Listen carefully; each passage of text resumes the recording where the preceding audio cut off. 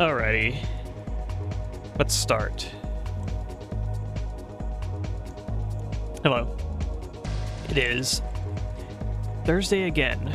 It is TimeSplitters Day. We're in December now. Everyone's had a good Thanksgiving the past week. The week before. Zoom.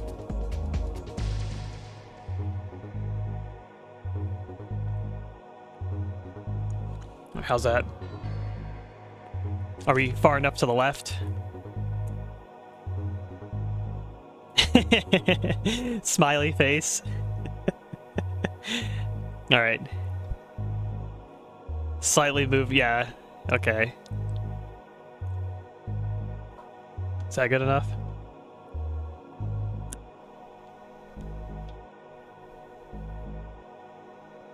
All right. Okay, now we can start. It's already Thursday. A week went by. Had a lot of work post-Thanksgiving, so this past week's been kind of crazy for me, schedule-wise, like, I guess outside of streams, basically, but I got a lot of work done. Got a bit of game dev stuff done this past week. Haven't played a whole lot of games. I spent a bit of time yesterday playing some games, because, what was it, the Darktide Scum update came out on Tuesday, which I did not play on Tuesday. I was pretty hard at work that day. So I played it yesterday. I have to give it a little bit of a shot. Find it funny. I somehow accidentally predicted that is the class that they would do. I kept jokingly saying, like, oh, they're going to now, it's going to be Scum.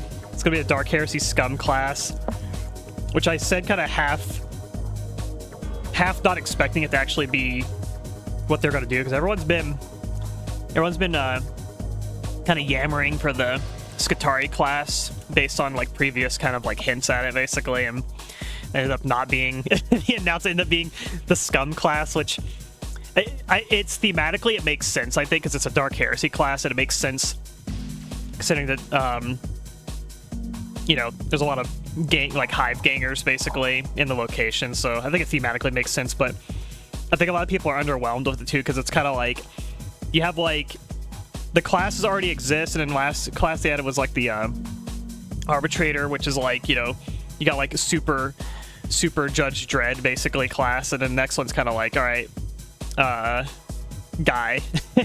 It's kind of like your guy basically, the class. But played a bit of it, and to me it's too early to really judge how I feel about the class right now. I'm seeing a lot of feedback. A lot of people are saying it's too weak, it's too glass cannon-y, it's underwhelming, etc.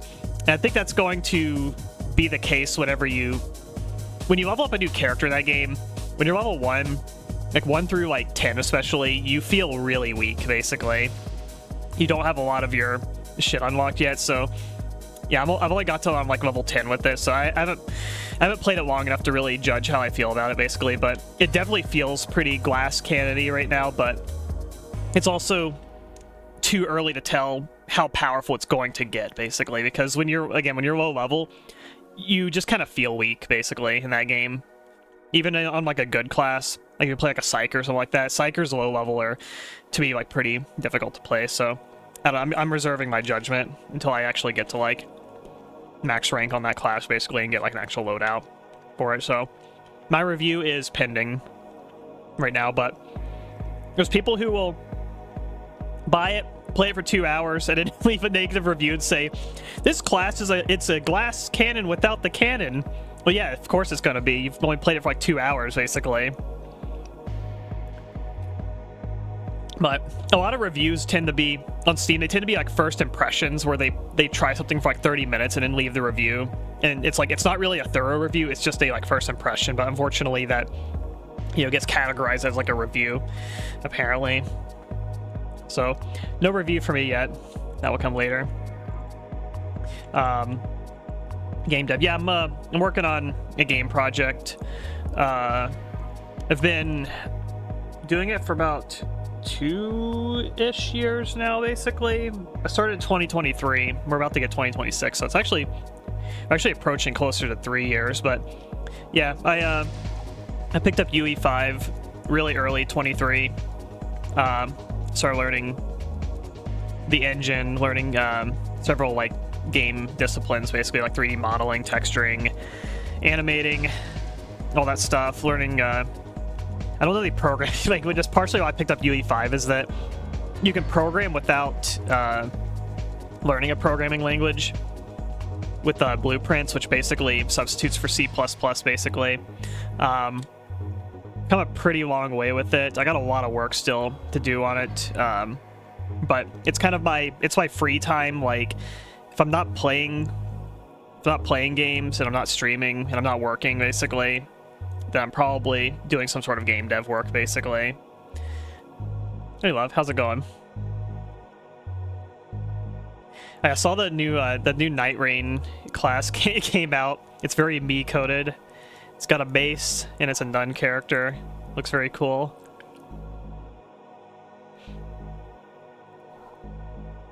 Oh, yeah, Pumpkin just posted. Hey, what is this?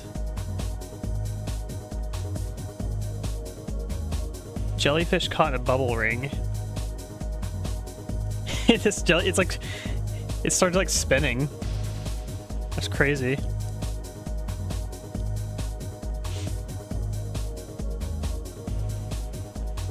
Working Godot right now, making a small RPG for funsies. Coding is hard. Yeah, my understanding of Godot is, I think you have to actually like do a programming language for it. I don't know how Unity works. I think, does Unity have some sort of like visual scripting in it? Yeah, programming to me is like probably one of the hardest parts of game dev stuff, and again, it's why I picked UE5, because working as like a solo dev, I feel like if I have to learn a programming language, I feel like most of my time spent would probably be like learning a language, basically. And I'm a bit more interested in art. I'm more interested in like game dev art stuff, basically like modeling, texturing. I especially like texturing is probably my strongest part of game dev right now. I really like texturing. But yeah, UE5 has, it's called blueprints, basically, where it has visual nodes in it that, and there's a whole fuck ton of nodes, basically, that it sort of writes C++ code in kind of like little, like, I guess like pre-created kind of like sequences with like open variables that you can like set, basically. So it's kind of like you still do the kind of logic part of the programming, and you still have to understand like how to get the logic down of how to get like elements to sort of communicate with each other and what variables to use and whatnot. But you can kind of visually see it on like a graph, basically, as opposed to being like text-based or like language programming based. And it's pretty powerful. You can do a lot with it, and that's been also a large portion of the learning experience, is just like learning how to use the blueprints, basically. But I wouldn't say I'm expert at it or anything like that, but I feel like I'm pretty intermediate level with it at this point. But there's a lot you can do with it, and it's still pretty difficult. A lot of practicing to do. Practically use Godot as if it was UE, so it's mostly create my own structures based on what I know from UE. Okay. It's kind of like based on your like knowledge from UE, you're kind of like reapplying kind of similar systems, basically. No, Dead by Daylight's made with UE blueprint until the game scope got too big a few years ago after release. They had to refactor everything. Yeah, so what I've heard, what people have told me, games are shippable blueprints, but programming your game fully, like in C++, is more efficient and it's more optimized. But it's not to the point where blueprints are, it doesn't make your game like unplayable or like bad, basically, necessarily, but C++ is more optimal to do, basically. And I think the bigger the scope of the game, the more you probably want it to be like in C++. The scope of my game is not that big. It's mostly I basically mostly used it as kind of like a learning experience kind of game, basically, where I plan it to be kind of a relatively small scale single player shooter. Basically, it has a handful of weapons. I'm gonna have a handful of enemies, basically.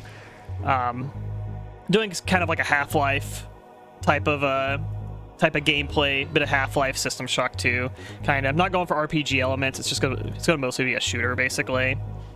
I want it to be like a shooter with like fairly reactive kind of gameplay in terms of how the enemies and the environment kind of responds to the player, basically. I like the idea of having enemies that, maybe a few enemies, but a few enemies that have a lot of responses to the player based on players' actions, in terms of like what the player's doing and like what you shoot them with, where you shoot them, basically. And, you know, be a bit dynamic, basically. I like the idea of, like, for range enemies, think of like Half-Life 1's kind of like grunts, basically, or the fear grunts, basically, where they kind of position themselves in ways that are interesting. They respond to what the player's doing based on if they can see them or not, based on player variables of, you know, what weapon is the player using, where are they positioned, what's their sort of like health state. And same with like the enemies themselves. You know, is the player firing at the enemy? You know, are you trying to flank them? Are you trying to like move around them, type of thing? Where's the location of, you know, other range enemies in that vicinity? Stuff like that. Like I find that interesting, to where it's a few enemies that have a bit of depth to their kind of reactiveness and what actions they're going to take, basically.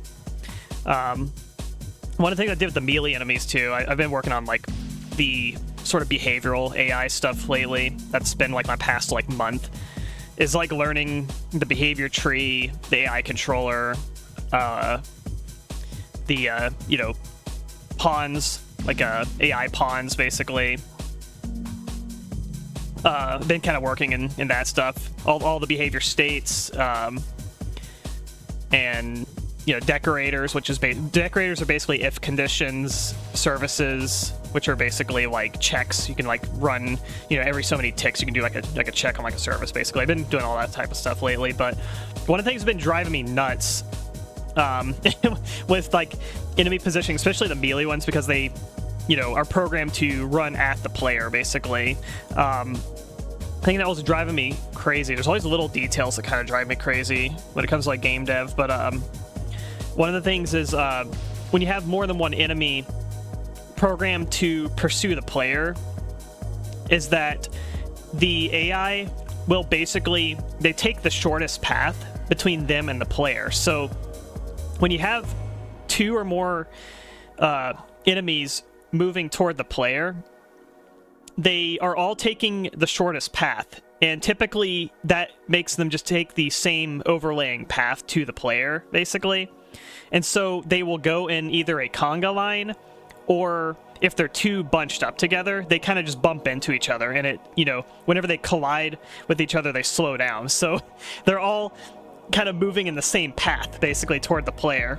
And one, it looks kind of stupid, and two, they get caught, basically. And so what I did these past few days, which took me a bit to get down, but I think I've got it, I feel like I'm pretty satisfied with the result of it, is I basically set up a system where there is the player's location, and then you have an array of like 5 other, yeah, the player's base position, so that's like, you know, integer 0, and then you have like 5 other positions kind of in a radius around the player, basically forward, back, left, right. And I set up, you know, an array that will check if you have any of these you know, locations open or closed, basically. And so when the enemy you know, finds the player or sees the player and goes into their active state, and they go into the pursuit motion, they will select the first available open open location, basically.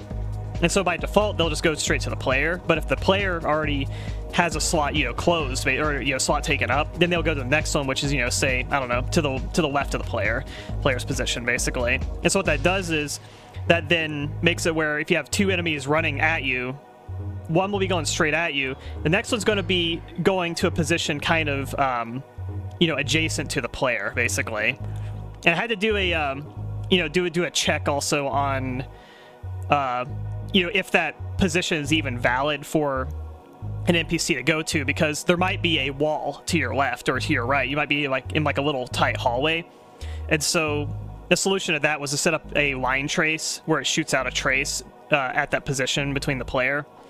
And if it hits like a wall, and I just basically have it lerp its position, between you and the player, or between the wall and the player, basically, which if you're in a really tight enclosed location, it'll basically just be right on top of the player at that point.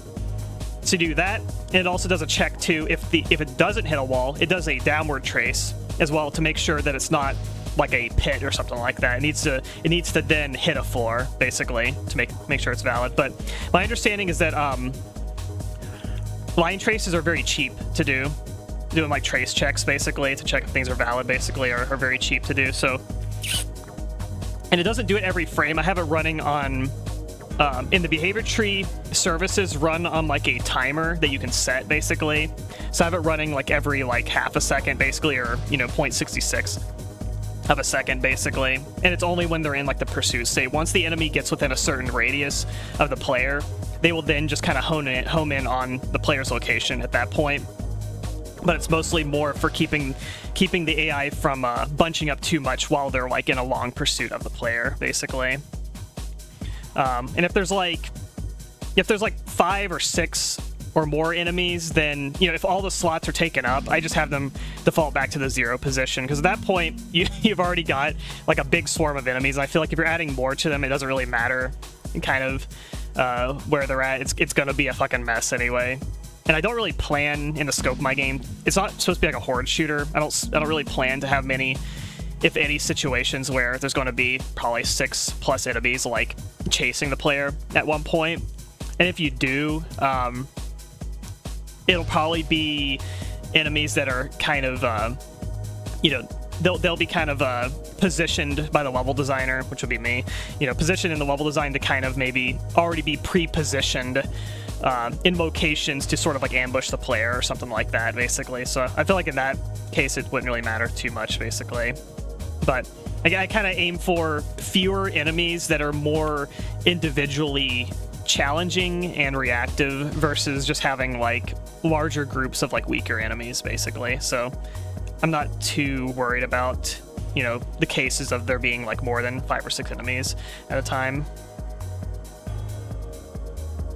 As make systems as scalable and modular as possible. That's what I'm trying to do as much as possible, is have things like able to be manipulated down the road as easy as possible, because you will often go back to things that you've already built and want to change things in them, basically. And when you go back to something that you made 6 months ago and you want to change something, if you have everything hard reference or hard coded to be the way that it is, and you want to change something about it, then you basically have to kind of rewrite it, basically. So yeah, I try to have things to be modular as much as possible. Mainly being the most modular thing I have is probably the weapons system. I have a pretty intricate kind of data system for the weapons, where instead of the weapons being hard-coded on the player, which, I mean, everything player-related, I just have kind of, like, coded mostly in the player, which I will be changing some of that stuff out of it. But, like, the weapons, it's just going to be a single-player game, so I have most of the weapon code, like, in the player, but it does draw from what are called data assets in Unreal Engine, which are basically, like, modifiable... They're like modifiable, like, they're almost kind of like text files, basically, but they're kind of built into the engine, where you basically set up an array of variables, kind of like a struct, but it's like a modifiable data asset that has all your variables in there. So you can set, like, you know, your weapon mesh. The weapon mesh, you can set like, you know, the damage, the recoil, you know, what sound it's going to play, what particle it's gonna spawn, and stuff like that. The, you know, weapon's origin, the offset of it, basically all the animation data, everything like that. You can set up a data asset to have all those variables in like a file, and then you can just go in and change them, which makes it really easy for like, you know, I have like the pistol weapon, I'll have like the shotgun weapon, and you know, I want to change the damage of the pistol. Well, I can just go to the data asset and just change the pistol damage basically in there. And then so whenever, you know, you change it in there and you pull out the pistol in the game, it's drawing from the data asset as opposed to drawing it from like a hard-coded, like, you know, variables like within the player data. I think this would be scriptable objects really useful. It's probably something similar to that. They have, yeah, there's data assets, and the other file people tend to use in UE that are similar, also called data tables, basically. I haven't used data tables too much, but those I think are kind of interchangeable with like data assets. You can use them in kind of a similar way. And you can also, you can actually update data assets like at runtime, which I think is useful for like if you have like an RPG game, you can have it where, you know, you can have all the players, you know, variables like in like a data asset, and then you can during runtime actually update that data asset. So, you know, if you like level up and your health increase or something like that, you could then during runtime update the data asset to have like, you know, higher health on the player.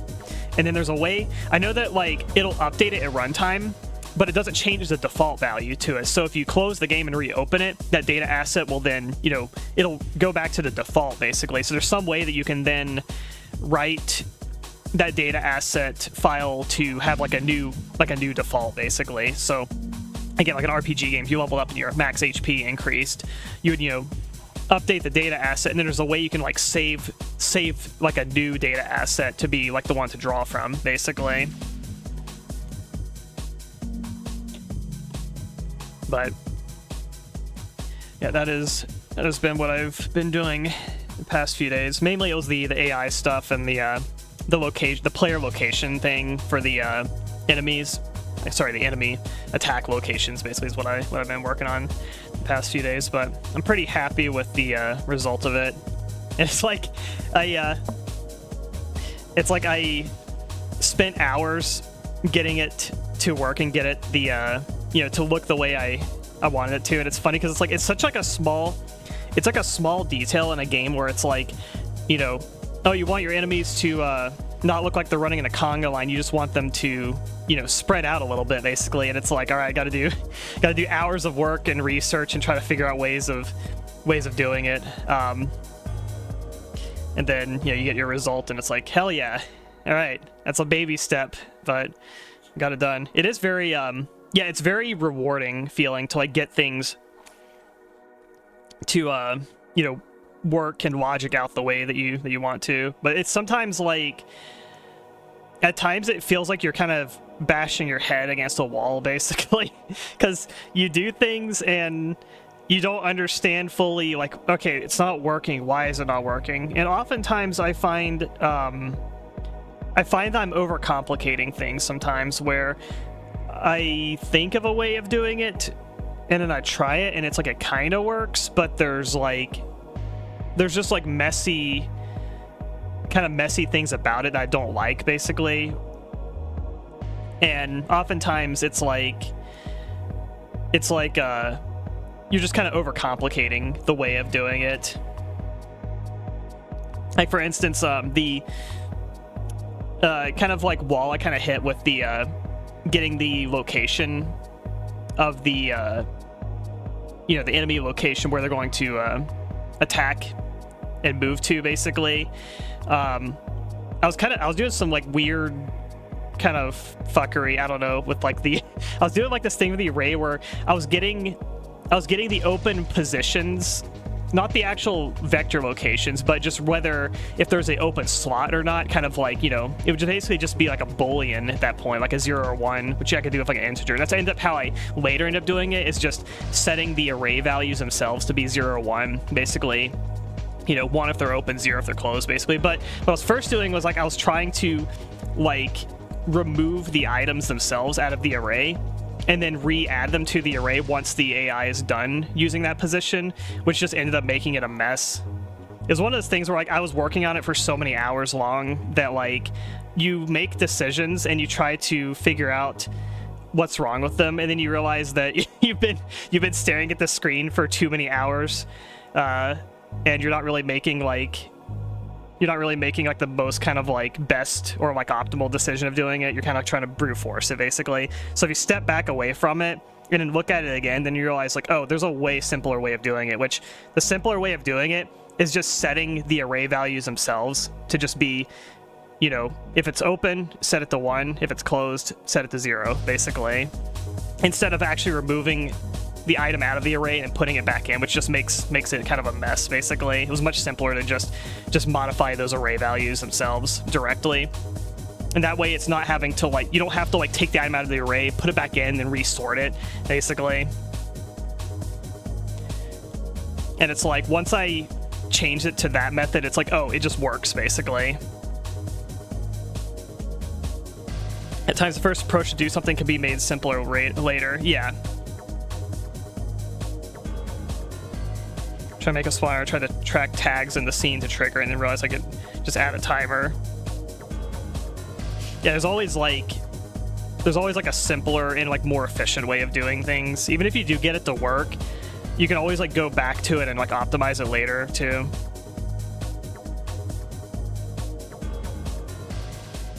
But yeah, game dev stuff's fun.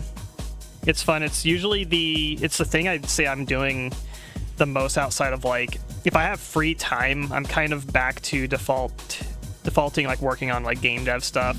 It's difficult, and juggling the disciplines is kind of, I would say, the most difficult part too. The reason is because you will spend a lot of time working on like one element where it's like I'm just doing a lot of, you know, working in the engine itself type of work, and then, you know, sometimes you'll spend like weeks doing that, and then it's like, okay, well, I need a model. So then you start working on 3D modeling, and now you're modeling things, and then you're, you know, optimizing the mesh on that end and figuring out how to do things, basically. And then now I'm texturing. I gotta unwrap the model and then put on a UV, and now I need a texture, and then you spend a long time you know, going into an image editor, and you're doing some painting and stuff like that, and getting that all cleaned up and stuff. And then you're rigging it. Now you're doing the rigging process, and you're doing the weight painting and making sure that everything moves the way that you want it to, basically. I 3D modeling is pretty challenging, I would say, depending on what you're doing. Some things model pretty easy, and some things can get really, really complicated and kind of annoying at times. But for me, the really annoying part is the weight painting, the rigging. Rigging to me is like hard. I could do animation, like I do like view model, like gun animations, and I feel like I have the most experience probably doing the view model gun animations out of like all of the I guess disciplines, basically. But doing the rigging part, especially for like organic things like hands, like limbs, stuff like that, I just hate doing that. I do not enjoy the rigging part. Read topology, yeah, that can be a pain in the ass too. UV unwrapping also, I don't hate UV unwrapping, to be honest. I feel like I kind of hated it at first when I didn't understand it, but now I feel like I kind of get UV unwrapping now. It's a little bit of back and forth UV unwrapping between the texturing process and the unwrapping process. I do end up kind of jumping into like an image editor on like one screen and then having like Blender on the other screen, and kind of like going a little bit of back and forth of like testing things between the texturing and the UV unwrapping, especially when you get toward the end of the unwrapping process. But I end up re-exporting the UV layout like a few times before I like fully like finalize it, basically. But there's a lot of like problem solving in game dev, and I feel like almost everything you do in game dev kind of comes down to like, it's like problem solving. And I feel like if you have pretty good problem solving skills, I feel like you can do pretty good in game dev in general. And like almost every aspect you run into it kind of goes into like problem solving a bit, basically. Yeah, 3D model, yeah, it's kind of a pain in the ass. And it's like level design too basically comes down to 3D modeling as well. That's been pretty challenging as well too. I feel like level design is a pretty hard skill. And if you're doing level design, you're also basically modeling as well, especially like in modern games too, where it's like, yeah, you're building levels is just basically modeling to a kind of like more macro degree, where you're kind of like, if you're boxing out a level or blocking out a level, you know, you're doing really simple like primitives of building a map basically, but you have to kind of also think of it like ahead of time of, you know, you build a level, but then you have to think like, well, how are these spaces going to be utilized? Where are you going to put things? And, you know, you have to think of like the moving parts that are going to come later. And that's where I think when you build levels, they encourage you to usually, you know, block out a map first and get the kind of basic structure of it down and like encounters and stuff like that down before you start to work on kind of the fine details of the map, basically. So because if you build a map and you just detail it out all to hell, then you might find out later down the road that like, oh, gameplay wise this doesn't work very well, so now you got to tear apart all of your art assets that you've like built basically to, you know, oh, this enemy comes from this doorway on the left, but it works better if the enemy comes from the doorway on the right. Cool. So now you have to, you know, tear apart the way your room is laid out, basically, if you've already like done all the art in it, basically. So that's like a thing to watch out for too. Feel comfortable thinking mechanics of building levels is hard to me. Advice I saw: professionals at the first level you make as the last one, so you know where you're headed in the first level last. Yeah, I usually hear that that a lot of games end up the games that ship, they end up making it where the first level of the game is actually like the last level, because you're kind of at your most familiar with how your game works, and you're probably at the best of building the game, you know, toward the end of the development cycle of the game. So you want your first level that you show players to be kind of your best, basically. Oh, EP. Oh, Masakari. I tried TimeSplitters Reloaded. No, I have not tried it yet. I'm playing TimeSplitters 2. Which we'll actually go ahead and jump into. Not looking forward to these later levels of the game. Atom Smasher and Robot Factory. Those two levels are going to be a fucking pain.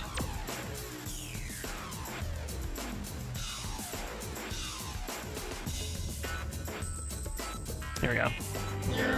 Hey, Malthus.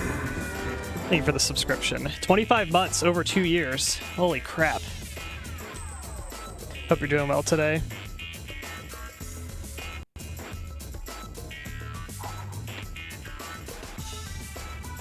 Well, this always makes me plug my controller, like unplug it and plug it back in every time.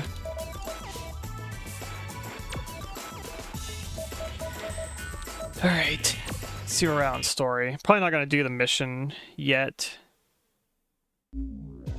Okay, we're at Wild West. Remember this level being not too bad to do on hard mode. I've seen this game called Scarvin. I think a trailer on YouTube last night. It looks cool. I don't think so. Scarvin just makes me think of Skaven from Warhammer. Are we done with all the bronzes? No, we still got some more to do. I got heat mode, or virus mode.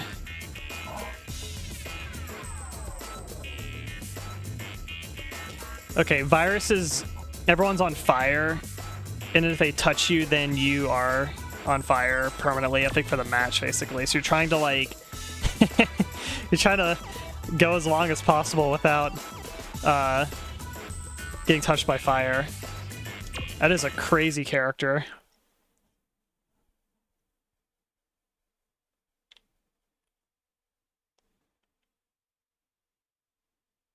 Yeah, I'll look into a Scarven game. Is there like, what was it, PC... It's a PC game show or whatever shown recently. So there's like a bunch of new game announcements. Yeah, I think this mode is just don't die, basically. Just don't get touched, or else it's game over. Shotgun. Double barrel is really good in this game. It's so accurate.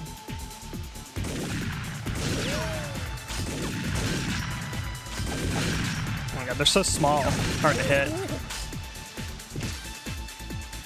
Yeah, if I'm not on fire, it's fine. Oh, it's dust from Counter-Strike. Yeah, it's got that look, doesn't it? It's like DE Dust. Dust 2, the most popular Counter-Strike map ever.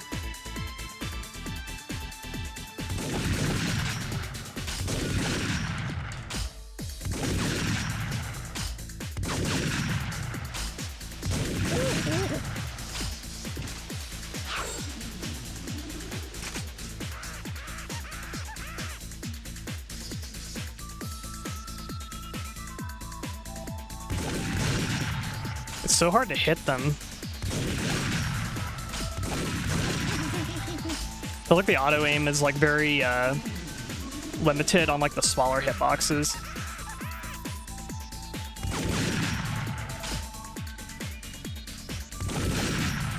Get away from me.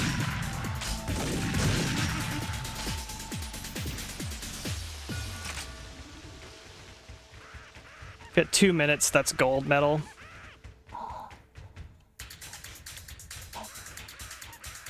Rip monkey.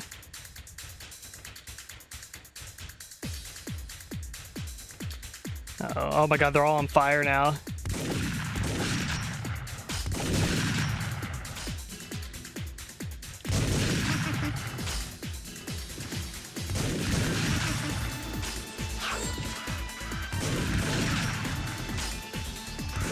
Got the speed bonus.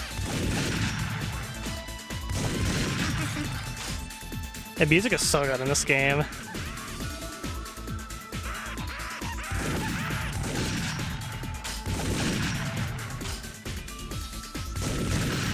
Ah. The stock scream.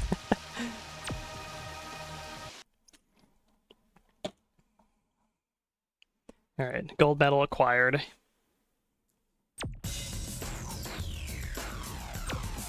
Yes! New character available, Crispin. Flame tag is unlocked. Alright, these are gonna get harder, I think. 2 minutes.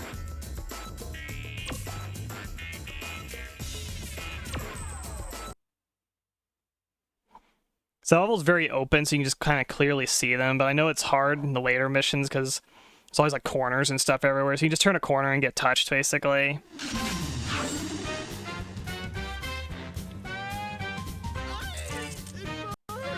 This one's already on fire.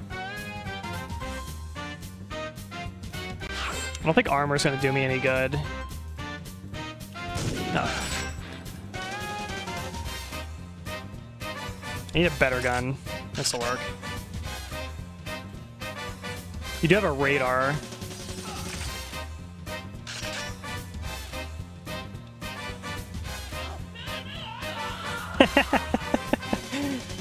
Who's screaming?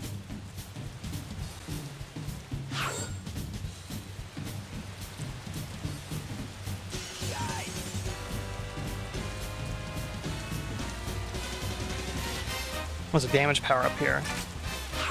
Got it.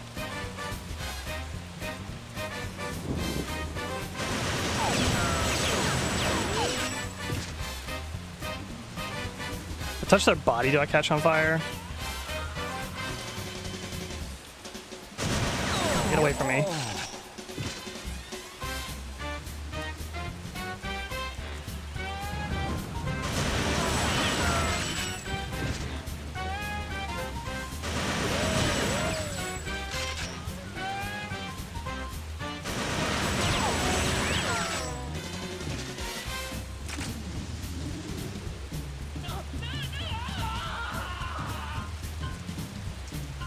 Screams are so funny.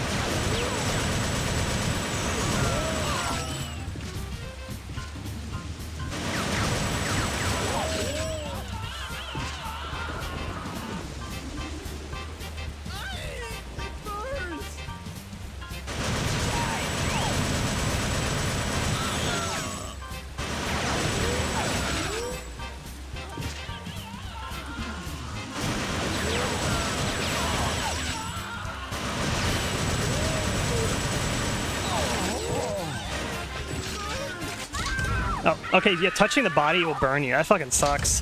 At least I got gold anyway.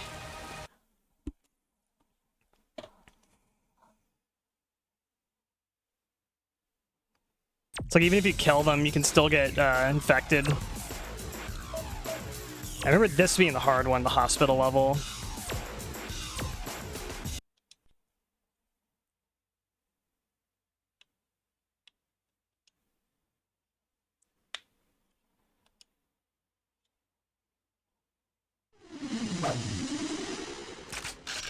The Garrett revolver. Yeah, there's like 15 monsters on this level. Holy crap. You don't even get a radar either. Yeah, this is rough. Oh, the music on this level. It's true survival horror experience here.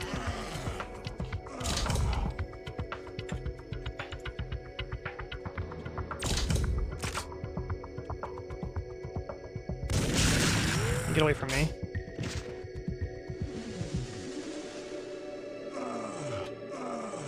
Like this would probably be the best room to hold.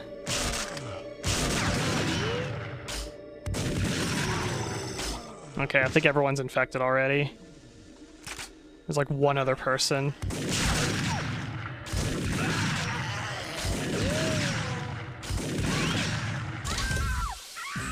It's like it's a billion of them.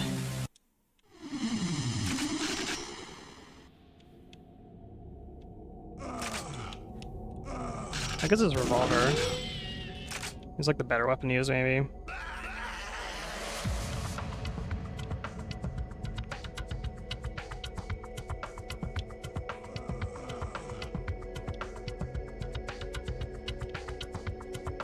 So you could dual wield these.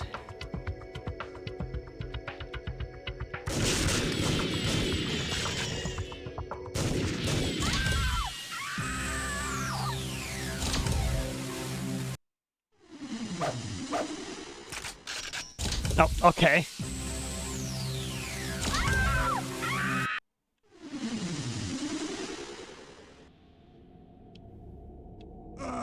And start of a weapon. Get out of my way.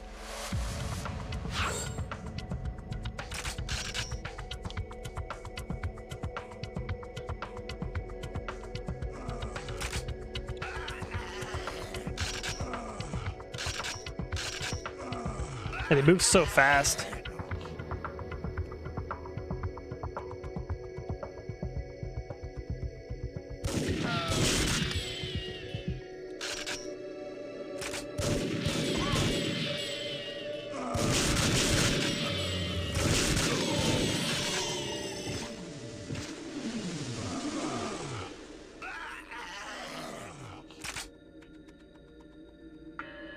Alright, everyone's dead but me.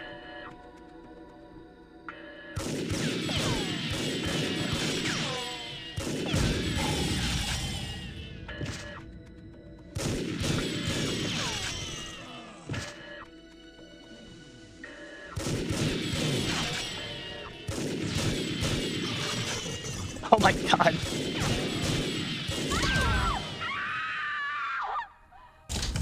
Yeah, gold starring this one is really rough. I wonder if there's like a damage power up on this level somewhere.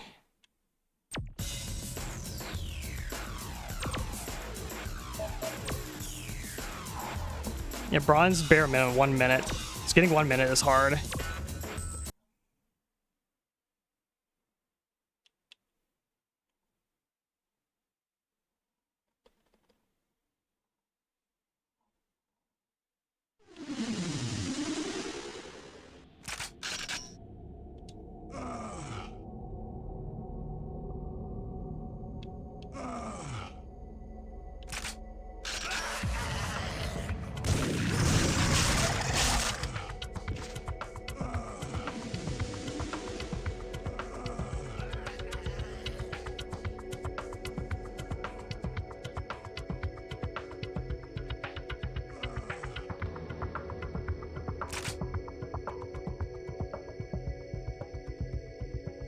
Long corridor here. It could be a good spot to hold.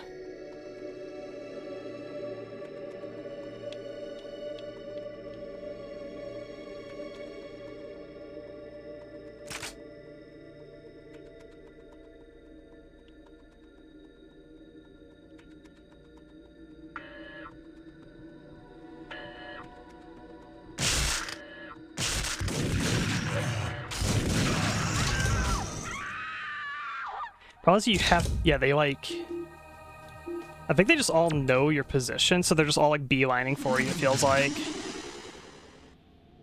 Like if they're just kind of randomly wandering the map, I could use that to our advantage though, if they're conga lining at you. You basically want to stay on the move at that point. I think it will function better.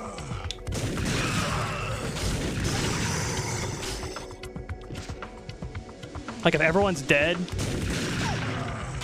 and they're all conga lining at you, as long as you're on the move, I think it'd be better. Because if you kill them, they're going to respawn. They're going to be on a random point in the map.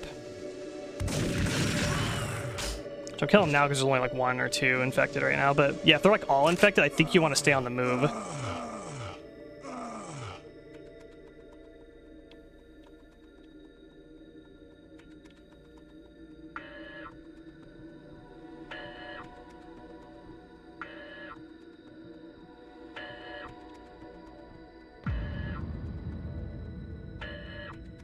Sort of like Ghost and Pac-Man. Yeah, I don't really know how they work fully.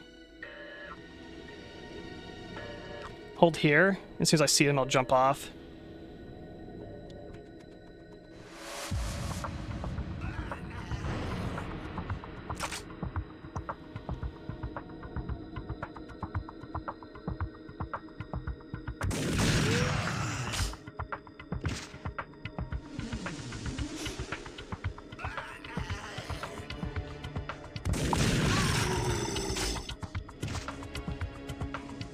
Scary.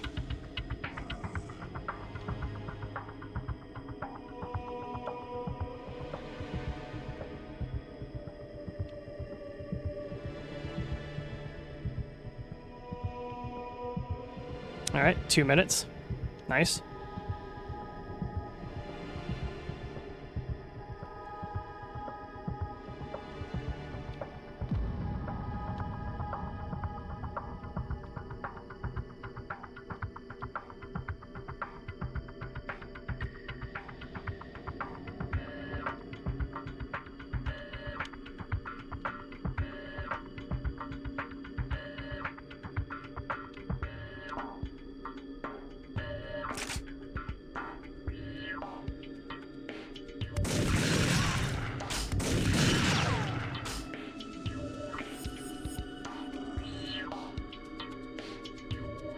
Yeah, I think this is the strategy. Basically, one ghost is random, another tails you, another tries to cut your path.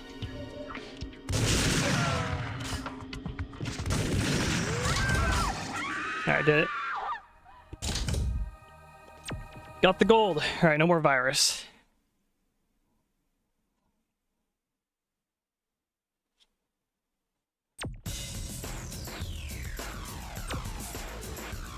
Undead Priest. Hell yeah. Right, Team Series A. It's Team Deathmatch. Club Soda. 20 kills in 3 minutes. I think that's doable.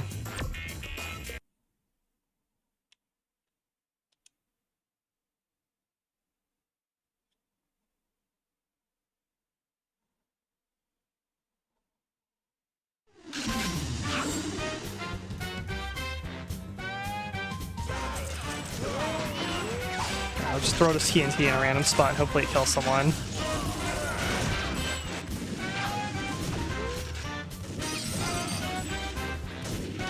Is someone invisible?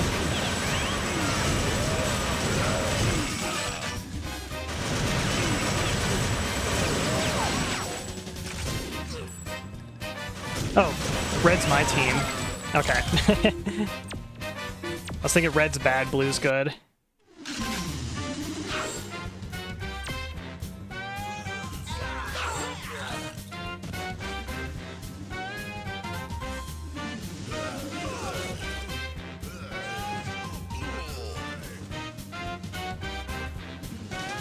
Find a gun.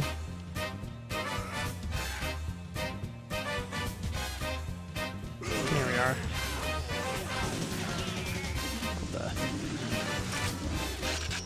Here we go, double shotguns.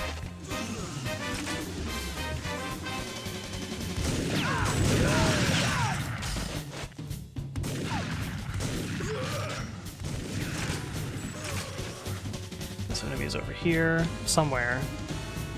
Can you break this?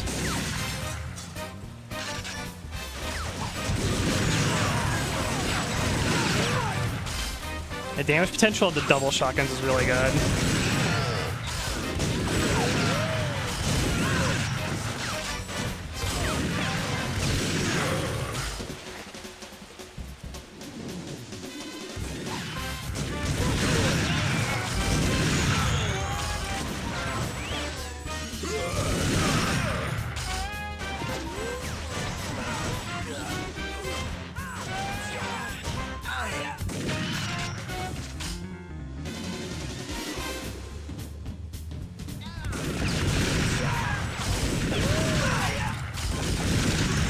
There we go. Easy peasy. Gold. I bet like platinum would probably be like 30 seconds, 20 kills or something ridiculous like that. Yeah, having double shotguns is so good because you get 4 shots really fast. And they reload independently as well.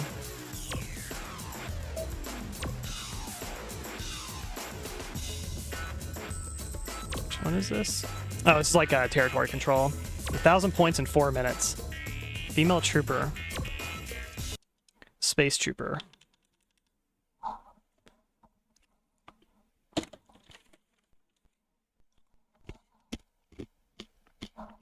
Trail mix.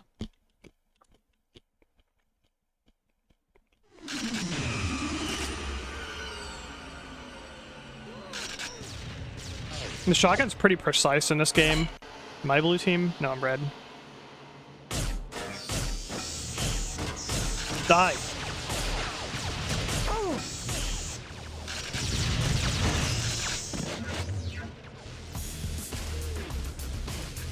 think there's a point here. I see a green blip. Yes.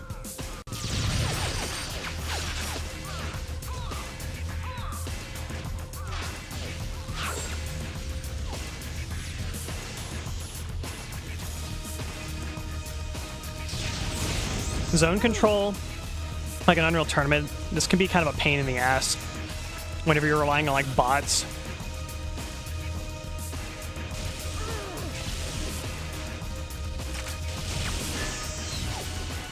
Oh, visible.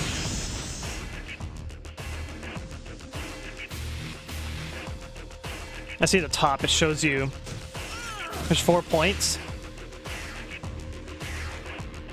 And I think the meter is showing, I guess, the score difference.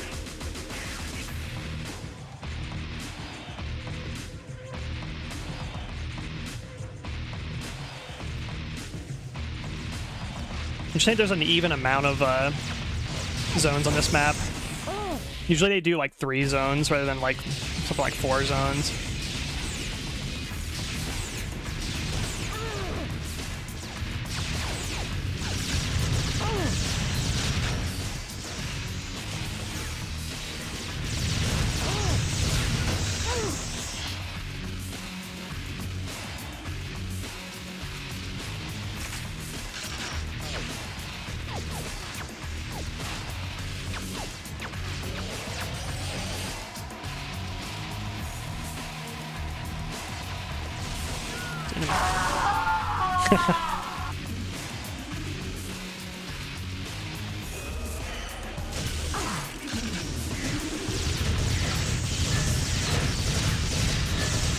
Die.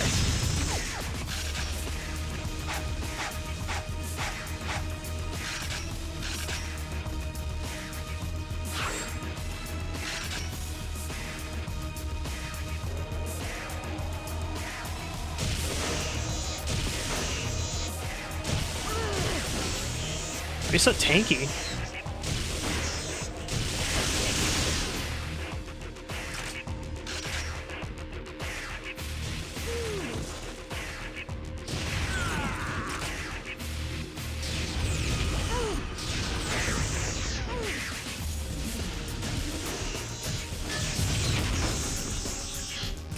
I guess the robots are tankier.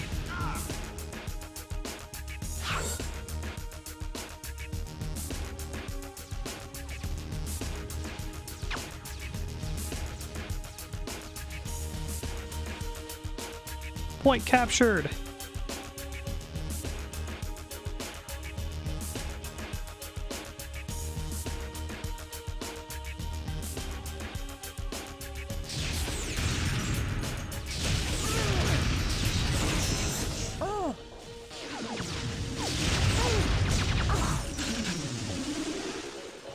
I'm going over here.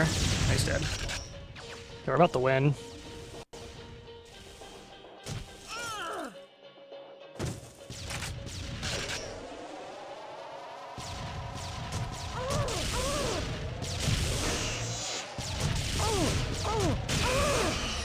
Do they have like a distinct headshot? No? I think they just have a lot of health. Yay. Gold.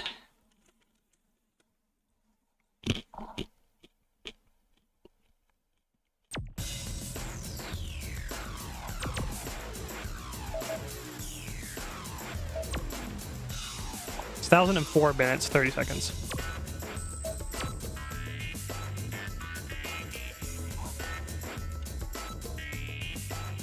What's the objective here? Assault. Yeah, what is assault mode?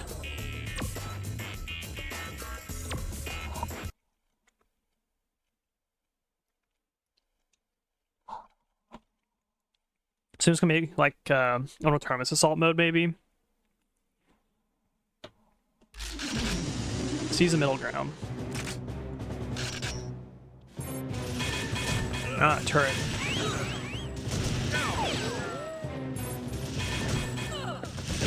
Destroy this. There we go.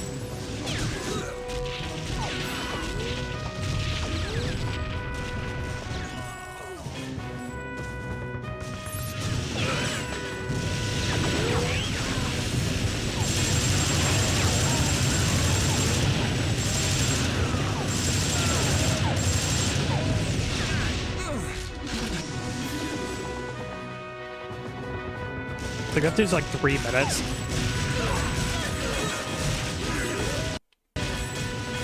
Some weird hang-ups there.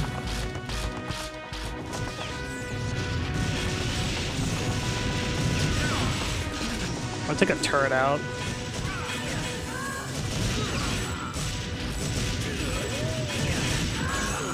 Yeah, miniature gun.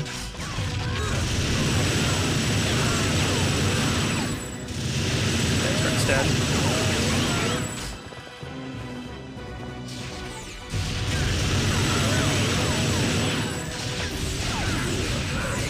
They're all like business suit guys. Yeah, kill them all. I got the respawning. Stop spawning.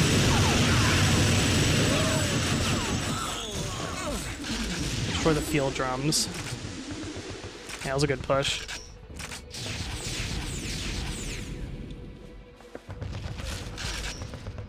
Take a minigun. Here we are.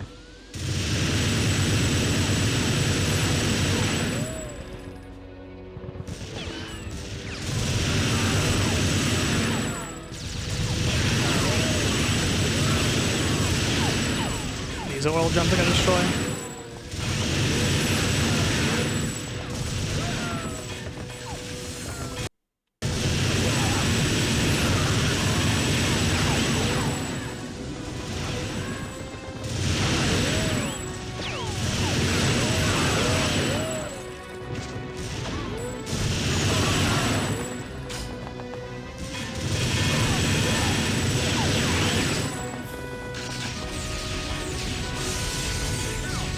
I assume eventually you're supposed to blow these up. I'm just doing it now. Oh, stuck them.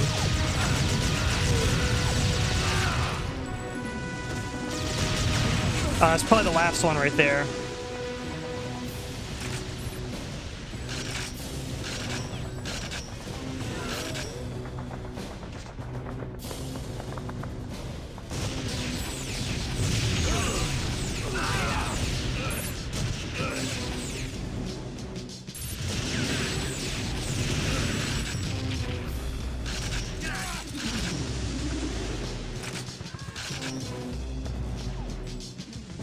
You destroy the turrets. I think they're a problem when pushing up.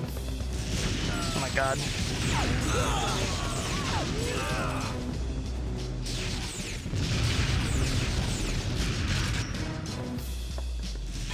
Destroy this one? Yes.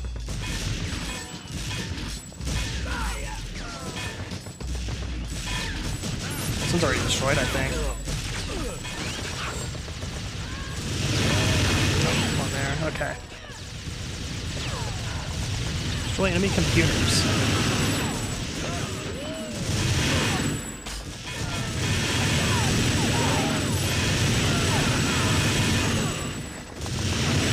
I left one there.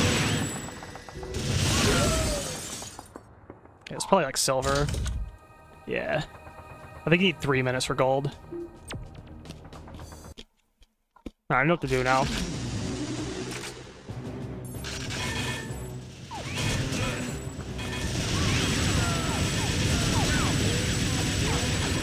Get rid of that.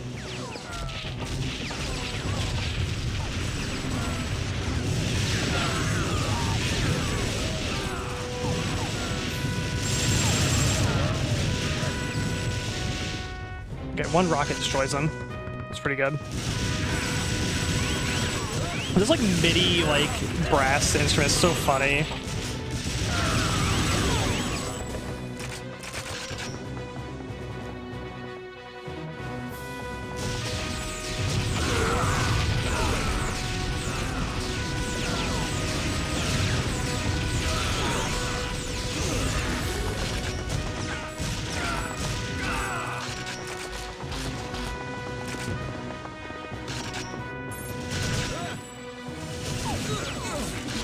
Like no health left anyway.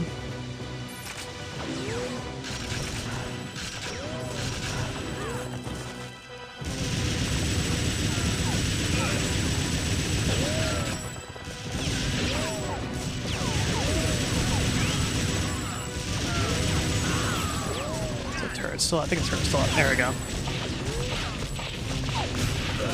Blowing up. I should have the minigun right now.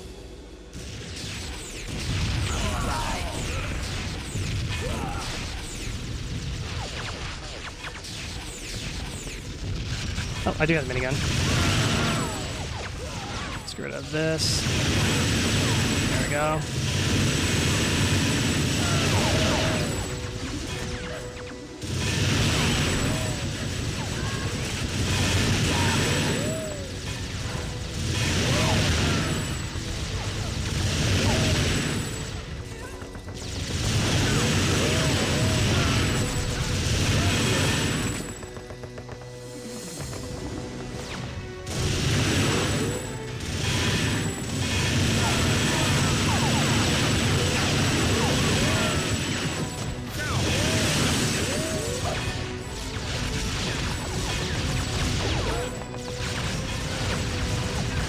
This might do it. There we go. Nice. Got gold. Yeah, we're playing like the challenge / multiplayer kind of like stages basically. So it's more like a Unreal Tournament kind of gameplay. Got the accountant. Unlocked assault mode.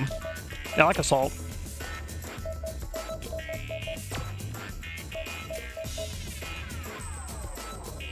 All the amateur leagues done. Now we're in honorary league. This is where it gets really hard. Or harder, I guess. Gladiator. What is Gladiator mode? First and 15 kills. Cyber Fairy. Look at these character designs. Crazy.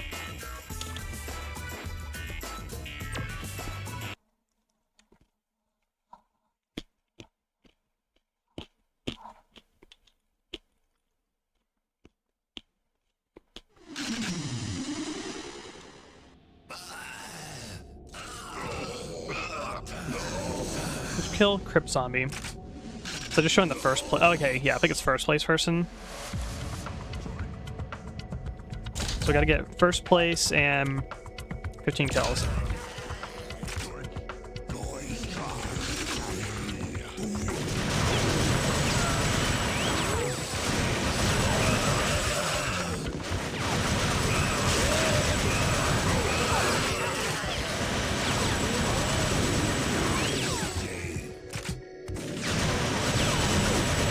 Good gargoyle.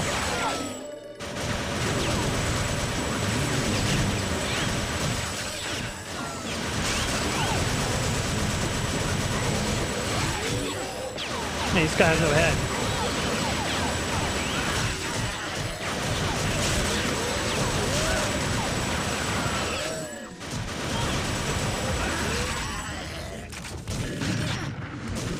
I don't know if I really wanted the grenade launcher, but whatever.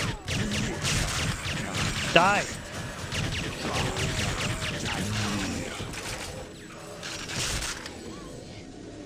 Oh, I think... Yeah, it's like one person. I see.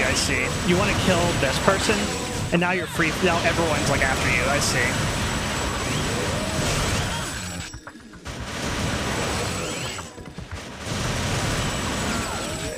That's kind of like I played another game like this where, yeah, you kill the one person, and then you try to kill everyone else as that one person, basically.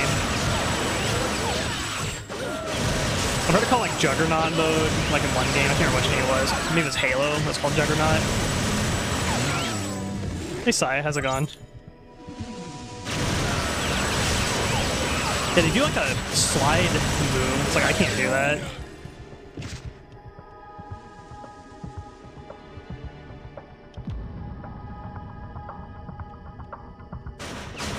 Ow. Give me back my position. Oh, they took it.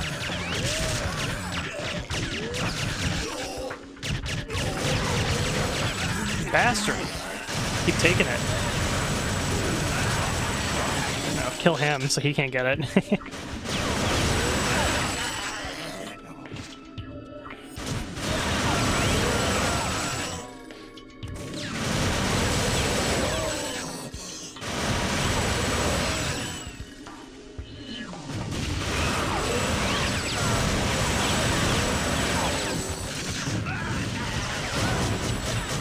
Pull myself up here, maybe. Yeah. 1 minute remaining.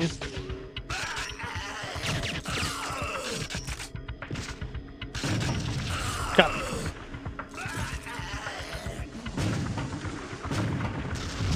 Whatever, you bastards.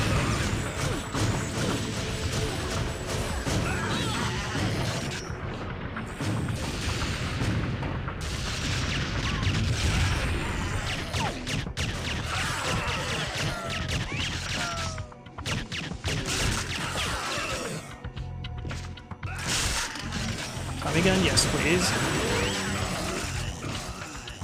Looks like fire spreading between all the players. It's so funny. It's got dual Tommy guns. Give me that. Dual Tommy guns are so good.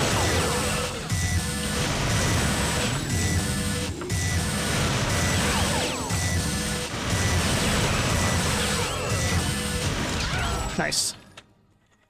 I get platinum, maybe? Yeah, I got platinum. If I'm platinum, it's easiest to get on modes where there's just a flat timer, and you can keep going even beyond the timer, basically. If it's like, you know, oh, first to 20 kills or whatever, gives you plenty of time to get more kills than that. And Cyber Fairy and Gargoyle. Nice.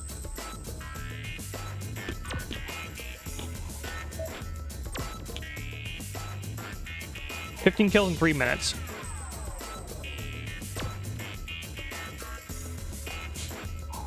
Is jungle clean again?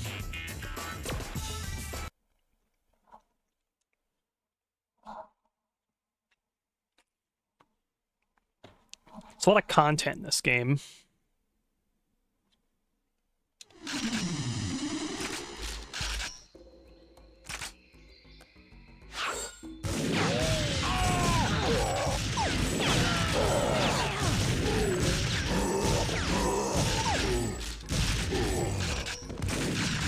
First kill.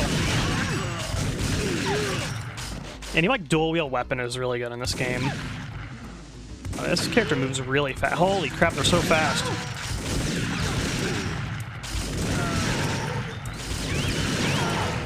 A backflip.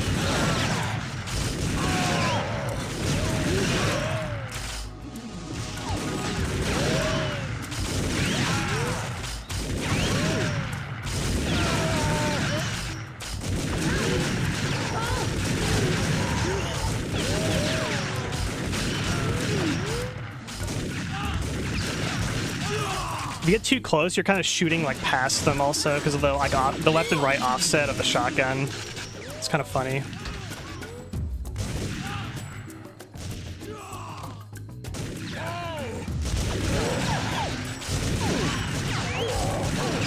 Yeah, I'll take that.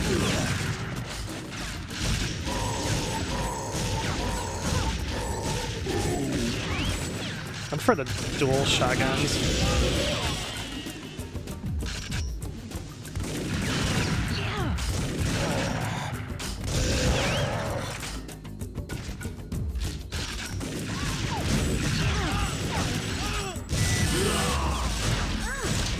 Oh. Nice. Oh, we got platinum again. Hell yeah.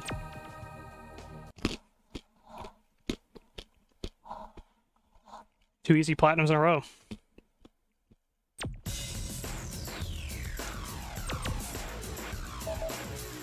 Actually, skip that. Alright, 40 kills is a goal on this one. That's a lot. As soon as the rocket launcher map.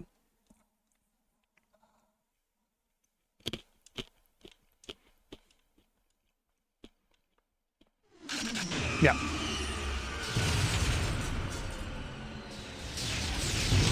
Ah. I think we traded.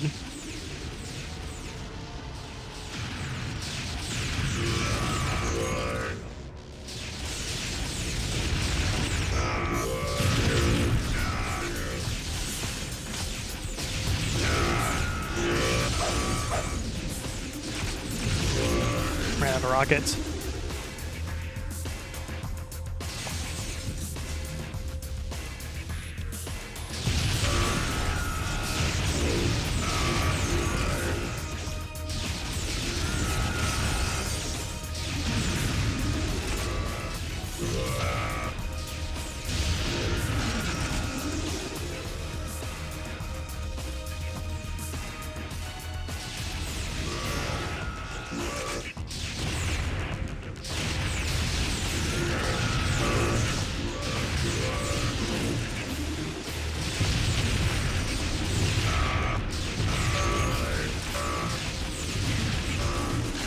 The rocket buds are really hectic. So everyone's just one-tapping each other.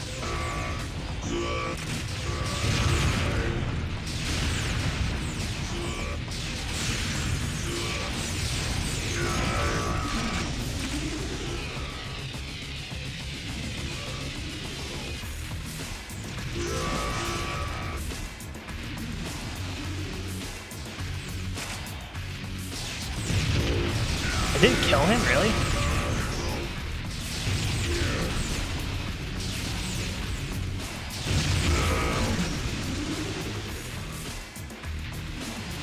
Oh my god, the rockets came all the way from there. It's like homing rockets.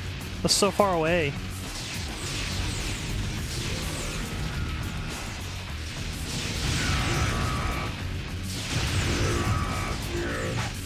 I'm out of rockets. Die.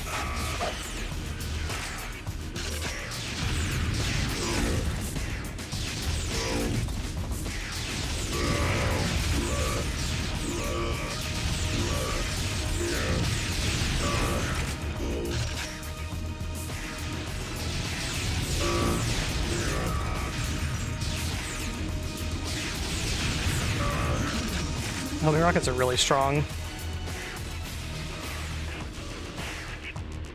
This guy might kill him, maybe. Oh, they killed each other, lol.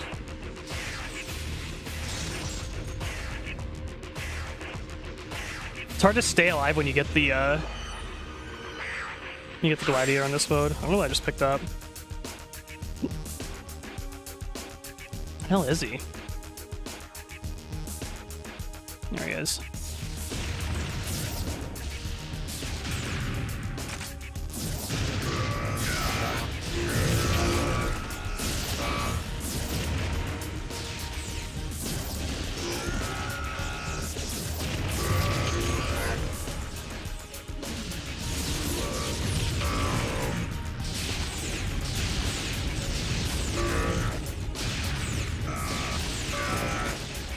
He's got homing. Ah, it's gonna get me, yeah. I always try to avoid the homing rockets once they're on you. Getting 40 kills is pretty hard on this one.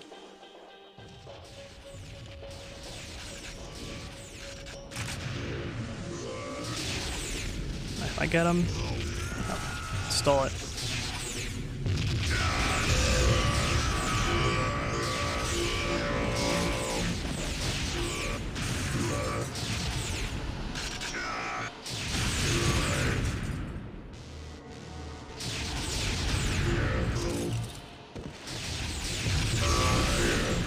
The high ground advantage of rockets.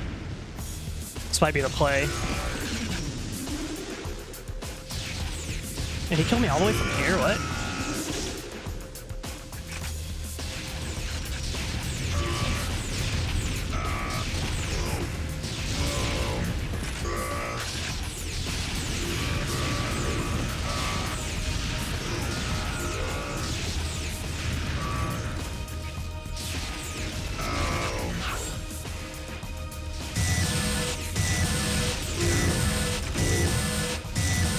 Probably gonna get like a bronze or silver.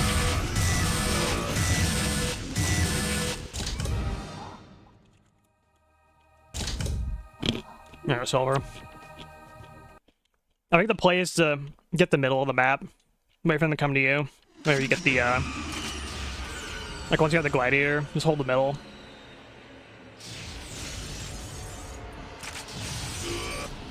Actually getting the gladiator is a little bit on the difficult side. There we go.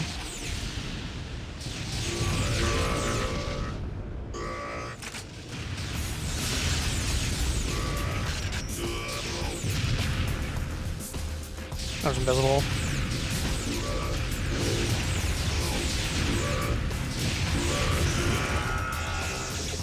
I can see him like through the wall.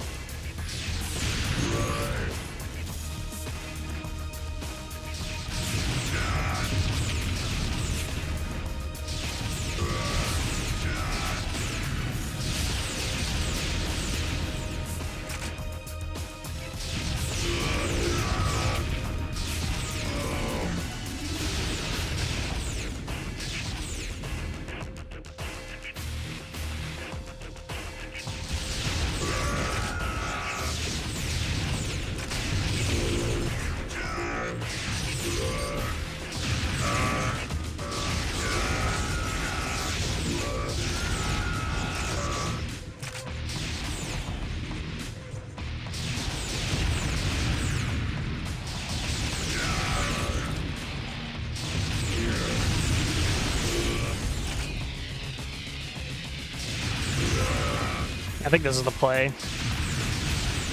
Look at the homing rocket.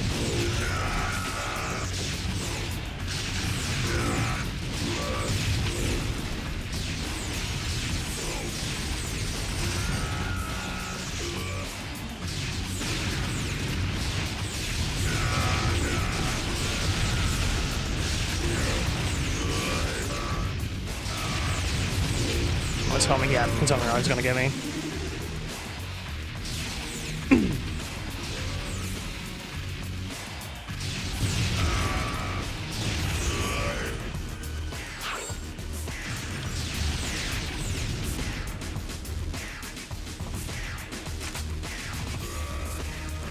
Because they all naturally kind of come to the middle or try to chase you down. Instead of like going to them, like just wait for them to come to you and hold here.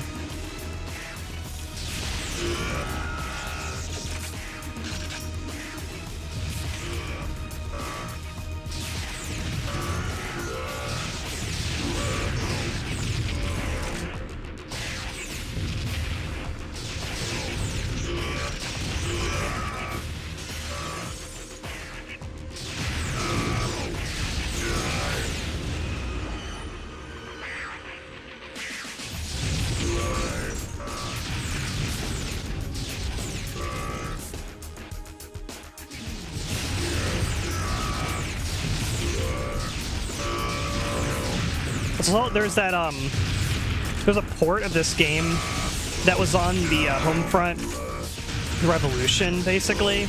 I actually saw my friend play it recently, like tested it out, and It's interesting because like it's a PC port of TimeSplitters 2, but it has the issue of it has the remaster issue where there's all these very strange small changes that they did to the game that I think are really not good changes. Basically, there's all sorts of like weird like they changed like gun sounds. They changed like how different difficulties do not add or remove objectives. That even if you play the game on like normal mode, it still only it still does the hard mode objectives basically. So normally when you play this game, if you play on hard mode, you get extra objectives that are not on easy and normal. Basically, that's one of the ways it makes the missions harder. Basically, which I think is really interesting. And I think adds a lot of replay value. But on that version, they just make it where like it's always like all the objectives basically, regardless of difficulty.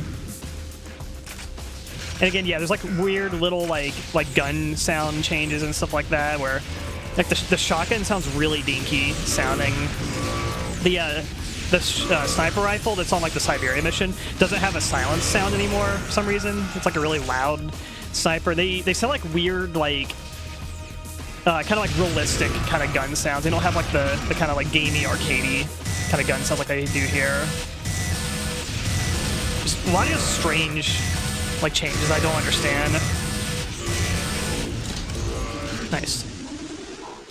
Should get gold for that. Oh, platinum, damn. Gold is 40 kills, so platinum must just be like 45 or something.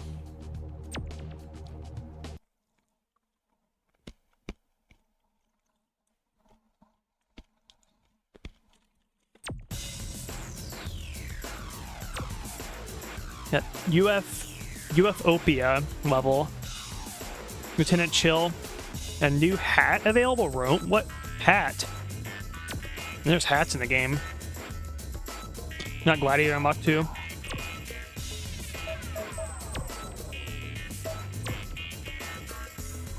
That's the gingerbread men. Yeah, let's do that. First in 3 minutes. Chinese chef.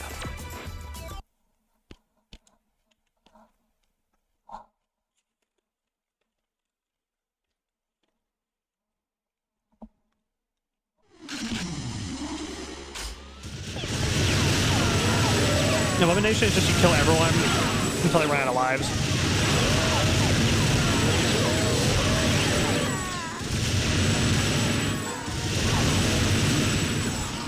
Everyone's got miniguns, this is funny.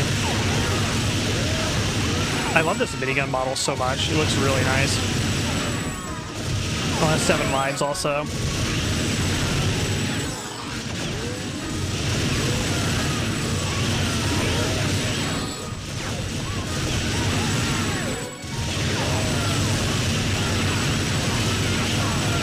Oh my god, they're everywhere.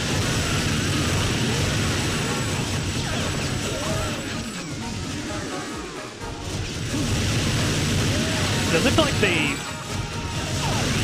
they're killing each other? They're like only targeting me.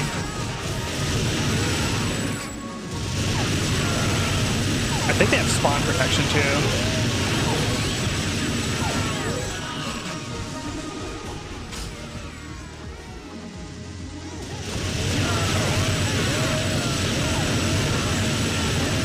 Alright, there's a couple eliminated now. Oh, armor. Yes, yes, yes, yes. We need this. Crouch slide. They're like modern video game attack slides.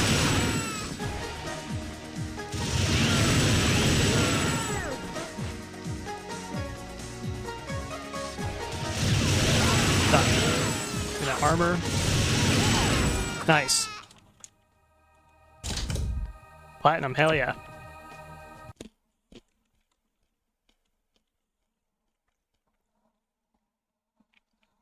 That went much faster than I expected. Chinese chef and the gingerbread man.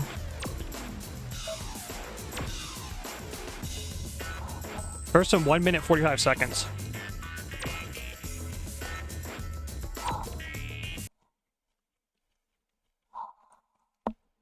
So it might be hard.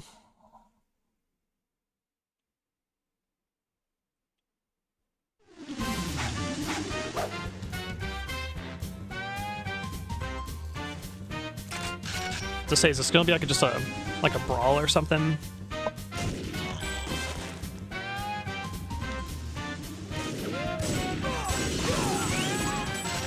Oh, he died fast. It was like one shot and they die. What the hell?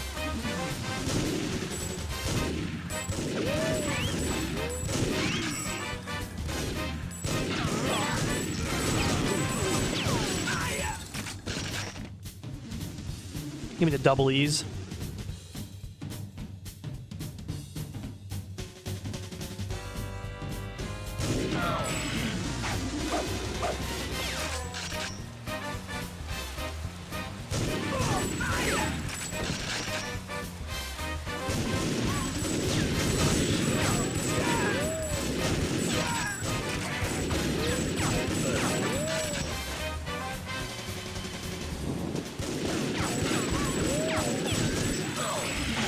Oh, get punched.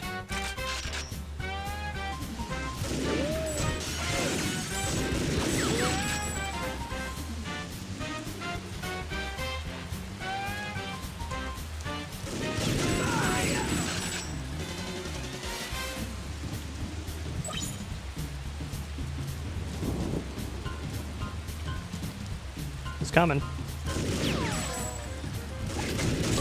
Nice.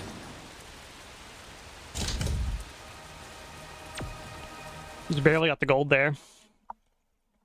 The for FPS with limited movement or more movement options. I think it just depends on the game.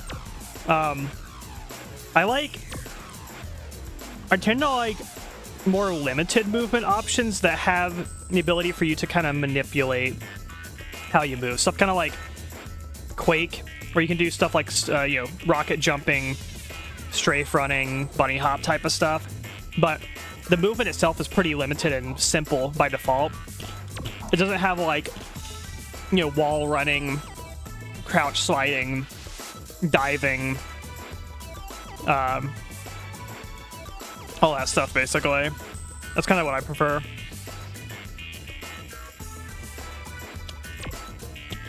And 25 kills. But it also just depends on the game too. If your game's a little more like slower and methodical, then I think like less movement options is better.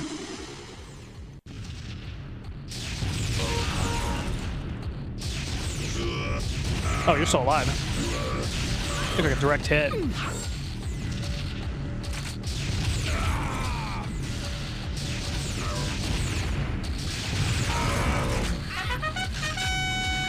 What the hell is that?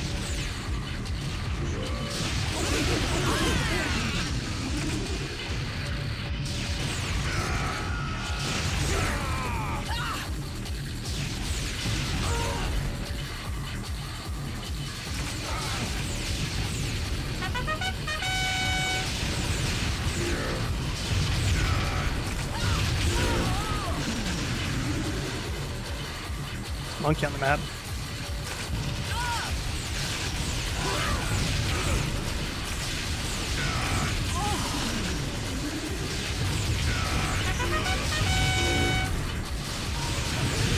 Oh, there's a bunch of monkeys. Maybe the monkeys just spawn randomly on the map or something interesting.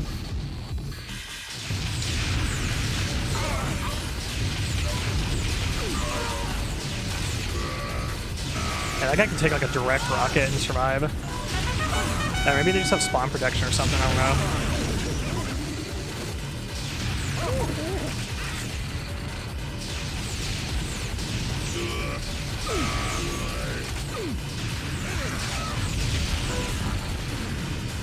The rocket going around in circles.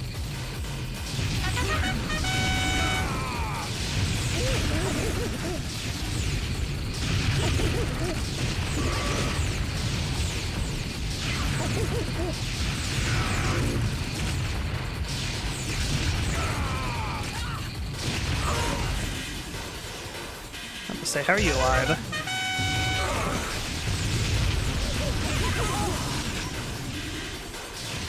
I think the monkeys they spawn in is kind of like a clump of enemies you can like kill to get like a bunch of score.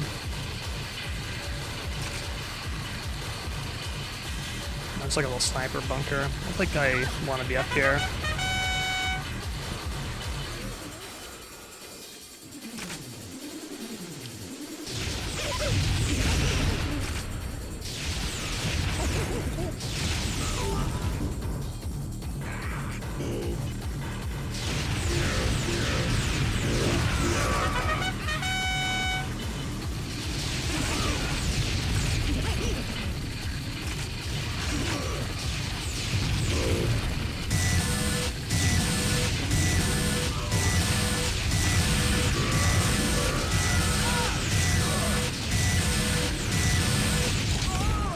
Yes, first place. Gold. I think it was 20 kills.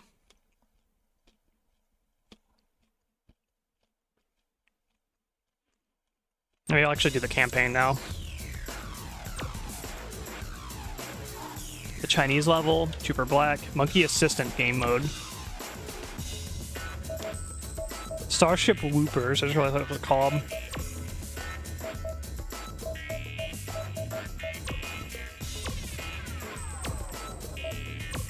I'm doing the challenge stuff lately. Fight off the living dead. Let's do the challenge mode. 20,000 for a gold.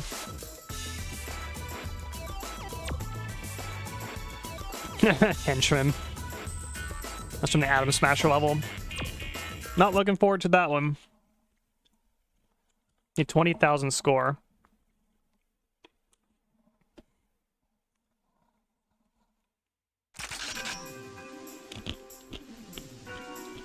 I think you're, yeah. You're going to this very tight space.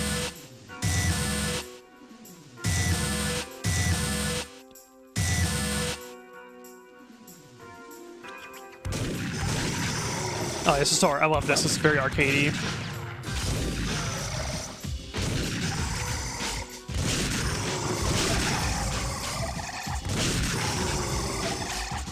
It's all Atom Smasher. It's the Harry Tipper level.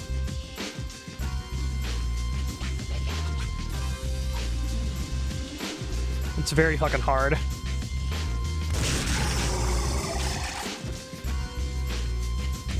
I love the rain effects in this game so much.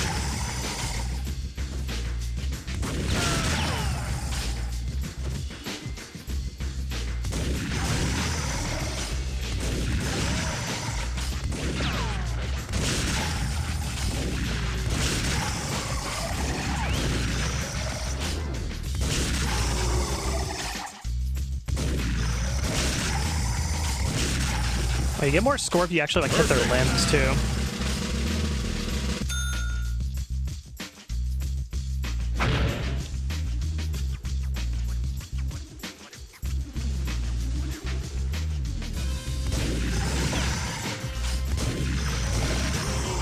Like shots don't really count.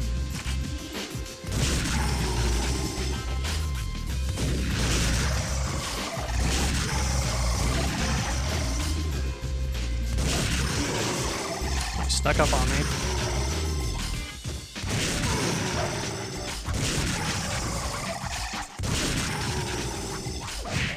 Yeah, where are they come? They're like, they appear behind me or something? How are they getting in here like that? I don't hear them. Yeah, the scary zombies are coming.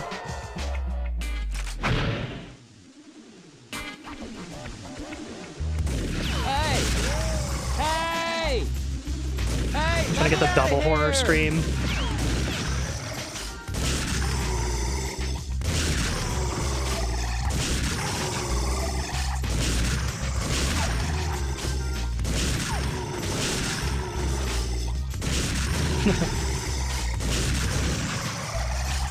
My score's not popping up whenever I headshot them. I don't know what that's about. Perfect. You like double score if you don't get hit.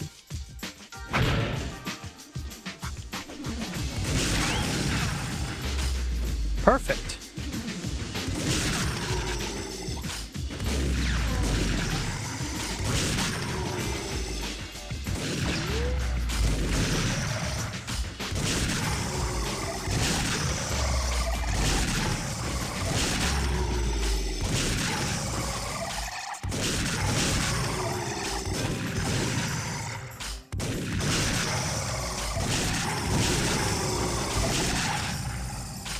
Already halfway to gold. Perfect. Perfect.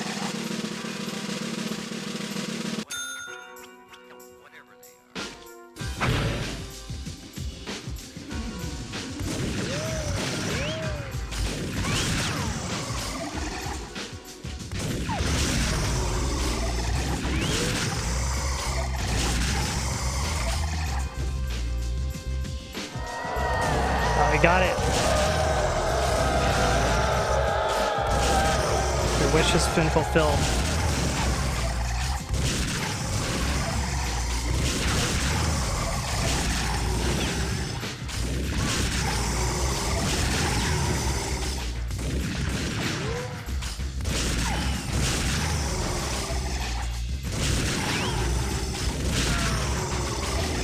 Getting a little dicey here. Nice.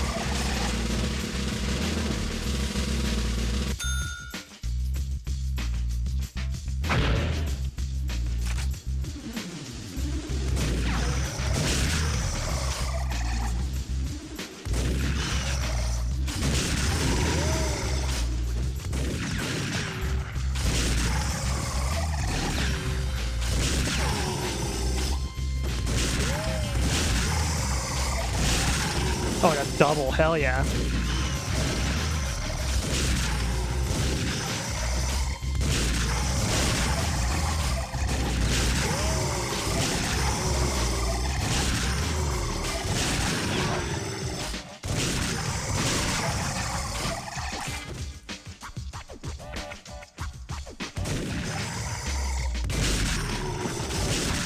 Perfect. Ooh. You know, a little dangerously close there. Nice. Now we should be at gold threshold now. I wonder how many waves there are.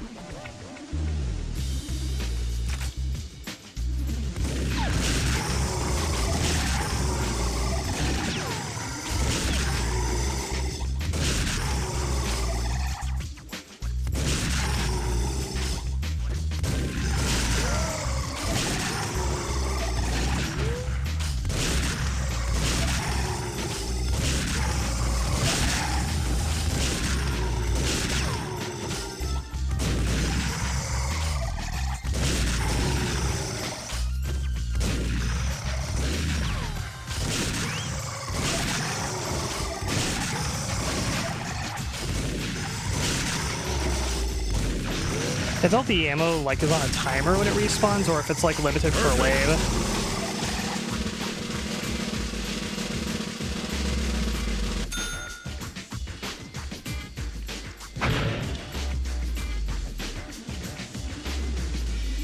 I almost feel like it's on a timer of some sort.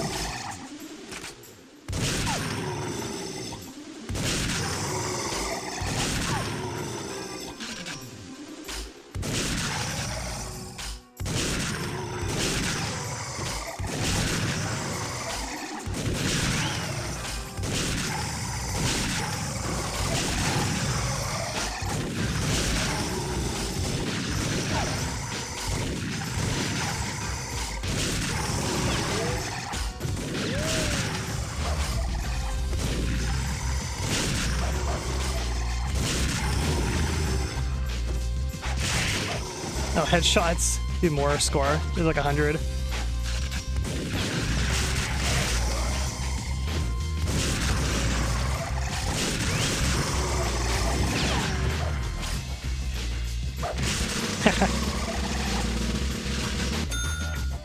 They get double for a perfect, it seems like.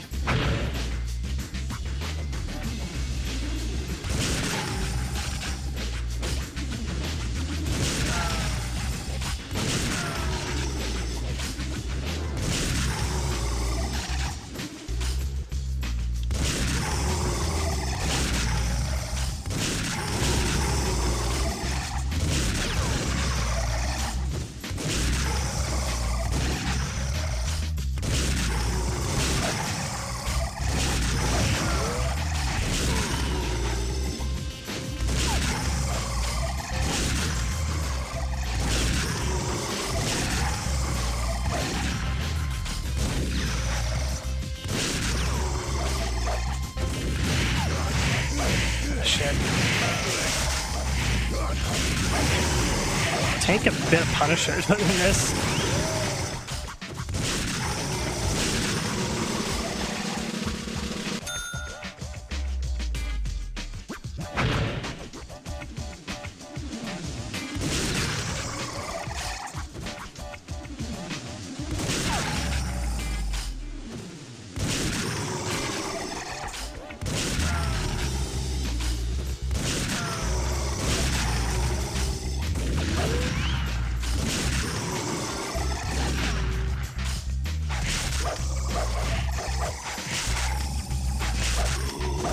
Yeah, fists are like kind of good.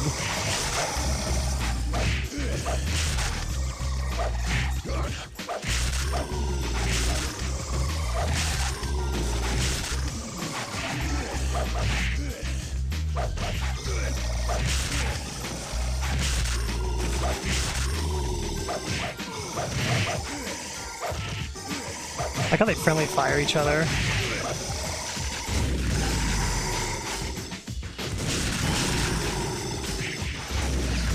Fists are just risky for getting perfect score, but if you don't care about perfect score, then you're technically getting more score by hitting them.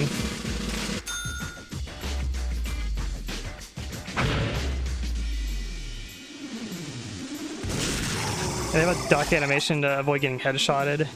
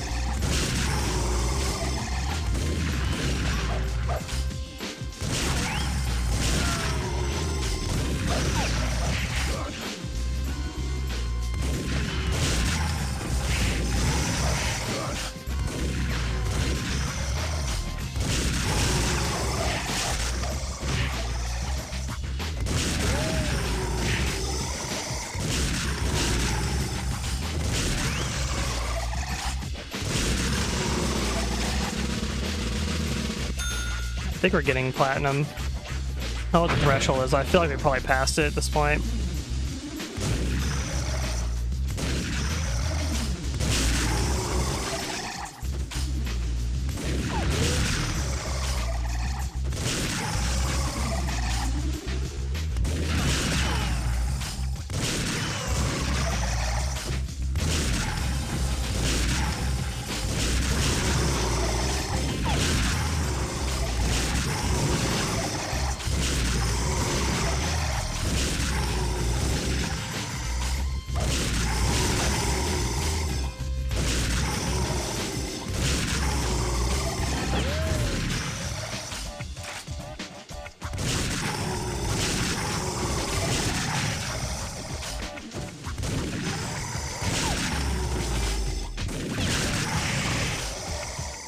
I love hearing them hit each other.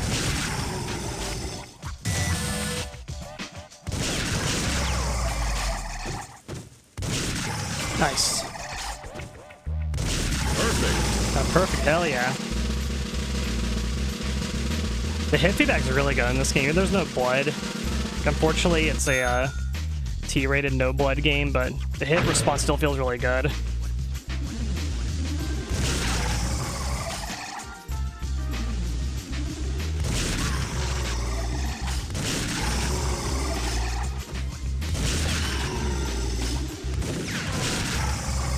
Has like a, gives me a similar feeling as like hit response from like RE4 in this game. Which I feel like is one of the things I always really liked about this game. Just kind of a good, like fun feeling game to play.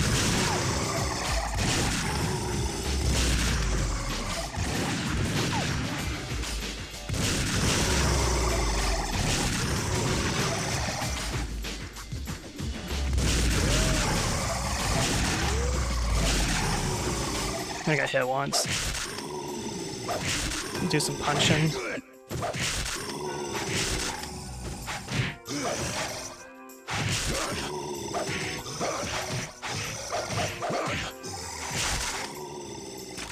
quite fully figure out the punch hitboxes exactly.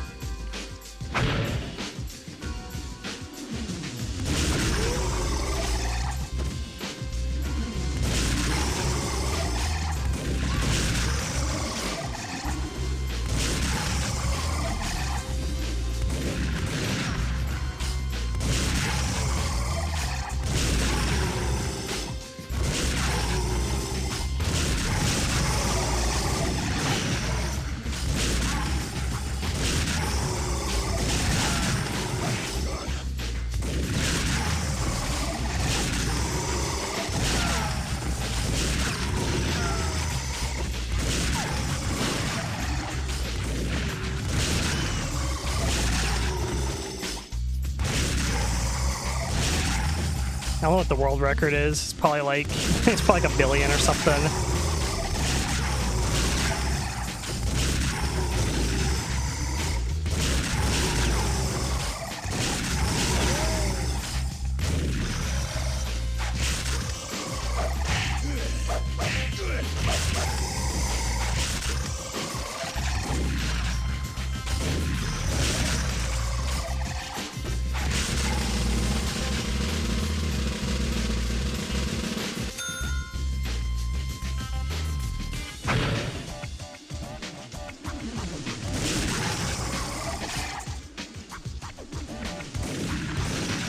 Get him all the way out there.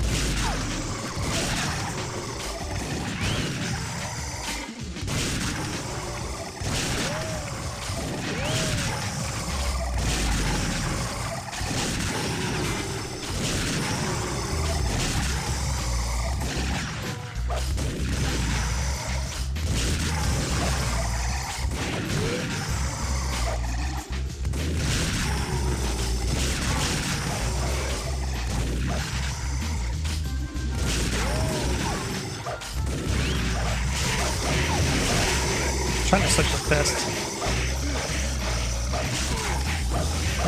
Sometimes you'll like punch a bunch and it like doesn't feel like it's hitting them. Sometimes you do that. But I don't know the exact framing of punching. It feels like only the first punch that has like the most like hitboxes or something. I don't know, it's kind of weird. Maybe the enemy's hitboxes are moving around. Feels like when they're attacking, their hitbox is like in a different location.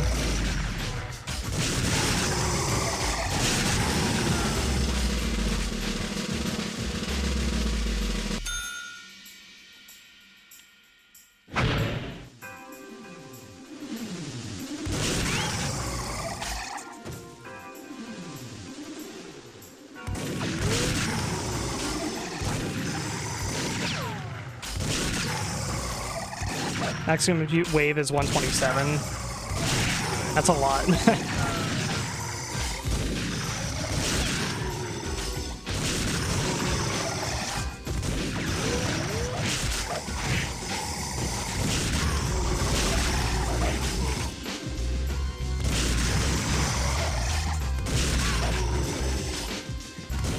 a little bit of randomness to their hit response, it seems like, too. When you shoot them, they will sometimes stagger and sometimes they don't.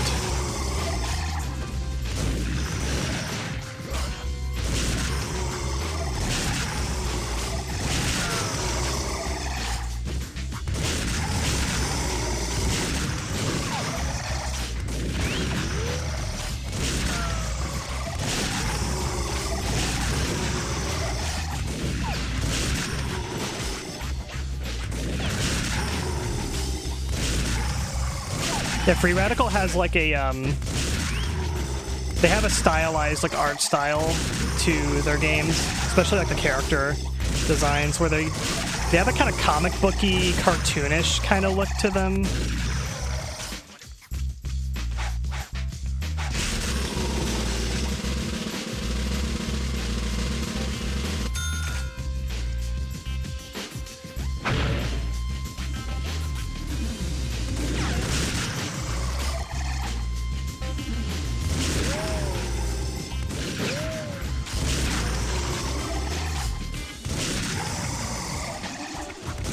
Like how they share animations with some of the other NPCs also. Like they have like the headshot animation, like when normal like humans get shot in the head, where they react to like grabbing their face, which I think is kind of funny that the zombies react the same way.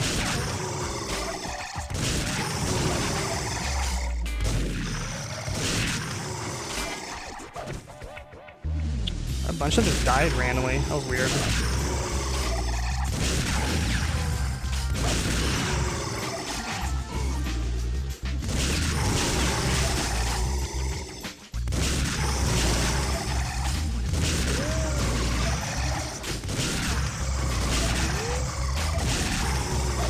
Yeah, this game, I like it because it's very arcadey and video gamey. This game's kind of aesthetic and vibe. Where it's like, it's a shooter, but it feels very like, it has that kind of like, this is a video game where, you know, how games would have like a Nintendo game have like, here's the fire level, the ice level, the water level. This is like the shooter equivalent of that, where it's like, here's the space level, the western level, the like zombie level.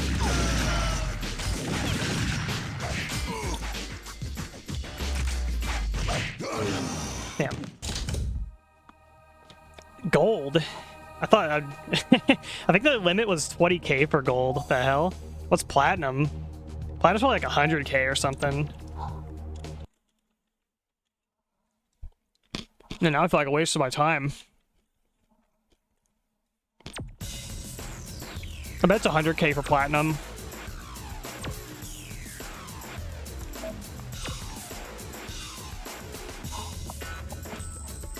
Sergio's last stem. And 25k for this one. Yeah, I bet it's 100k for platinum. That's crazy.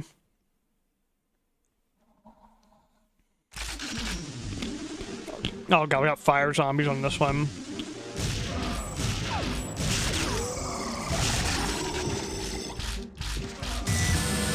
I give you a fire extinguisher though. Oh, you ready to hear fucking circus music for like an hour now? Perfect. I forgot this has the double shot.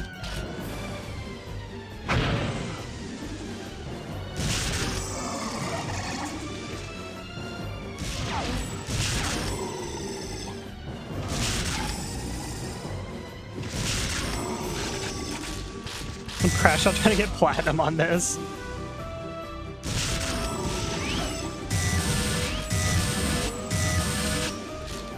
Is that like a cockroach moving around? What the hell is that? Oh, it's their arm. I was like, what's like moving around? The problem with this level is that your playing field is really narrow. And it's not really clear how far out you can walk.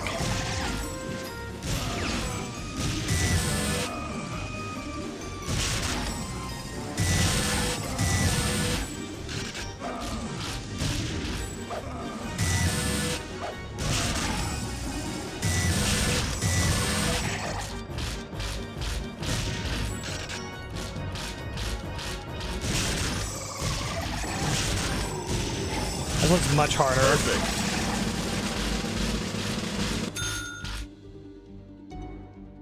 Oh, I remember. I know what Sims video you're talking about. I remember. I think you must have heard me play this game at some point. And you heard that song on it. I remember you showing it to me.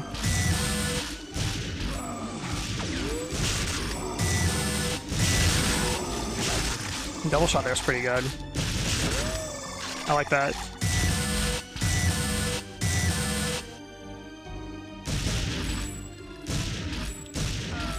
Perfect.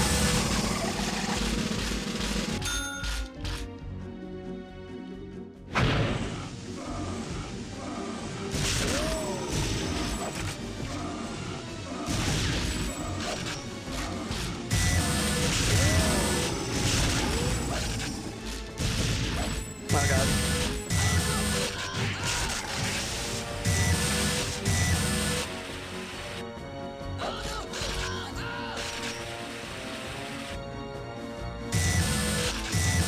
Why am I not? There we go. You have to spray this thing a while.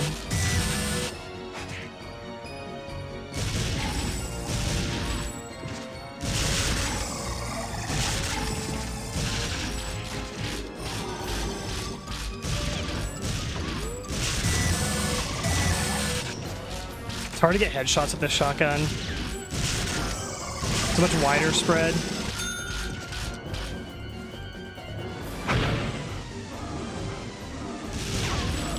Yeah, you get a very small amount of time if you walk out.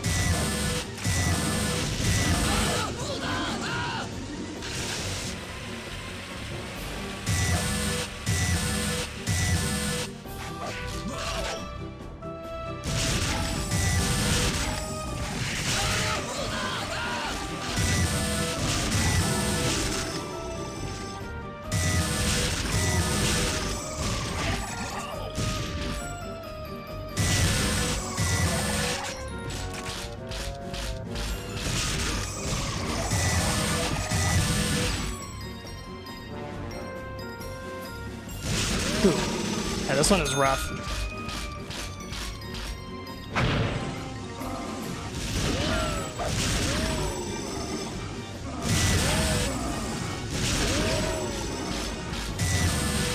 There's so many of them.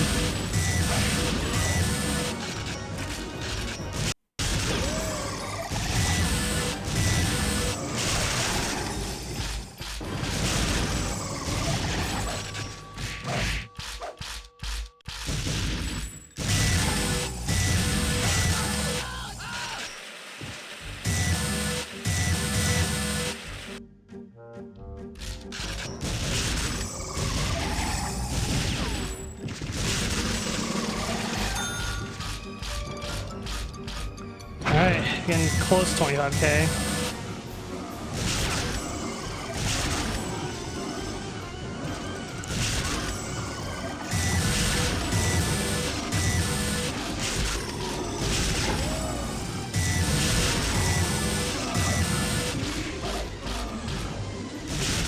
Your playing field is really tight here.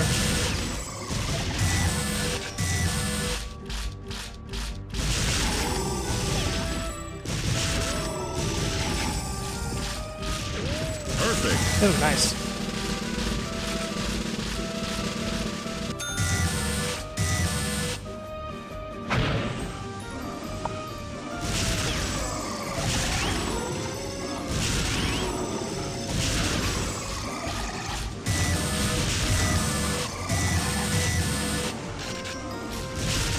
Yeah, this is Karn evil, you could say.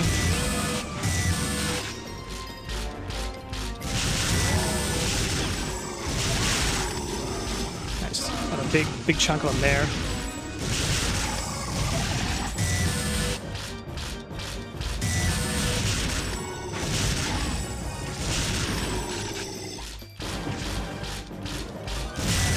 Perfect.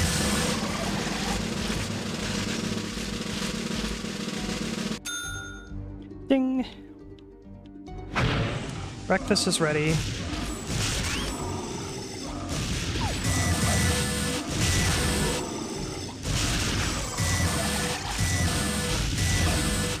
Ah, I was right on the line. I'm like 75 points from gold. Damn it.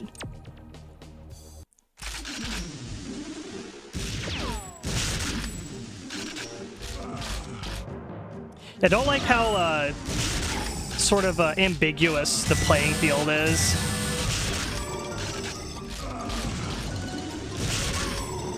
Perfect.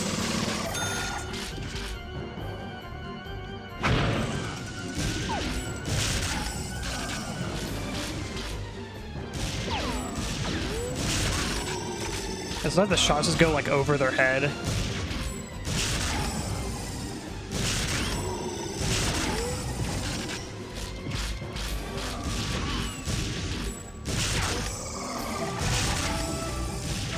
Perfect.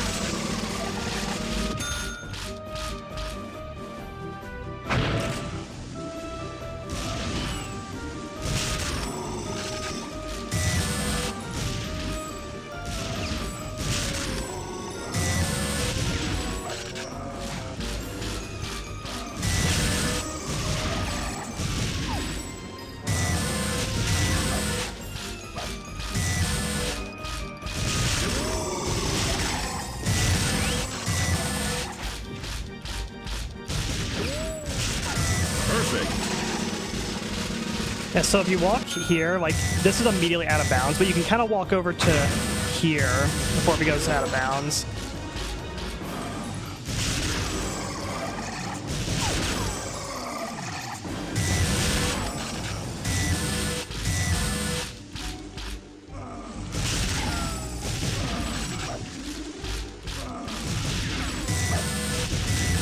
Yeah, this level is super tight.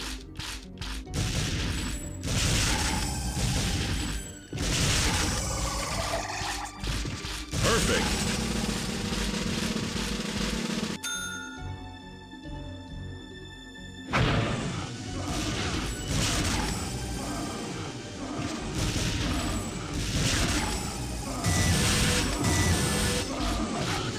I stepped on a body.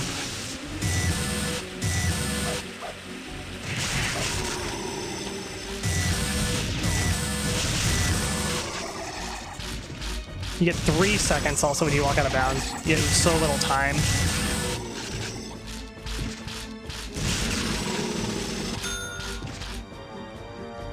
Yeah, I wish there's like a line or something on the ground, made it a little clearer.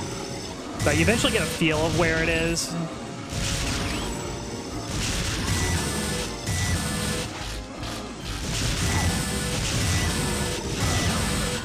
It's just a little bit obnoxious.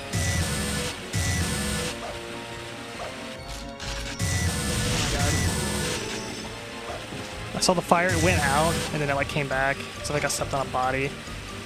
I don't understand, like, the fire extinguisher sometimes works, and sometimes it takes forever.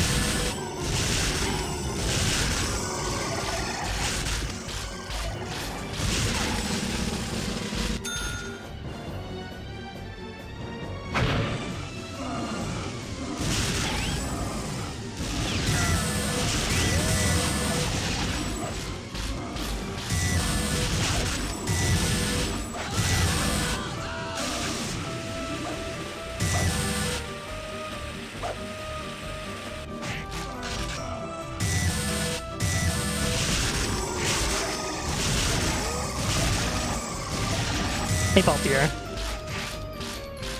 You're doing some challenges in TimeSplitters too. This one is a kind of a pain in the ass. So if you get touched by a zombie, you catch on fire, and the out of bounds zone is not really well defined here.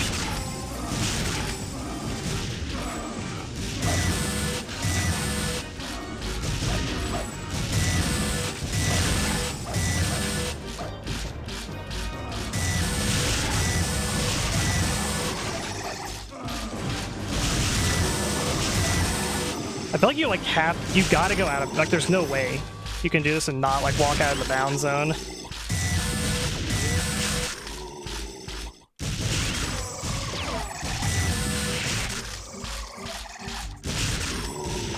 Perfect. Nice.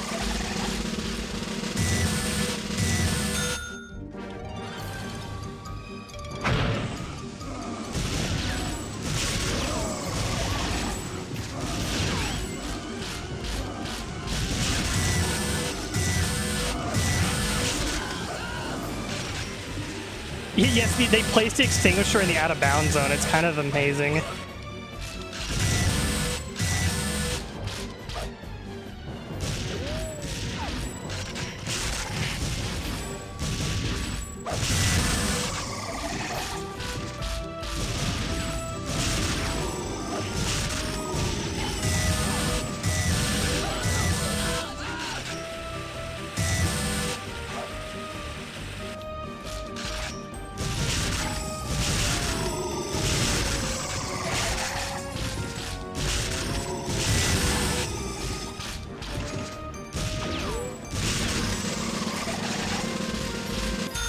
The shock tells you it's past 12. I don't know. Like, it kind of looks fast-y. Kind of makes me think of a Mossberg too, though. I don't know.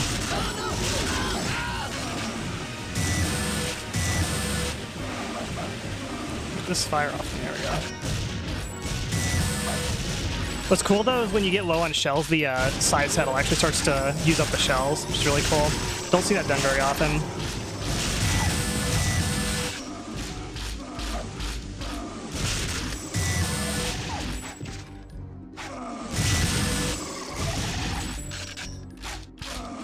There, you see him going down now. That's so cool.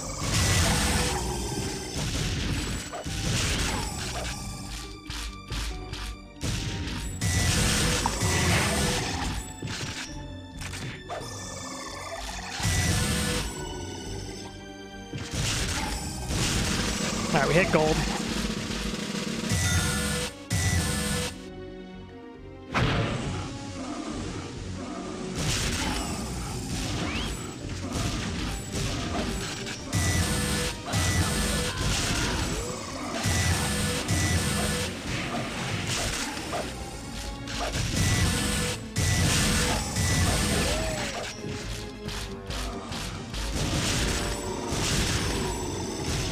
This mission is like threading a needle.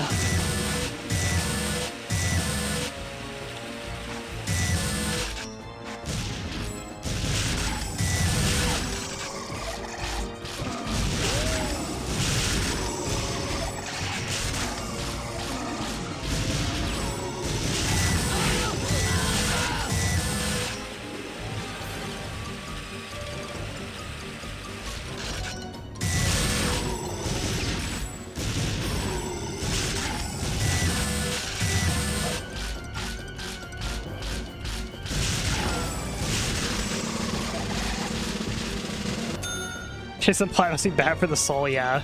I can't even imagine what the score is for Platinum.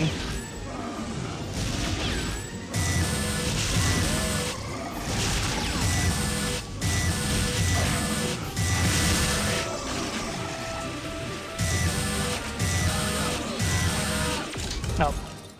Thought I was in the zone there. Whatever. Got gold. That one Platinum is a pain in the ass, I can tell already.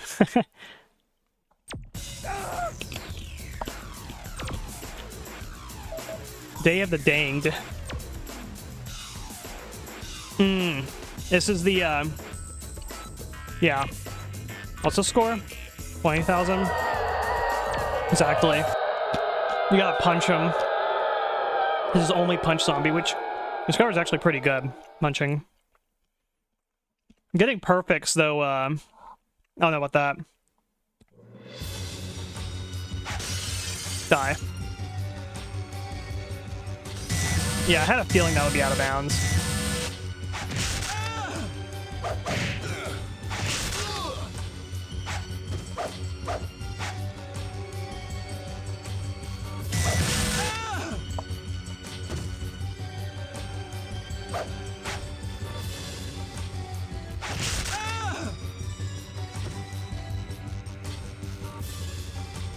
Come on.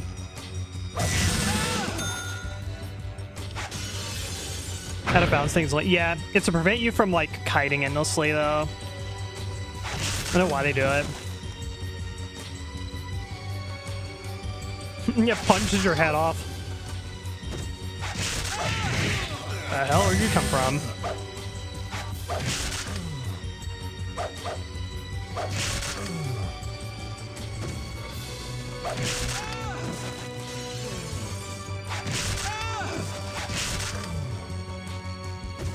What I was saying about the out of bounds is when they have a zombie, like, see, they're way down there. I just have to sit here and, like, wait for them to come.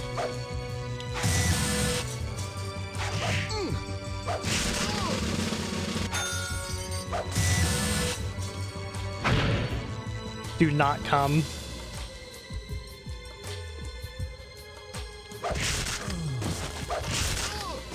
Yeah, they spawn behind you sometimes, you see that? Where are they coming from? Whoops. Oh, the fuck did I just press?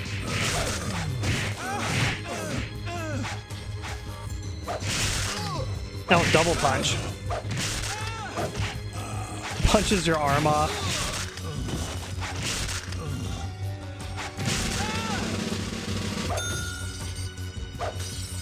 I like the glass breaking.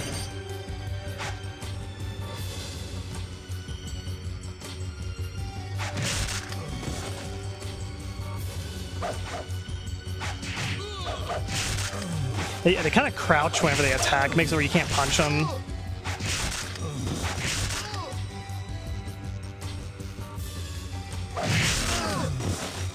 Yeah, it feels like they do spawns like outside your vision or something.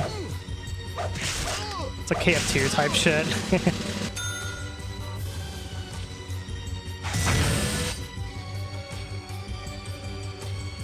Yeah, see, like, boop, there's a guy there.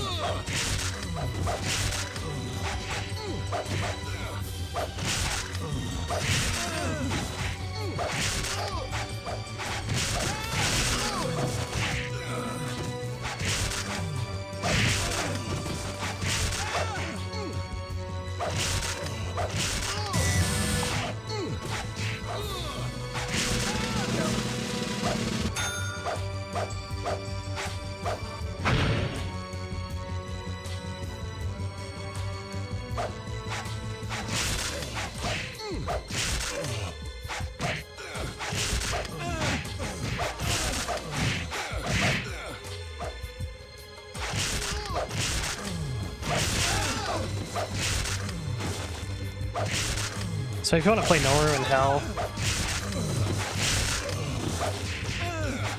Damn. Just dumpstered them that time.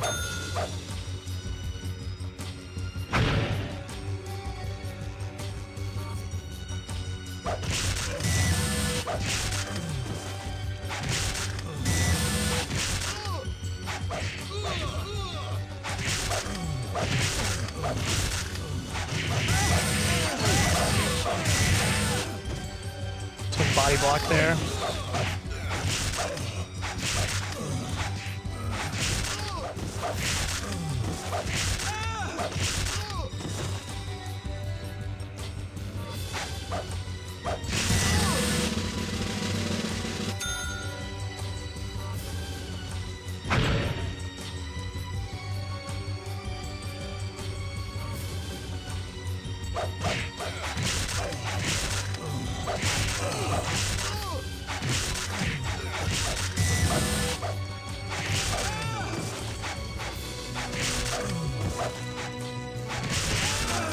With the friendly fire, punching their own heads off.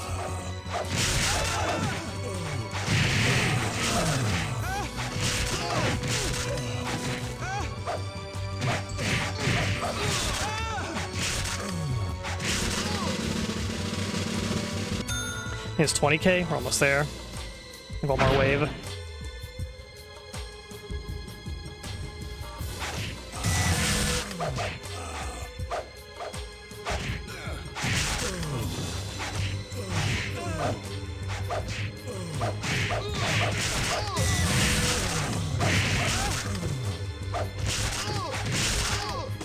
I got like 3 in that punch, that was crazy.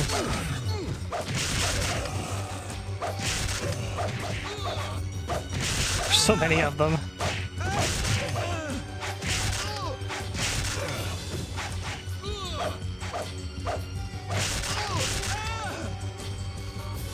Yeah, I like this one more. I think the Carnival one's kind of a pain in the ass. This one's like, it's challenging, but it's pretty fun, I would say.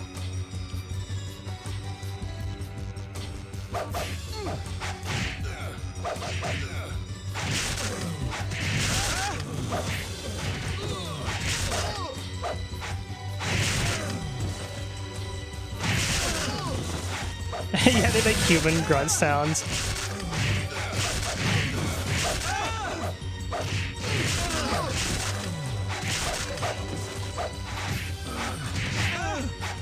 The bald zombie always makes me think of like a Resident Evil 1 zombie.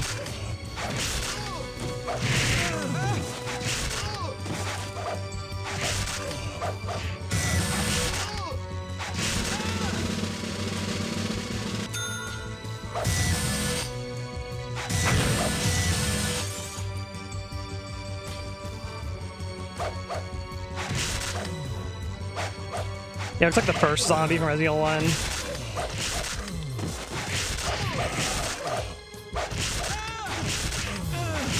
Oh, I just saw one spawn over there. He just went boop. Maybe he doesn't even do a side check.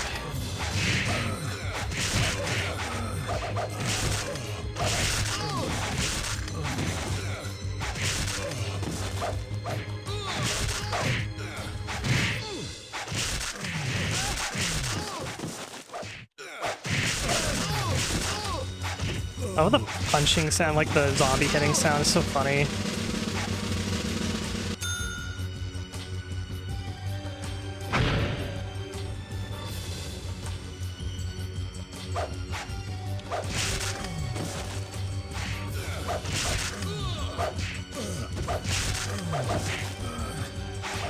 Sometimes you hit their arm hitboxes.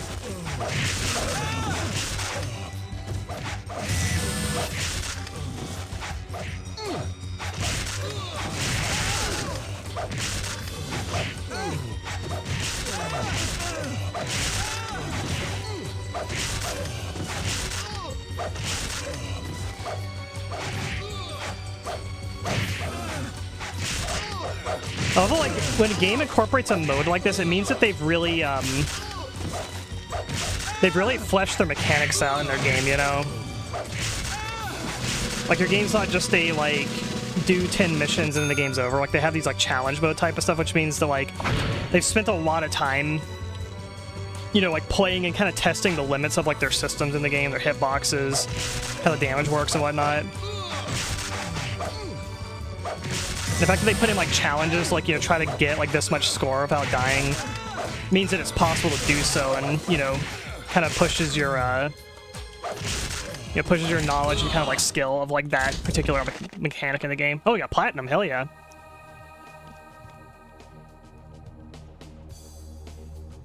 Now it has a much lower platinum threshold than the first zombie one.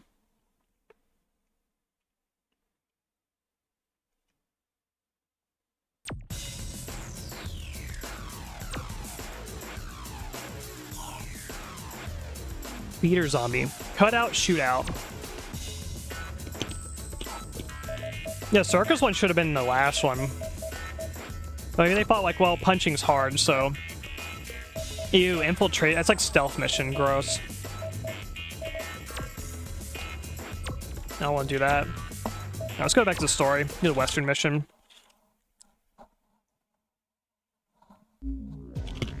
Alright. 1, 2, 3, 4, 5 missions. We're like halfway through the game.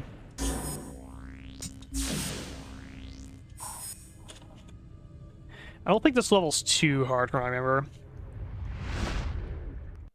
Relatively. Stealth's lame unless, like, your game is, like, built around being a stealth game, which this is not.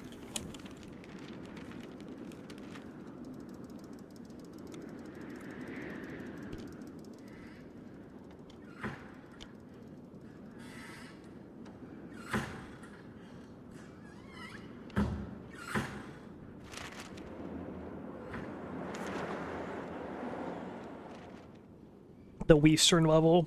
Like, this level has a little bit of weapon overlap in the Chicago level.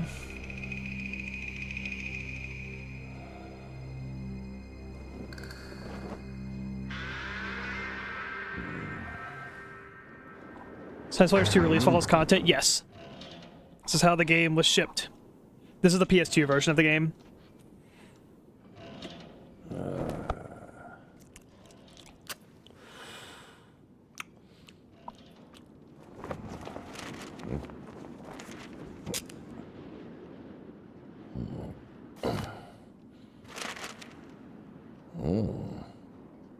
Dead or alive.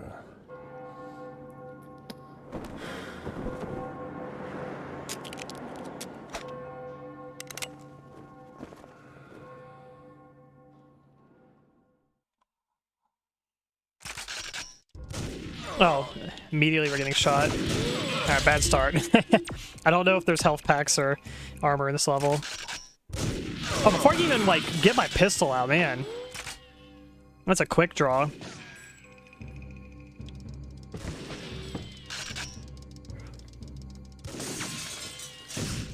Die.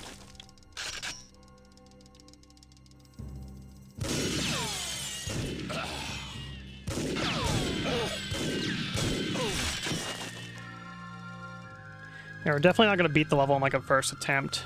It's always, like, knowledge runs, basically.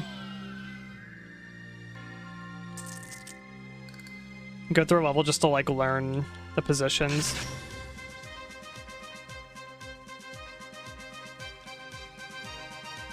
Oh, there you are.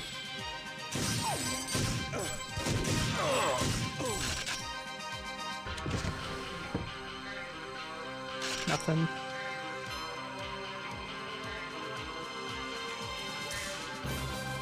It's rail, rail shooter vibes. A lot of missions in this game have rail shooter vibes. Is that a key? No, it's a gun.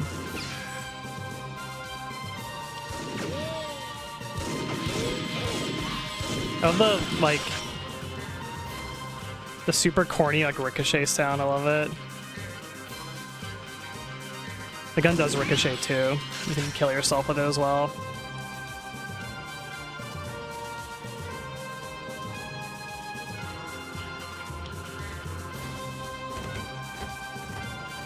What's our objectives? Rescue Ramona from jail, destroy unwanted posters, eliminate the colonel, and get the time crystal. Okay. Oh, this just loops around here.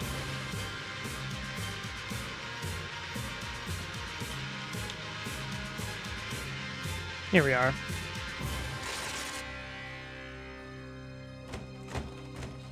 I'm gonna look out for those.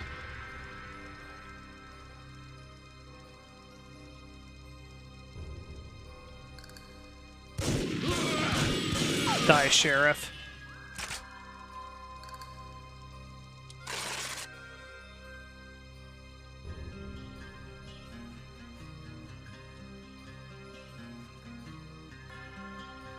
Like, I just shoot those, that's so cool. This is Resident Evil 4. Gunpowder. Elijah, you just gotta bust me out of here!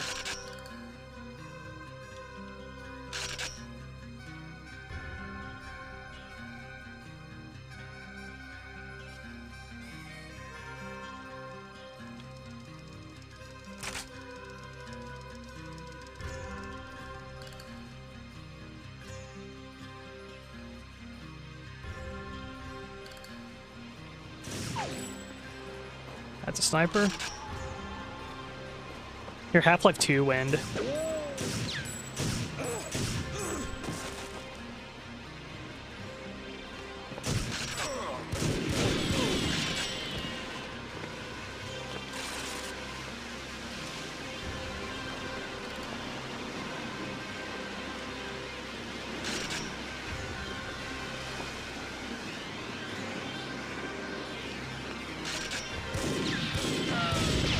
Explosive.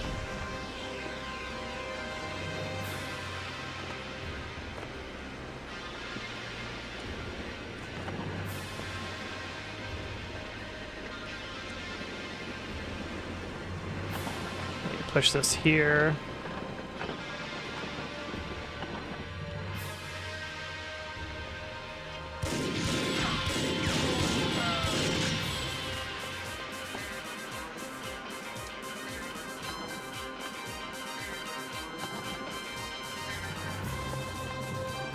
I think I know you do, you.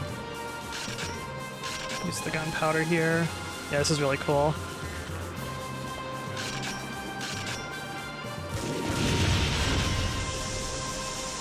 You know, there you go, that's what you do. Go get the colonel! He's at the mine!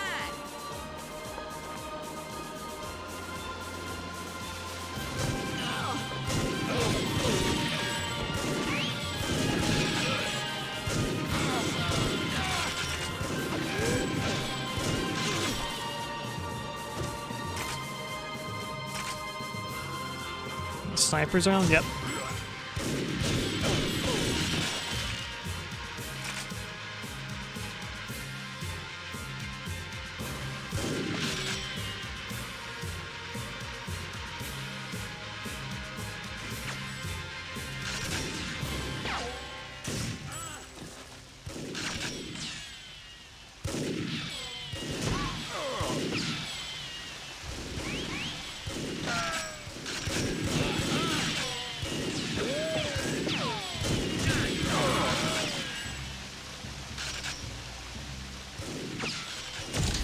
Okay.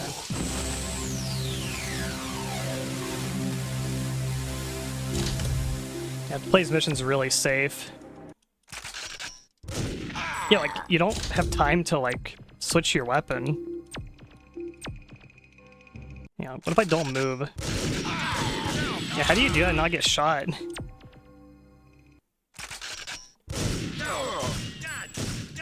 I don't want to use my Winchester, because unless you headshot, it doesn't actually do much damage.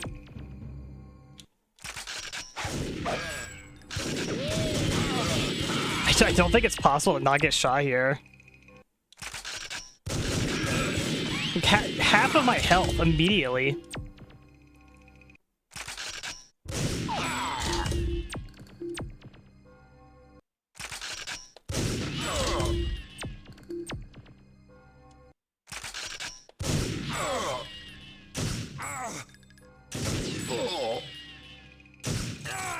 Especially on a controller where it's very hard to aim.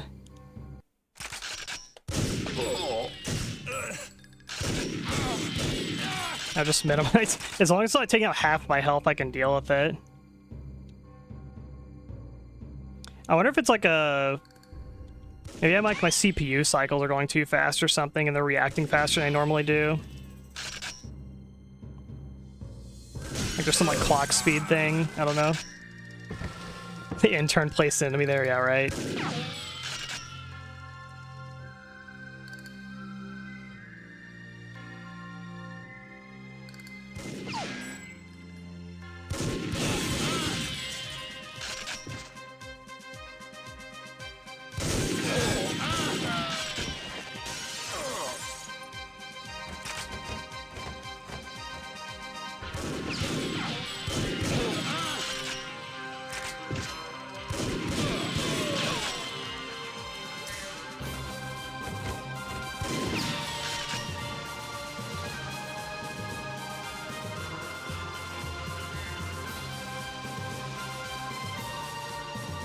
Doesn't really seem to be anything actually up here.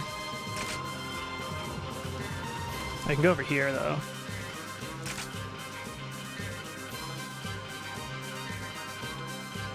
Okay. Oh! Oh, that's a nasty spot to put a wanted poster. Really easy to miss that. How it reacts. Thinking like there must be some reason why you can go over there.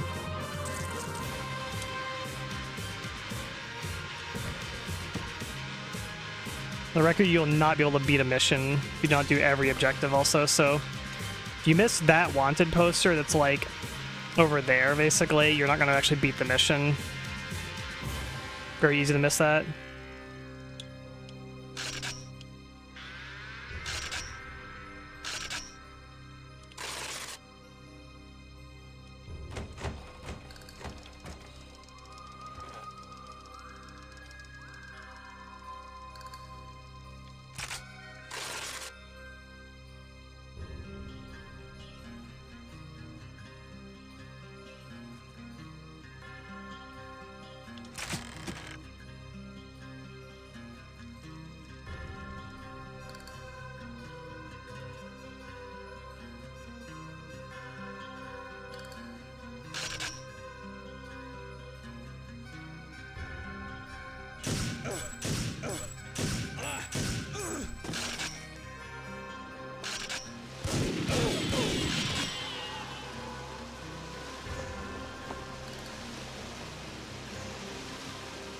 Take any advantage you can.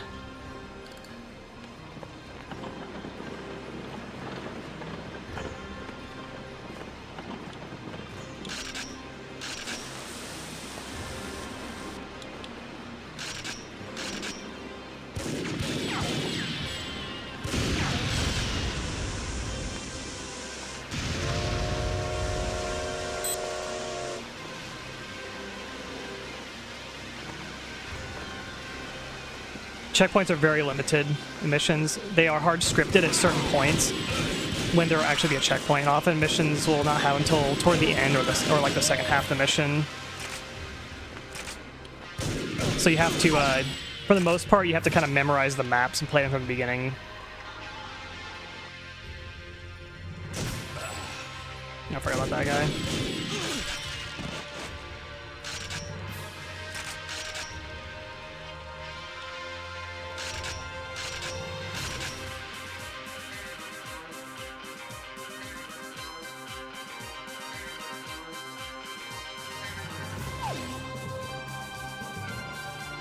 There's a guy that spawned there.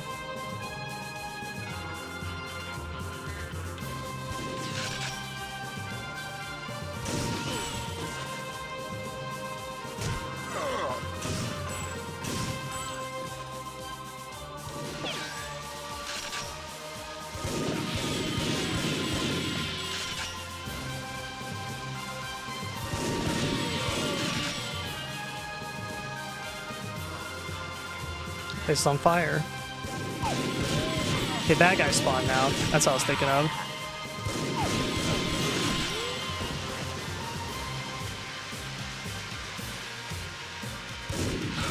Hail! Hail!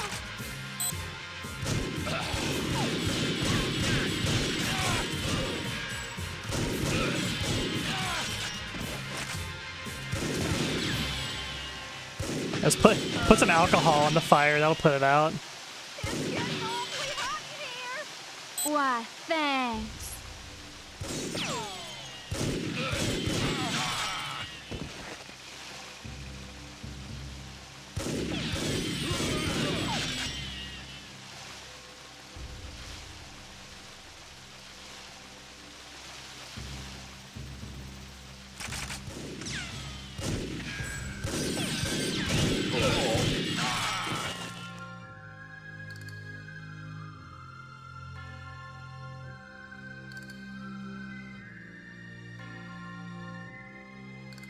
One shot me from outside, I'm pretty sure.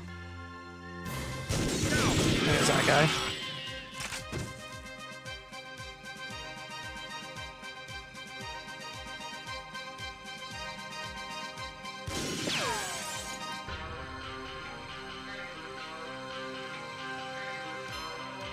I see him.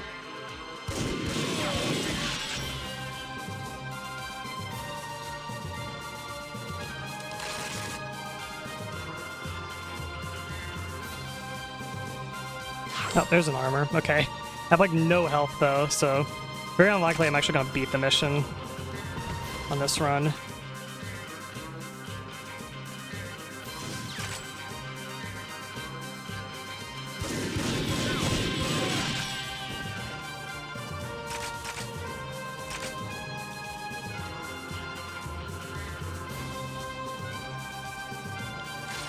There's one more wanted poster.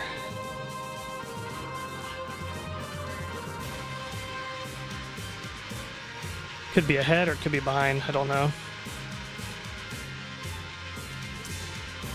Oh, yeah, there's the checkpoint. I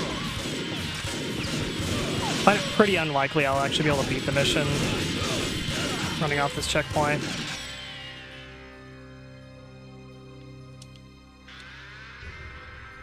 I'm still kind of like test running. Oh, there's the last poster. Okay. So know all the locations of all the posters.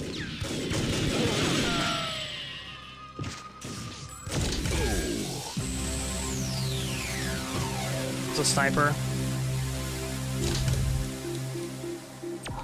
Give it a shot though. We have a full armor basically. Okay, well, now the armor's about gone.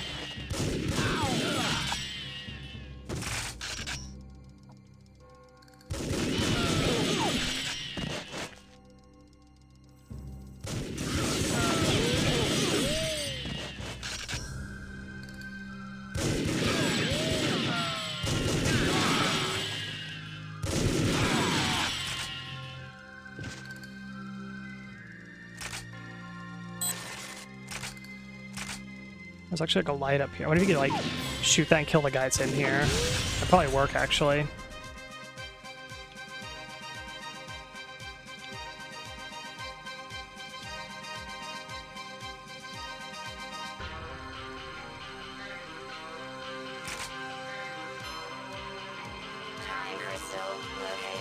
Yeah, we're about to. Oh, there's another armor here. Nice, nice, nice. That's good.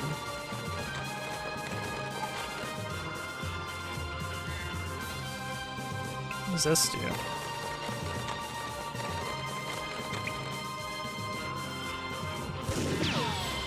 Oh, we could flip this, I bet. Somehow.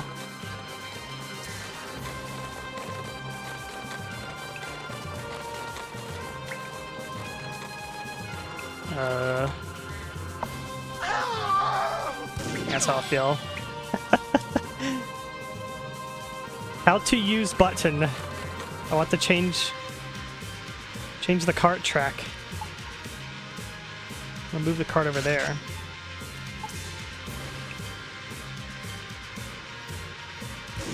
Shit.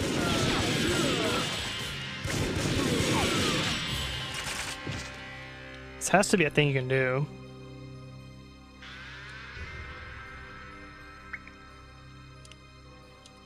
Wait. I thought it'd be like Half-Life where you like shoot it.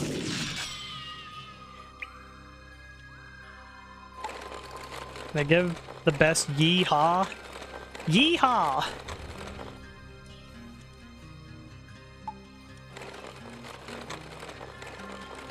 How to use scum? How do I how do I exit Vim? What are you talking about? How do I exit Vim?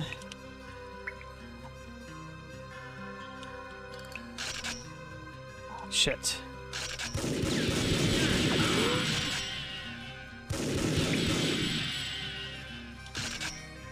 Yeah, there's an interact button, I've been pressing it.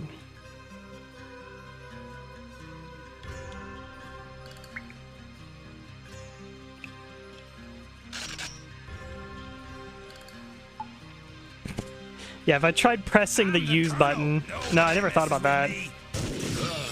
Oh, he just fucking... Just took like a Winchester shot to the brain.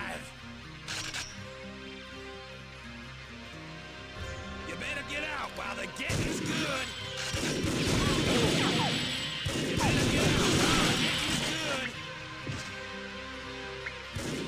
Yeah, I'm pretty sure...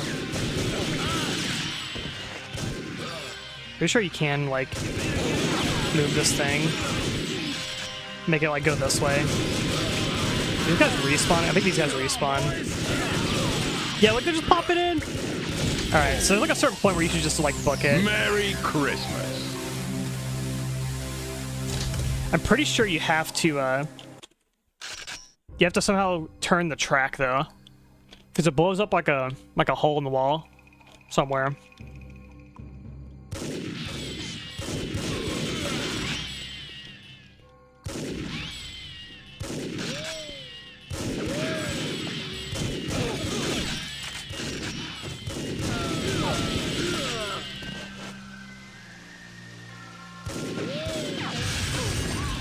I should take care of the sniper.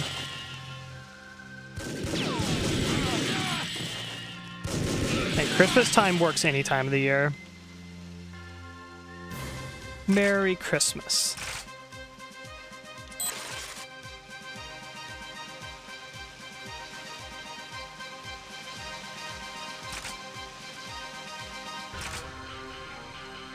Make a designated Christmas button for December. Yeah, just doing the Merry Christmas redeem. I suppose that's doable.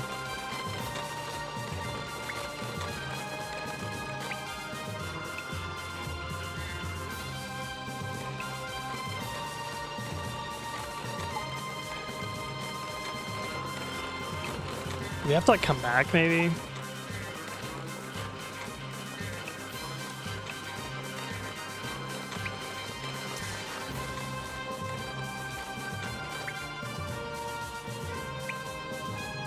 Like, to me that looks like it's like a button, you know.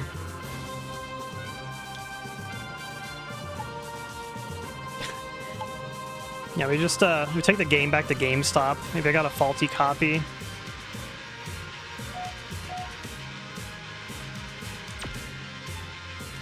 Maybe it's nothing.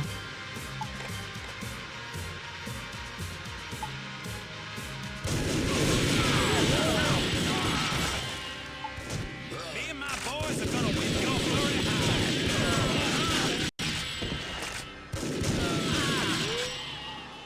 You better get out while the getting's good. I see the time crystal. You can try, lawman, but you'll never take me. I think they're just spawning around me. I'm the colonel. Yeah, they're just spawning.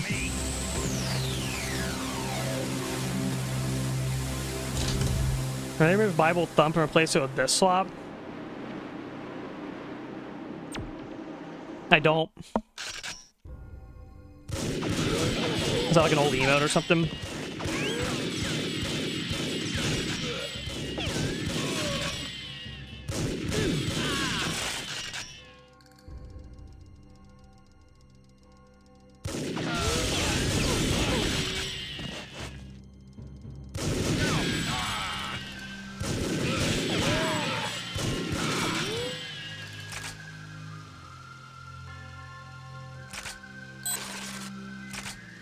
Oh, Bible Thumb is... Oh, the Isaac crying. I remember now, yeah. You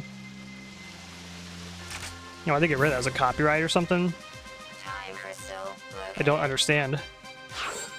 Why remove?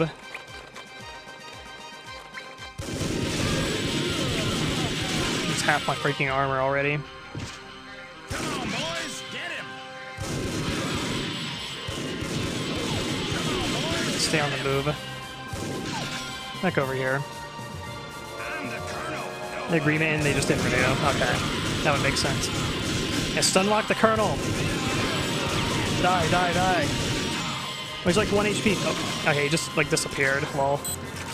Alright, colonel dead. I'm dead. There's so many of them.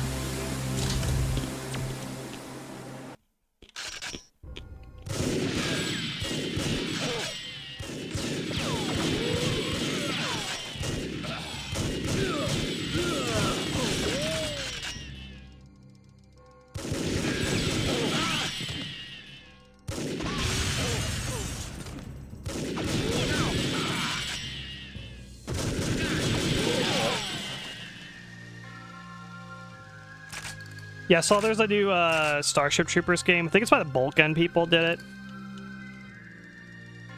Could be cool.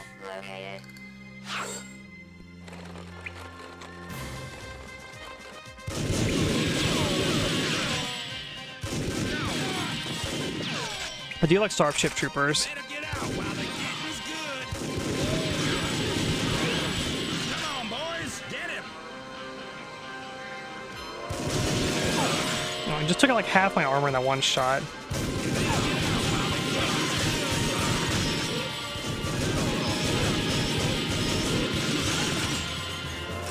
Alright, hit that.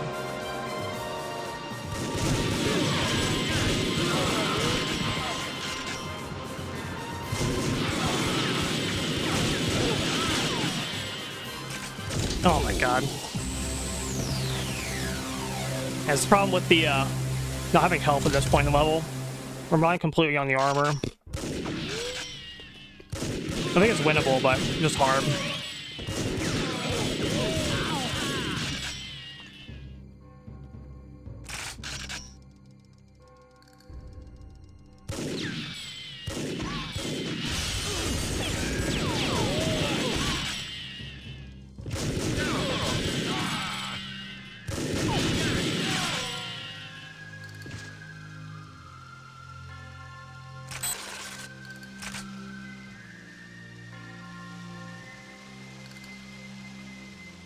Time crystal located.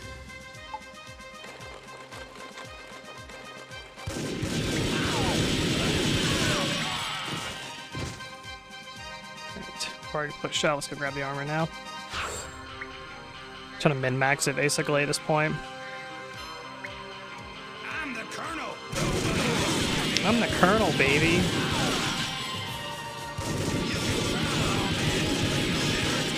Oh, you know that's damaging him. Probably like has iframes till this point. Yeah, he literally has iframes until that point. That's a little rough.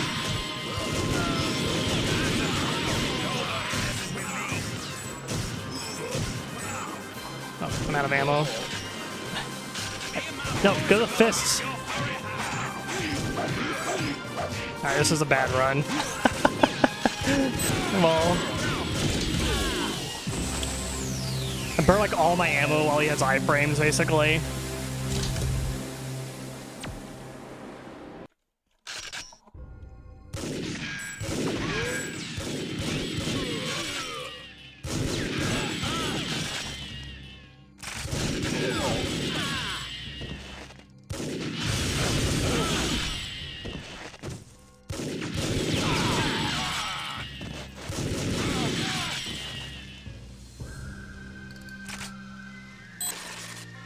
Beep.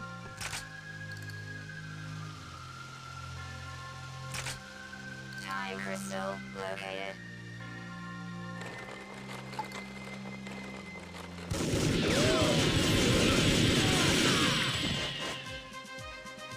Maybe these guys will walk up first. Let me wait here a sec.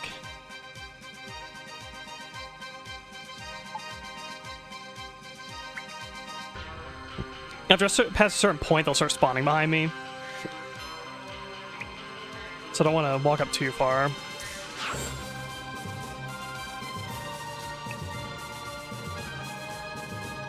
Come on, boys, get him! Come on, boys, get him! He just said the same line twice.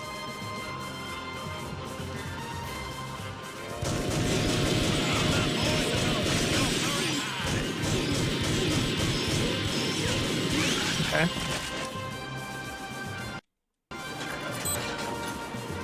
Oh, that changes the track. But for what purpose? I hope there's like an armor or something down here. That'd be really nice. Okay. I think a guy just spawned behind me. My head's in the wall.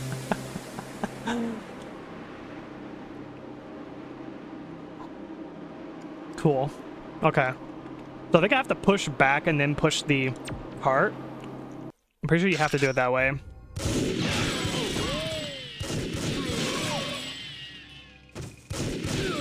Heal up on what happens.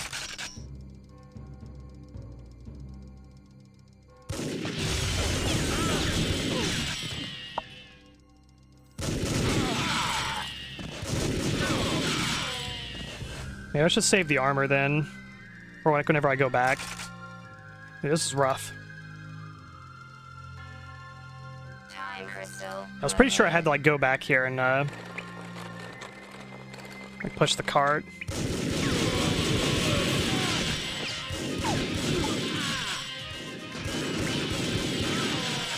You better get out while the getting's good. You better get out while the getting's good. I'm the Colonel. Nobody messes with me. I'm the Colonel. Nobody messes with me. Alright, turn the track. Let's go. Jump these guys. Getting shot in the ass too. Just like took out like all my armor like instantly. There's someone like behind me shooting me somewhere. They like pre-fire you around the corner sometimes. It's so disgusting.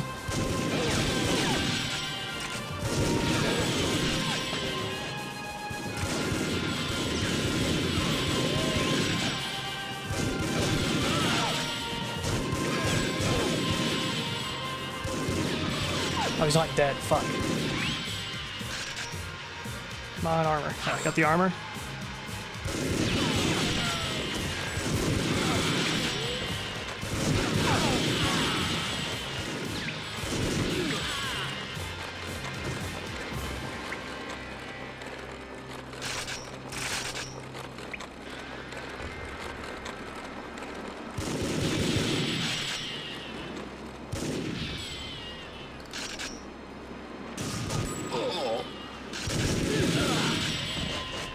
There we go. I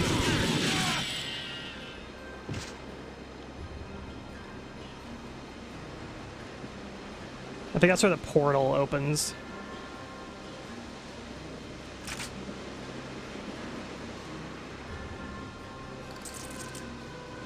So time crystal's supposed to be like around here, I thought.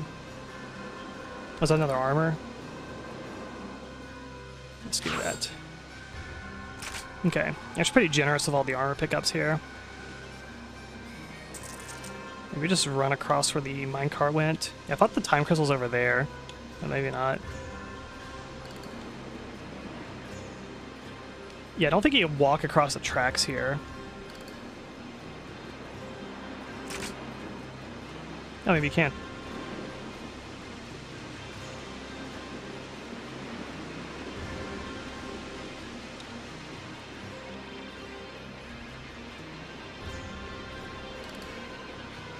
Time crystal located. Oh no.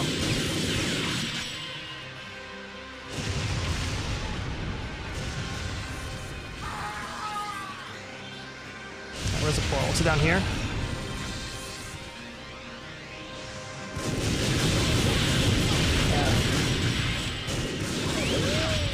I'm like the power of black powder revolver. single action versus aliens from the future. Alright, what objective do I have left? Oh, I didn't pick the poster up. I was like, I'm confused. I'm like, where's the mission end?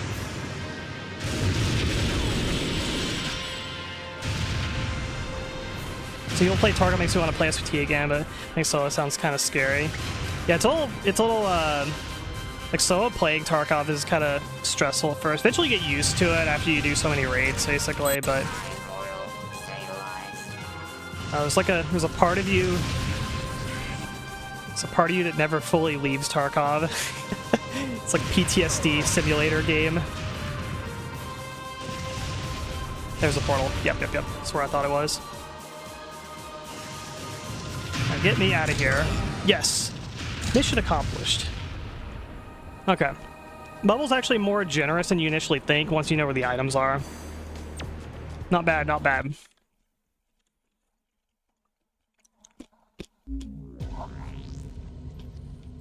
Playing Tarkov Arena is actually kind of fun. It's kind of an odd game to have like a deathmatch kind of type of mode in. Just the way the game plays and feels is very, it's a very like sluggish and kind of unique feeling game. Oh, now we're at Atom Smasher. This level is actual nightmare on hard difficulty.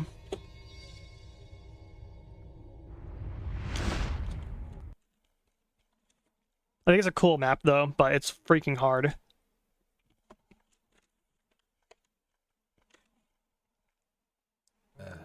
Wake up, Mr. Tipper. It seems you're my guest once again.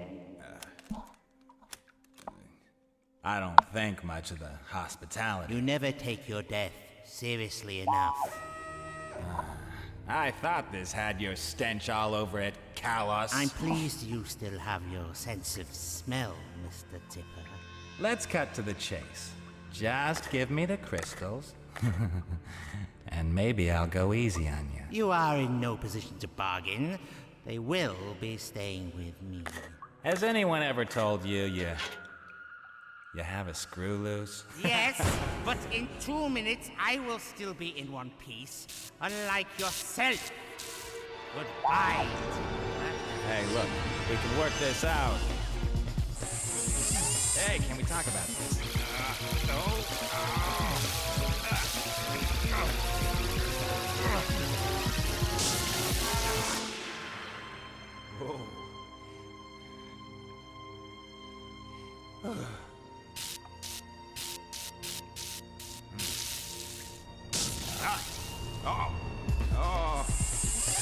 Whoa!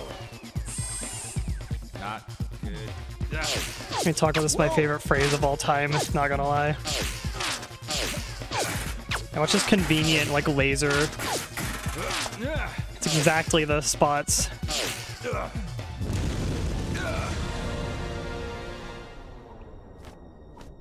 Hope you still got the guarantee, Kalos.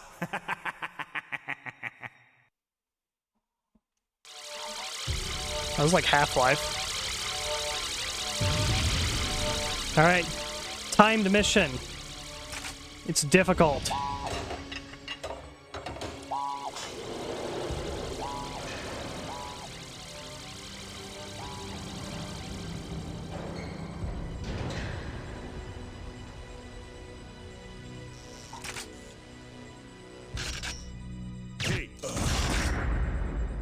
This is a level that you have to absolutely memorize everything on it.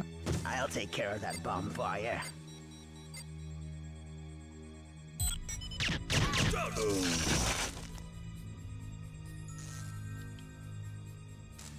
This level looks cool. Look at that nice like cave lighting. Reflections on the floor, hell yeah.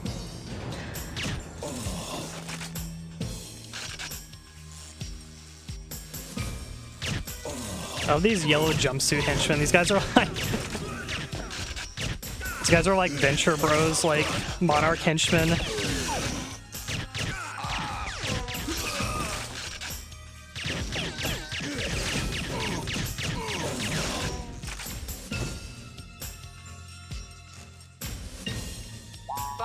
detonation in T-minus 2 minutes.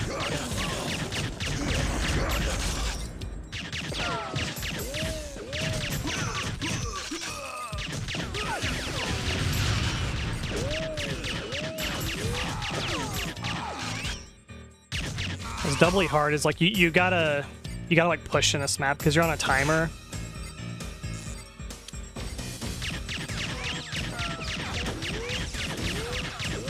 Basically can't waste any time. There we go.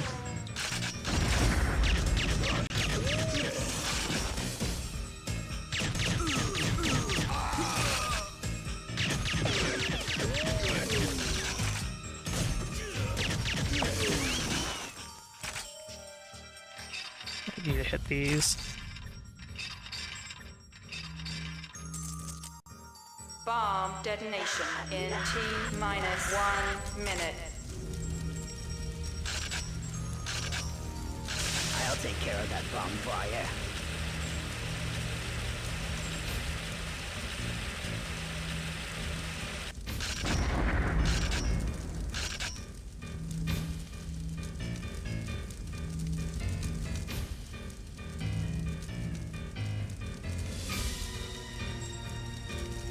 Bomb detonation in T-minus 30 seconds. Okay, gives you a little extra time. It's not a mission you're gonna do in one try, I can guarantee that. I think this is, oh, I think you gotta put the fire out.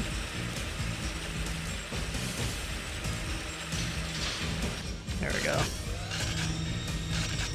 No. I got one tapped. Ugh. Oh, already checkpointed me, interesting.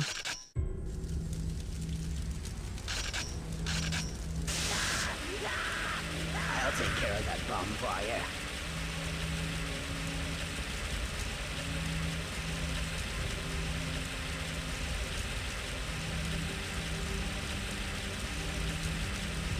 Come on.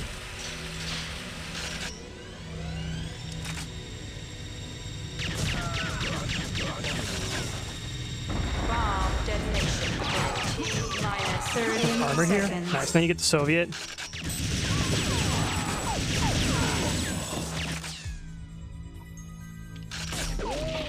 Oh god.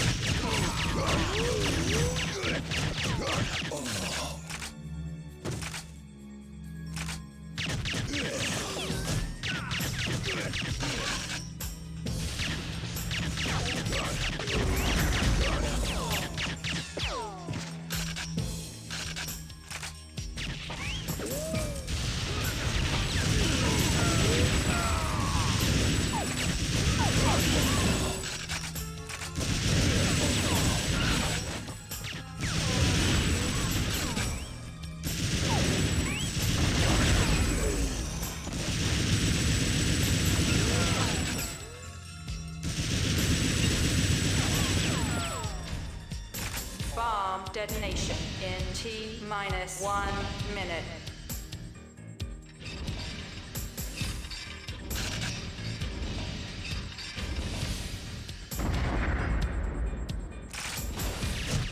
Yeah, I had a feeling I was going to open. I didn't know what point, though. Let's go start back then. I didn't expect to get a checkpoint this soon. That's what objective got. Activate reactor, defuse the bombs. The time crystal, minimize scientist casualties, eliminate Kalos. Okay. Different at the beginning, just because I took a lot of damage before the checkpoint.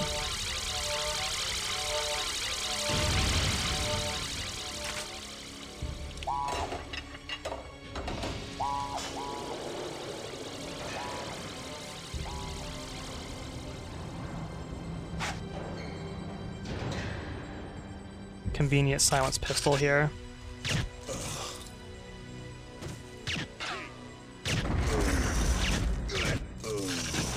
Ugh. Please take care of the bomb. Hello? I'll take care of that There we bomb go. fire.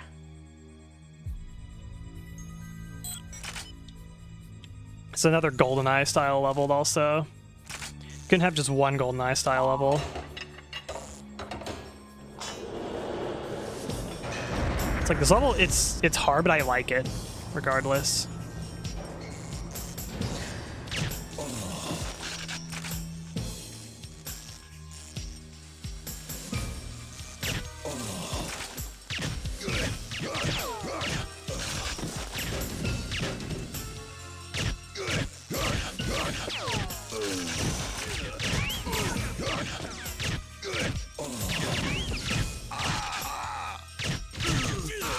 Yeah, got like one last little shot in.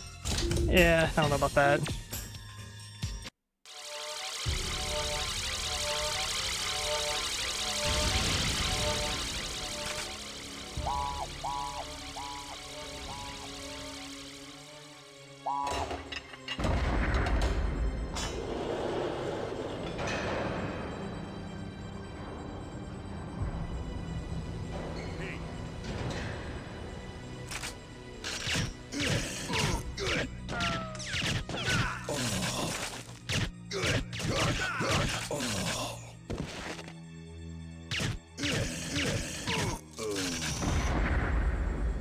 I'll take care of that bomb for you.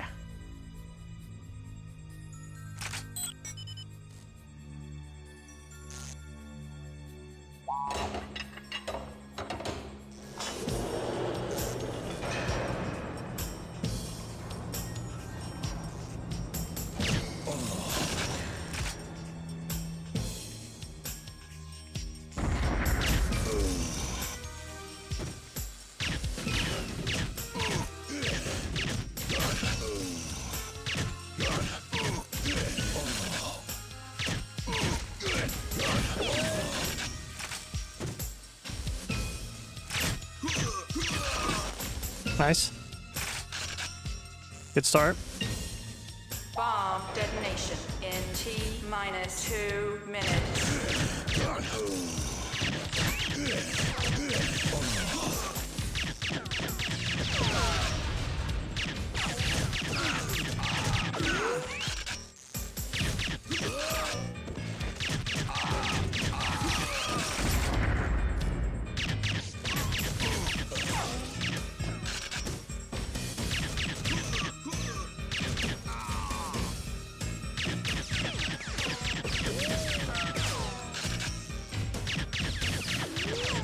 That turret will be death if you don't kill it before walking up.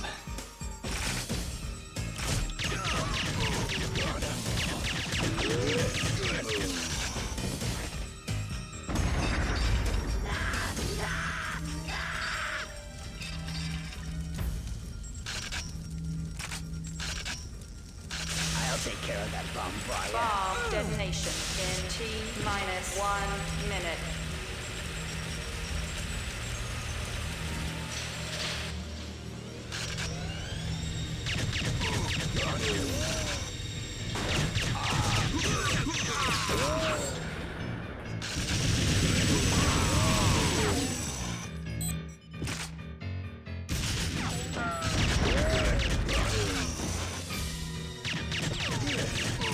Bomb detonation in T-minus 2 minutes.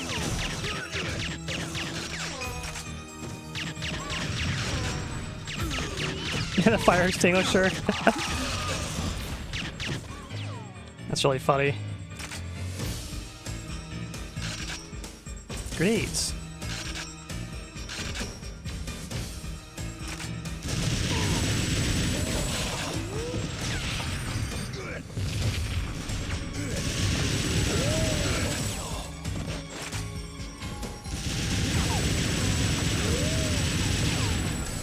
So when you walk up there, then this opens up.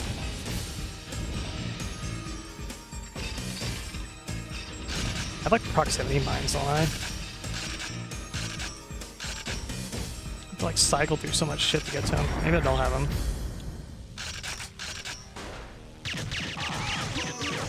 Bomb detonation in T-minus 1 minute.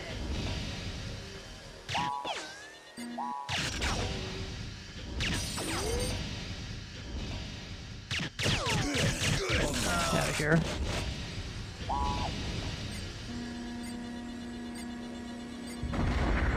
I think this is one of the bombs.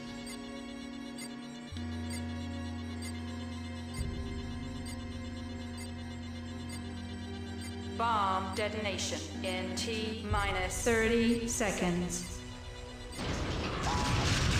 There we go. Get rid of that bomb. Yeah, it's almost very GoldenEye. It's like this and the Siberia level are both very GoldenEye. I think it's pretty cool to have like a few GoldenEye kind of styled levels. You're not dead still? There we go.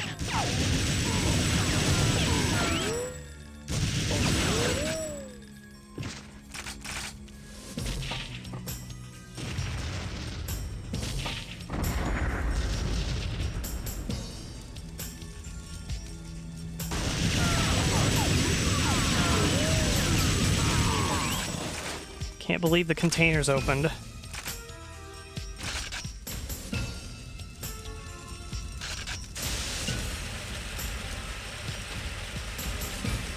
Bomb detonation in T-minus 1 minute.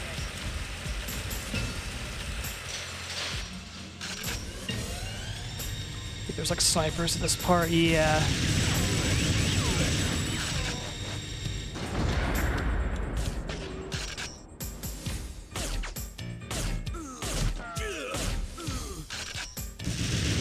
I hate when the look spring like snaps back down. Bomb detonation in T-minus 30 seconds.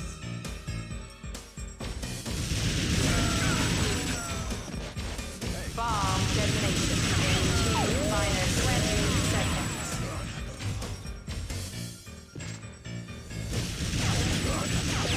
Bomb detonation in T-minus 10 seconds. Hey, who defuses this one? 5, 4, Oh, these guys do. 3, 2, 1, 0. I just see that at least once.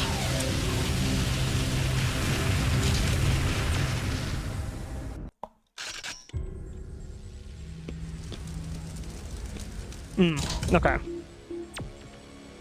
As long as you don't turn this.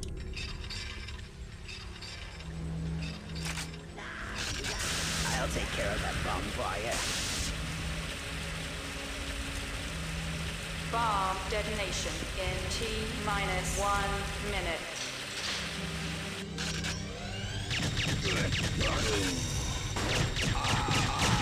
I hate it. He gets like a little cheap little shot in on you.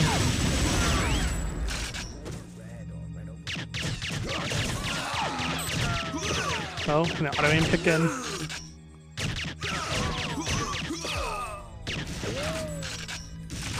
Bomb detonation in T-minus 2 minutes.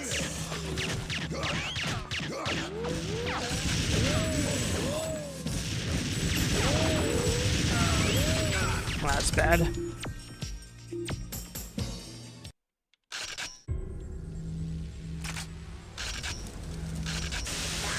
I'll take care of that bomb for you. I forgot the... I was gonna remember to hit the valve over here. Is this over here? I think it's mines, remote mines.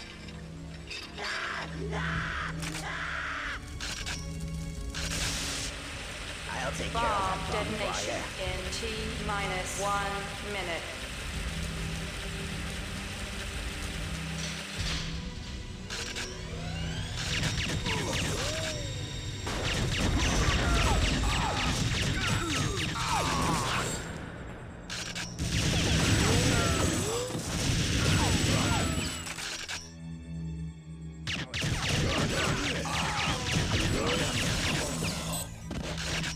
Bomb detonation in T-minus 2 minutes.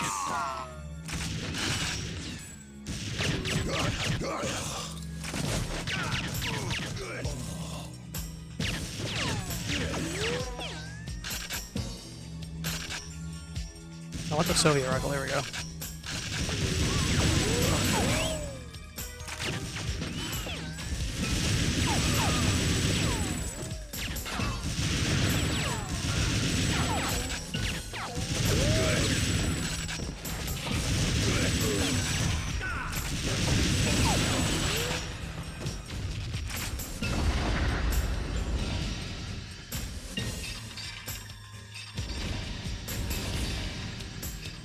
looking like a void.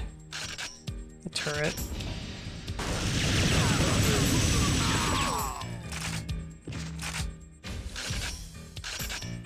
Bomb detonation in T-1 Oh, it's not even active. Okay.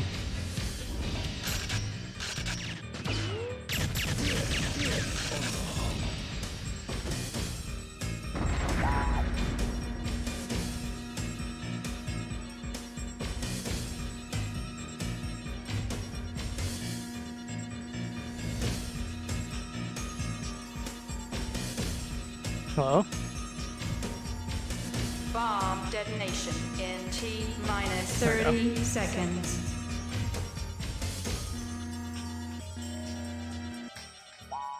Bomb detonation in T-20 seconds.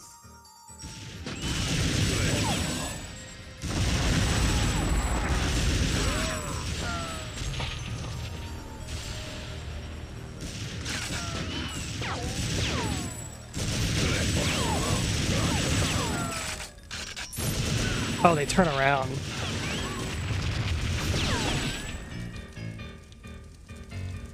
Where'd my grenade go? I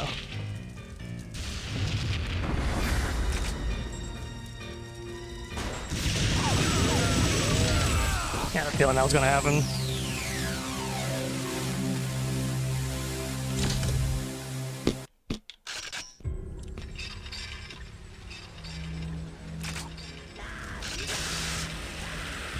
I'll take care of that bonfire. Bomb detonation in T-1 minute.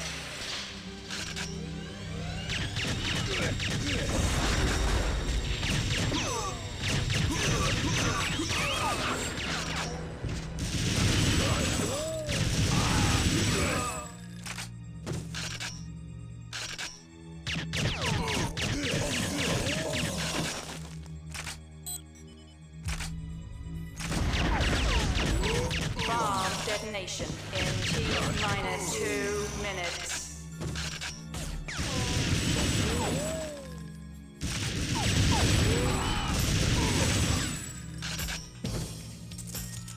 Looking pretty good so far.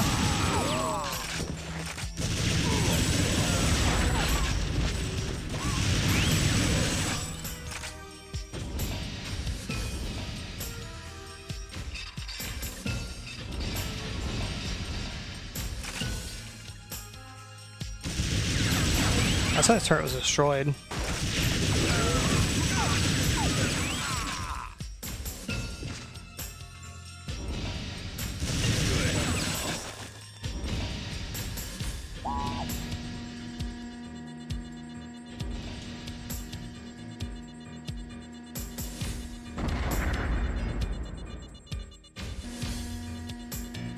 Bomb detonation in T-1 minute.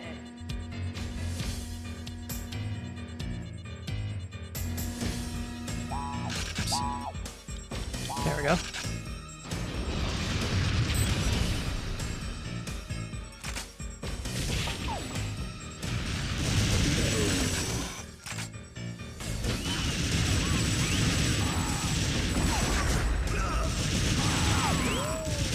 Bomb detonation in T-2 minutes.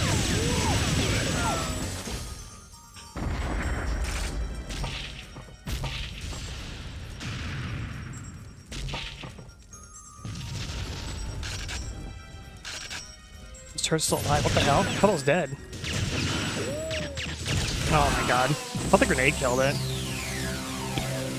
It's really hard to tell if they're actually dead or not.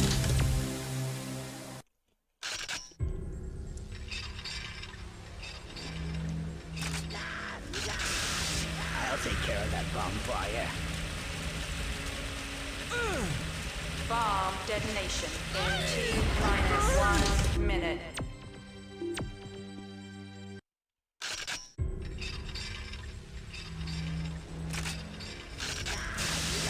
I'll take care of that bonfire. Bomb detonation in T-1 minute.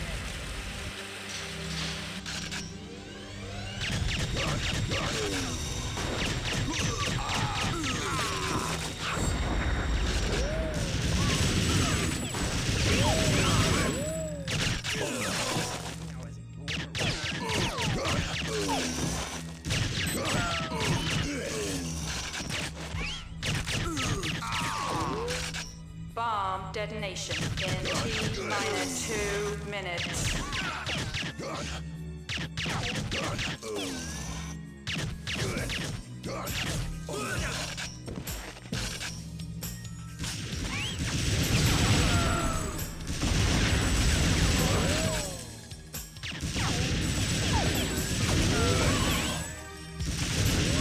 Yeah, I think that's part of the appeal of this game to me is like you basically, yeah, you master the level, you kind of memorize them basically.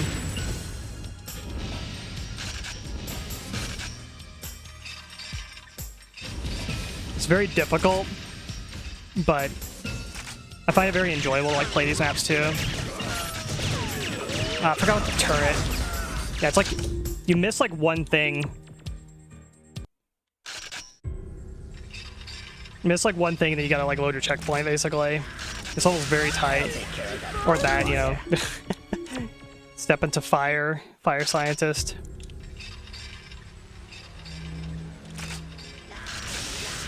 I'll take care of that bonfire.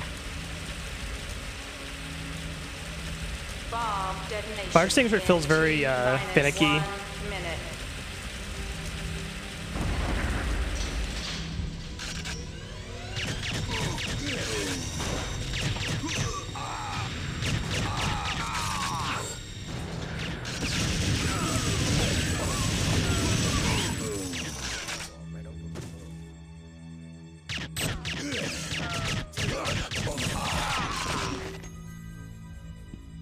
Bomb detonation in T-minus 2 minutes.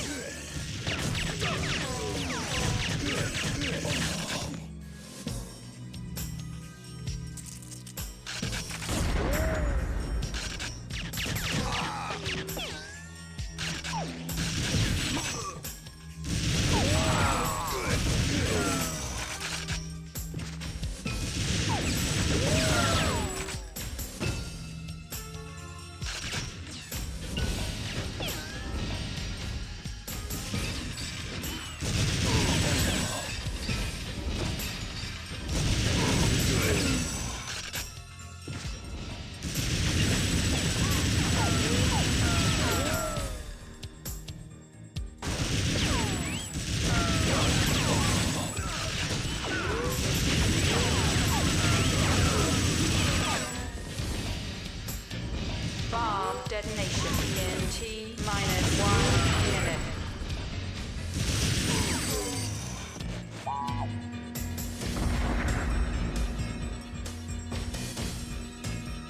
I think our hero flow is kind of finicky too. There we go.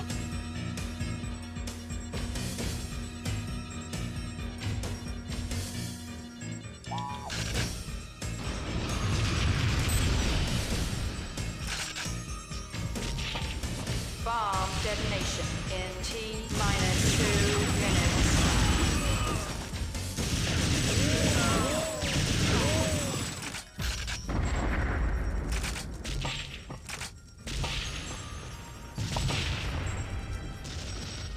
Go. Done the Soviet ammo for this engagement. Oh, did I walk into the fire or did I just get shot a bunch? That's a very difficult engagement right there because you got 4 enemies all shooting at you at once. I don't think there's like a way around it. I'll take care of that bonfire. Bomb detonation in T-minus 1 minute.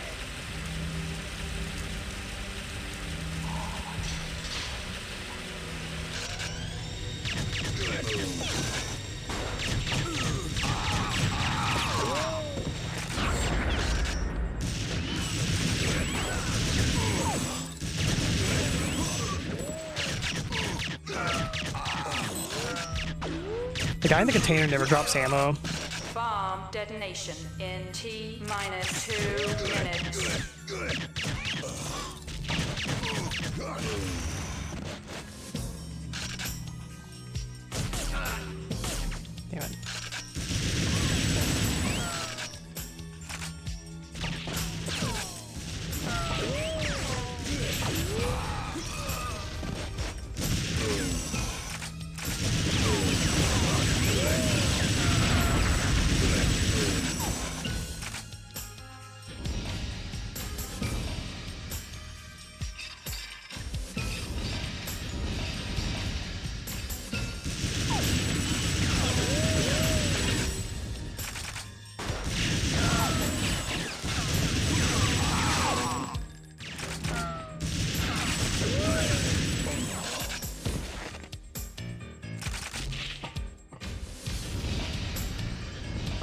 detonation in T-minus 1 minute.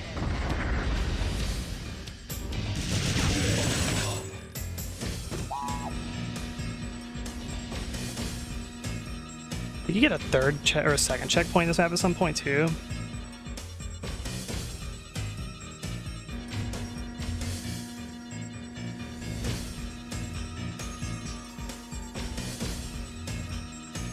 I don't know what dictates like when this like detonation in goes up or not. T-minus 30 seconds. There we go. Sometimes it grabs, sometimes it doesn't. In T-minus 20 seconds.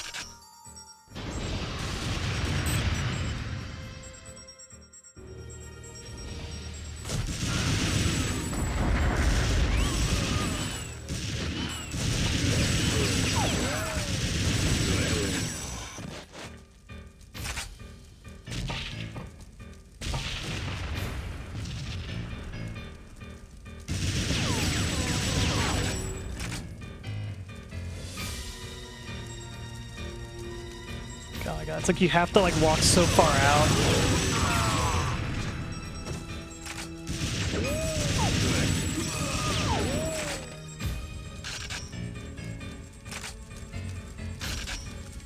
Bomb detonation in T-minus 1 minute.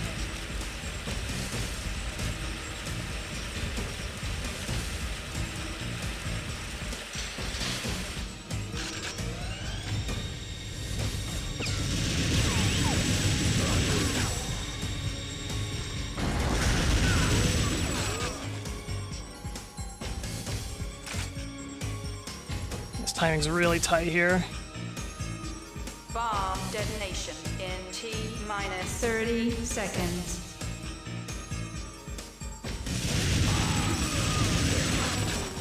Bomb detonation in T-minus 20 seconds. I hate when the look screen takes me back down. It's so annoying. Bomb detonation in T-minus Oh, his arm here, nice. 10 seconds. You going for the bomb? What are you doing? Oh, he got it. Someone's above me.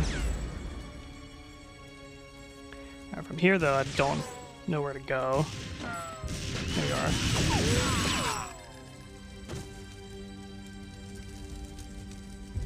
I think we go back here. There's so many bombs. You know, I probably should do is like call this elevator down Bomb whenever you first walk in this room. You can probably save a lot of time.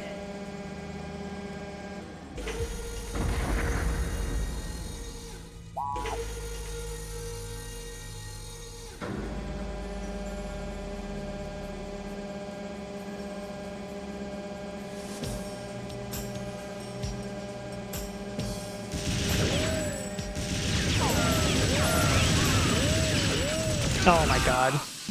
What a mean spot to put a turret.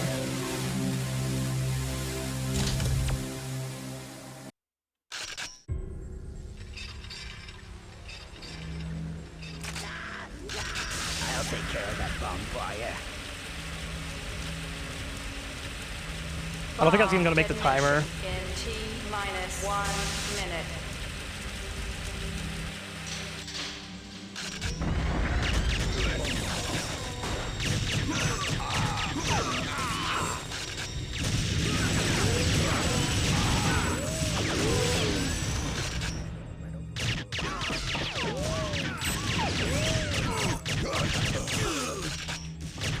Oh, this is a bad run.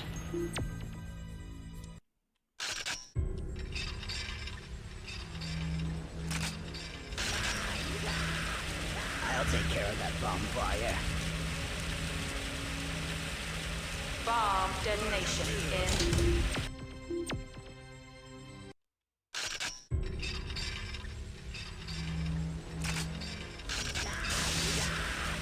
I'll take care of that bomb fire. bomb detonation in T-minus 1 minute. Damn it.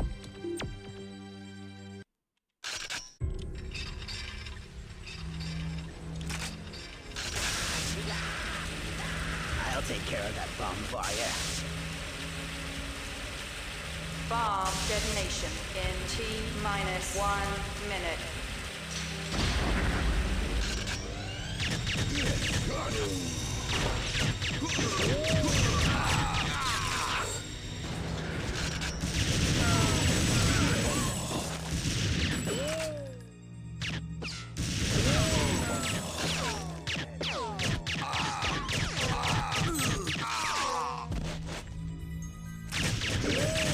Bomb detonation in T-2 minutes.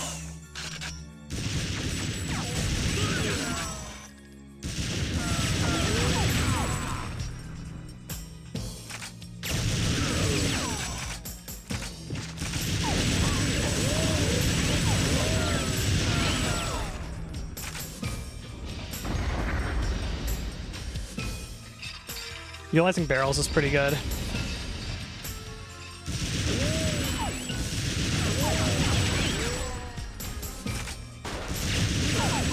I think it's worth going back and grabbing these guys' stuff also.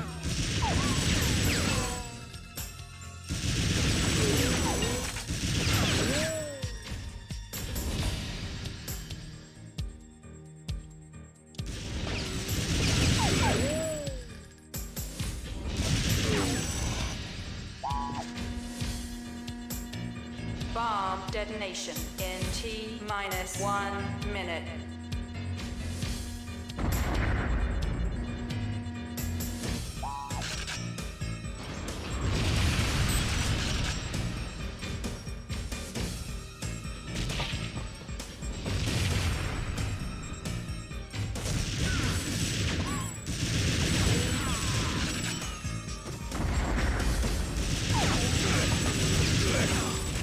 Bomb detonation in T-2 minutes.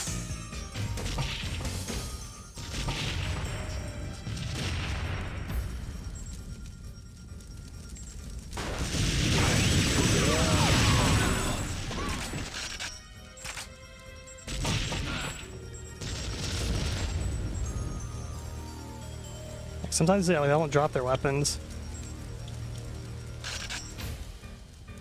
Oh shit. Okay. About to say there's no fire extinguishers.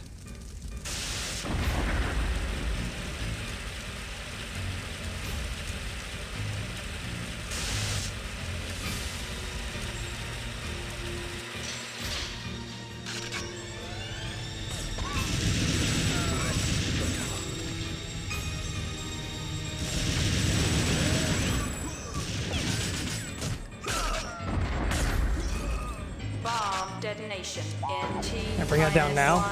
minute. Let's armor up ahead. This goes right, we should be good. Let's deal with this guy right now.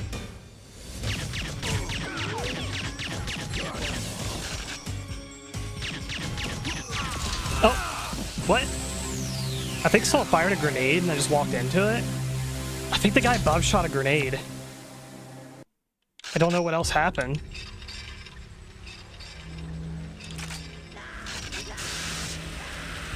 I'll take care of that bomb for you.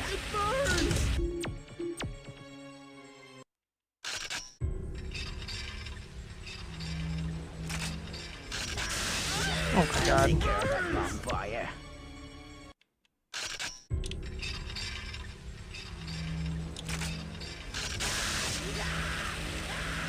I'll take care of that bomb for you. Bomb detonation in T-1 minute.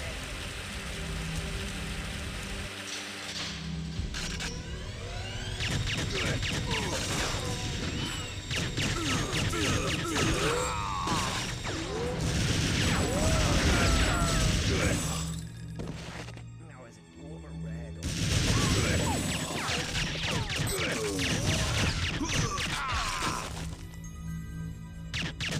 Bomb detonation in T-2 minutes.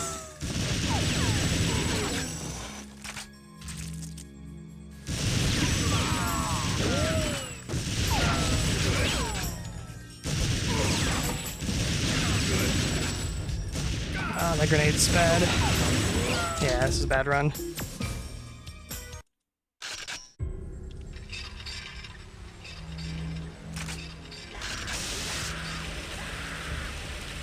take care of that bonfire.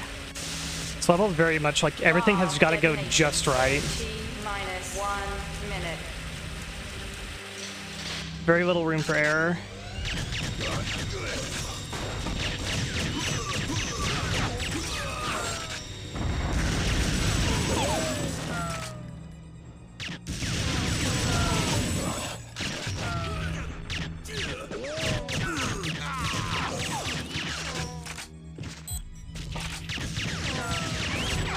Bomb detonation in T-minus 2 minutes.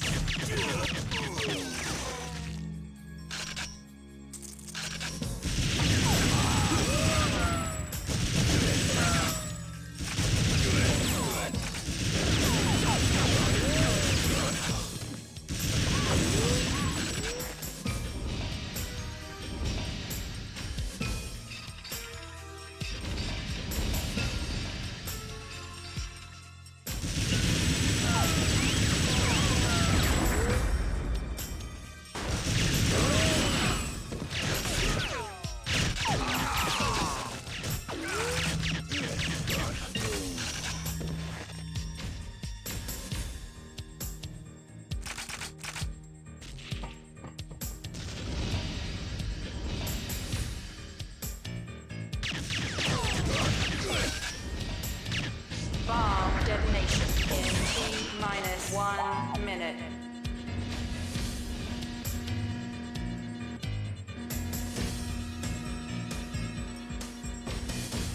Come on. This is the like worst part here. I don't understand when it magnetizes or not.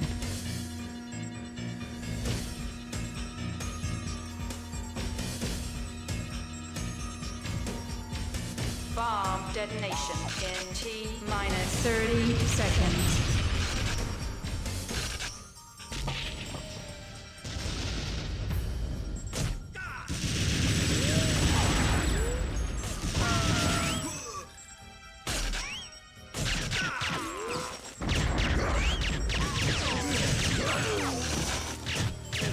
I have too little health to do this point forward.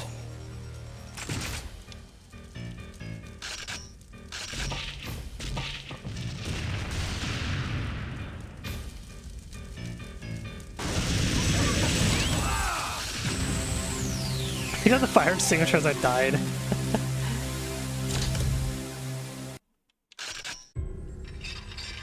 Honestly, you know, I think I could probably optimize the first half of this level better. I think that's having a lot to do with the difficulty at this point.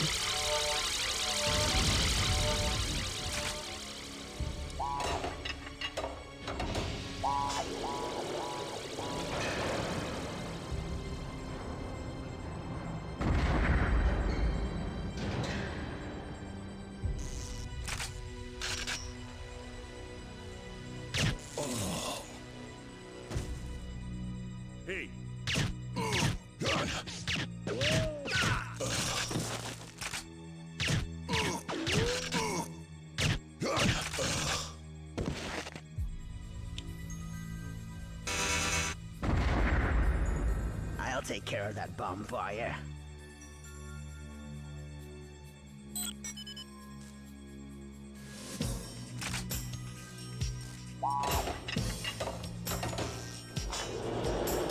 Probably come hit this button sooner.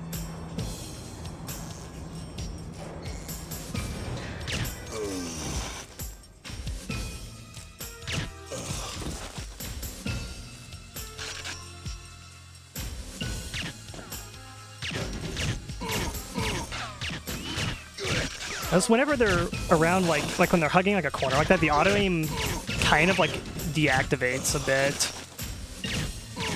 It's a little quirk of the game. Oh my god, he just took like half my health in that one shot. That was terrible.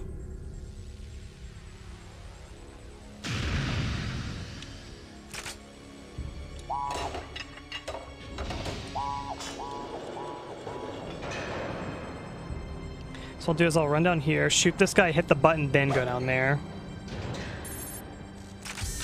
Oh, what? I thought I turned him off. I must have missed one.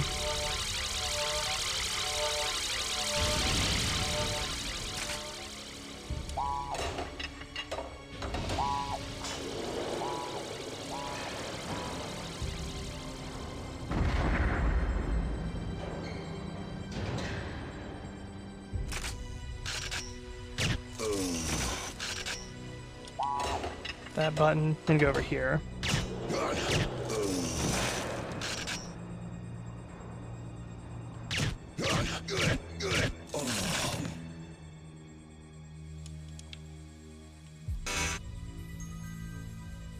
Oh, why he's like so... I'll take There care we of go. that bomb for you. very finicky there.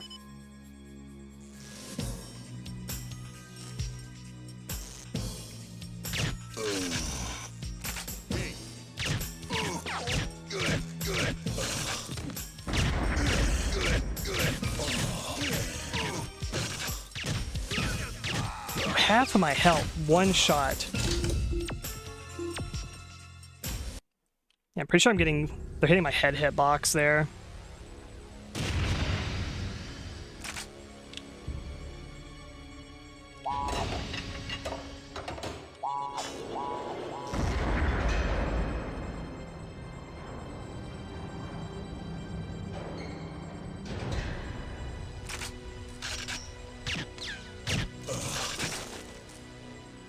Yeah, Archie's not cooperating, yeah.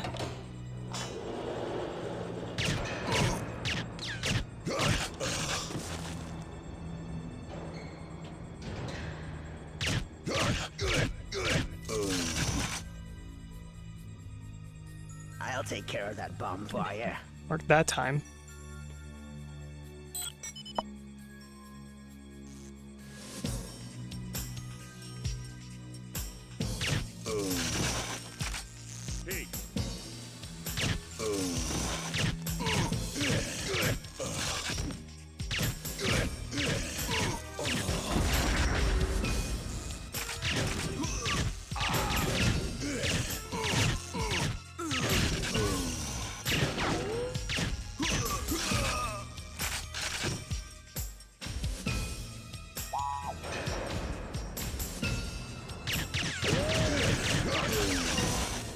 Bomb detonation in T-2 minutes.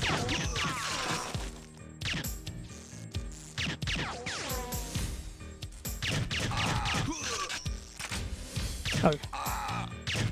There we go. I thought he was dead already.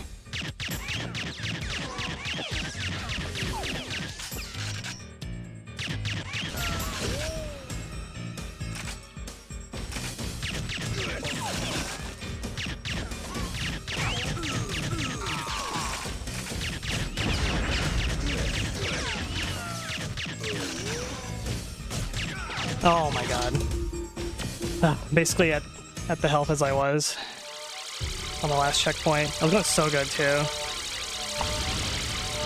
Sometimes they just shoot you and it's like half your HP in one hit.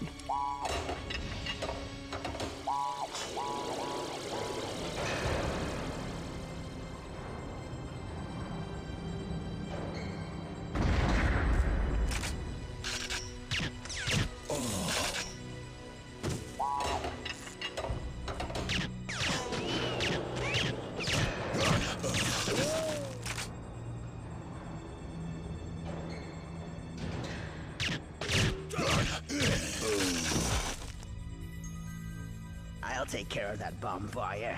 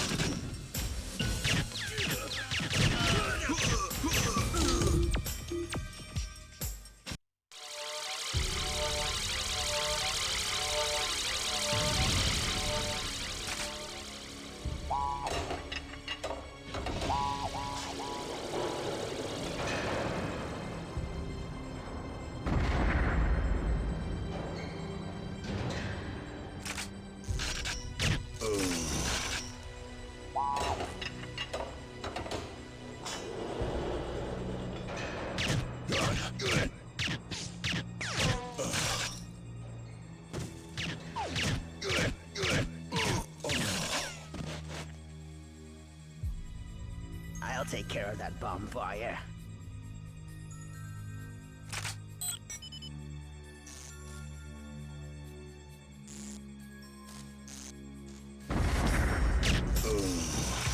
Hey.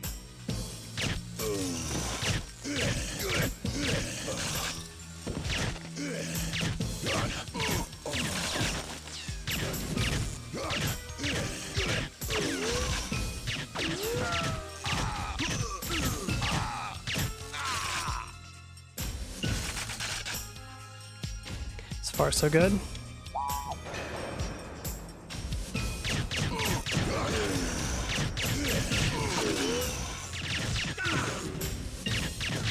Bomb detonation in T And like when they're at cover, they don't get hit stunned. I noticed too.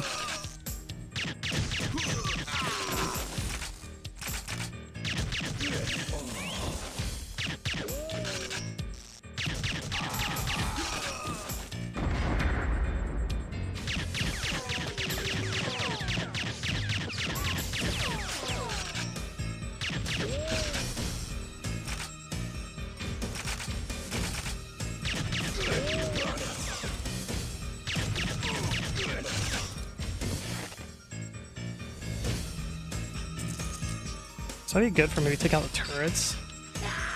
No effect. Like marginally better than my last save. I'll take It care is of better. that I think I have a little more ammo too.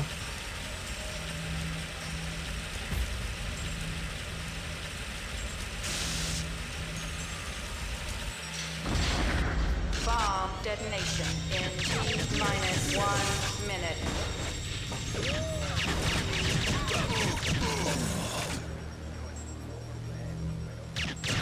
Do the container guys ever like X the containers?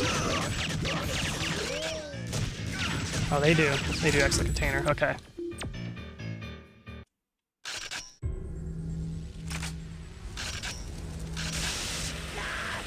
I'll take care of that bonfire.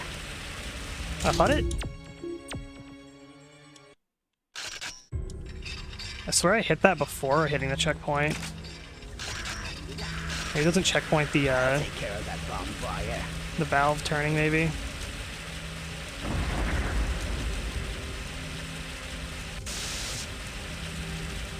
Bomb detonation in T minus 1 minute. Like one shot, almost dead.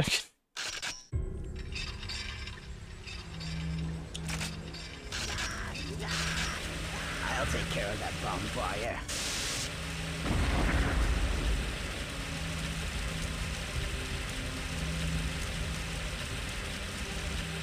Bomb detonation in T minus 1 minute.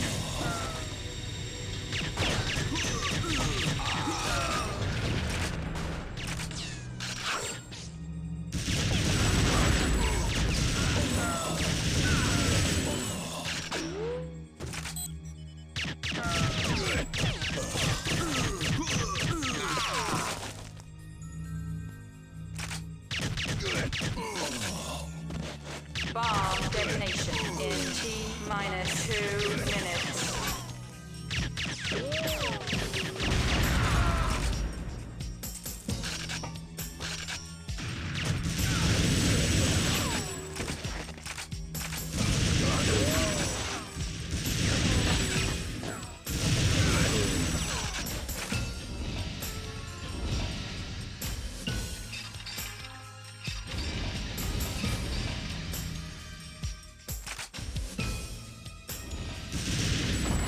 How about they're opening behind me?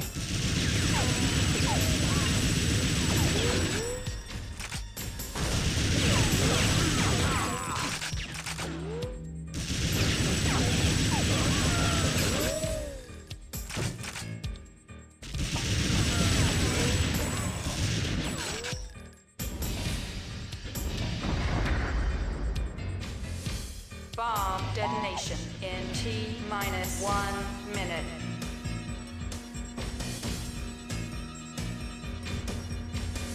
Sometimes the RNG is just not on your side.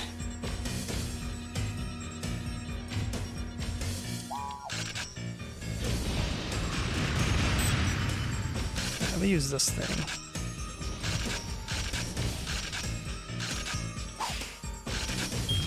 Ah, that'll do it. I mean, I can save my grenades for like enemies. Minus 2 minutes.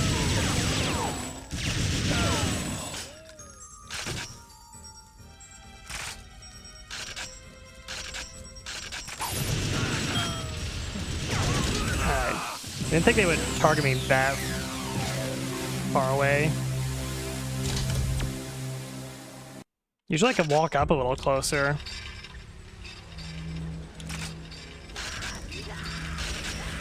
I'll take care of that bomb for you.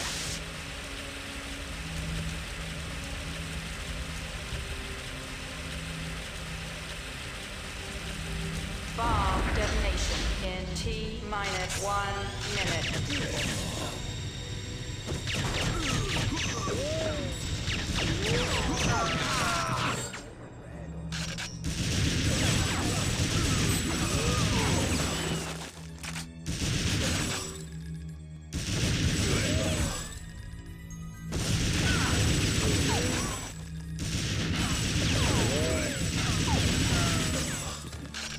Bomb detonation in T minus 2 minutes.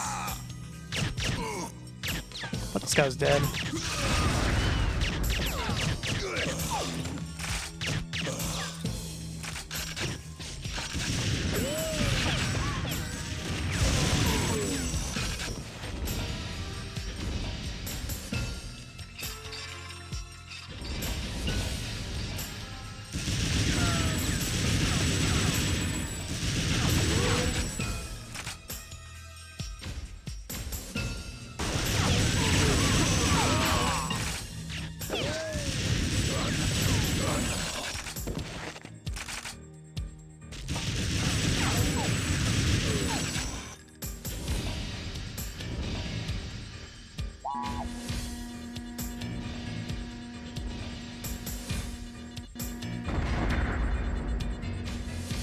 Bomb detonation in T minus 1 minute.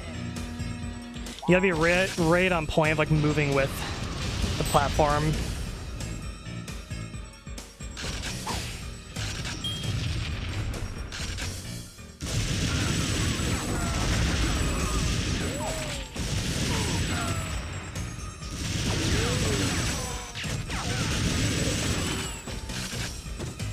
So I can get it from maybe like back here. Bomb detonation I in got it. T minus 2 minutes.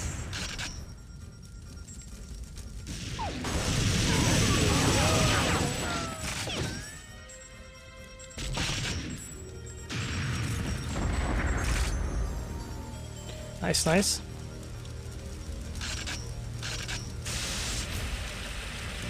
I'm getting the strategy down. There's always a little bit of luck and RNG involved.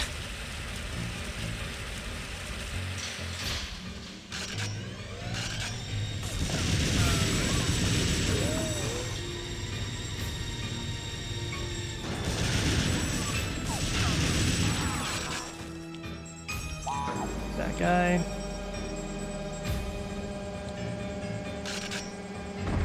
So I can snipe this dude over here.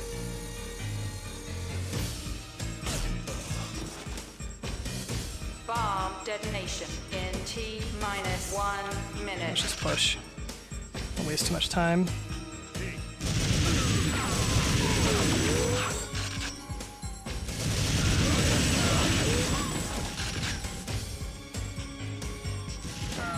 Let's get the scientists rolling. I'll take care of that bomb for you. God, the look spring doing that pisses me off so much. It's like I'm aiming, lining up my shot, and then Bomb detonation. it like in goes T yoink down. minus 30 seconds. I got the elevator down. I got 2 minutes. All right, we're doing gun time. All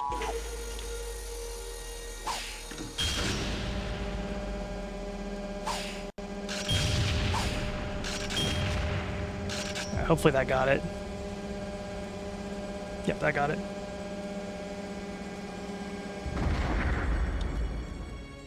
It's all look ahead knowledge. You need to know ahead of time what's going to come up.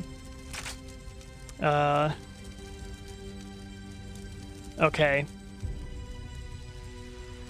Here, I just said look ahead knowledge. Well, how do I go?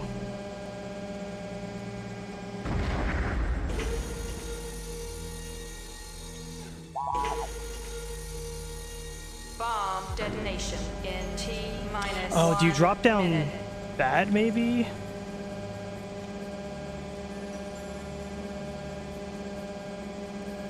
Is the store openable here? No?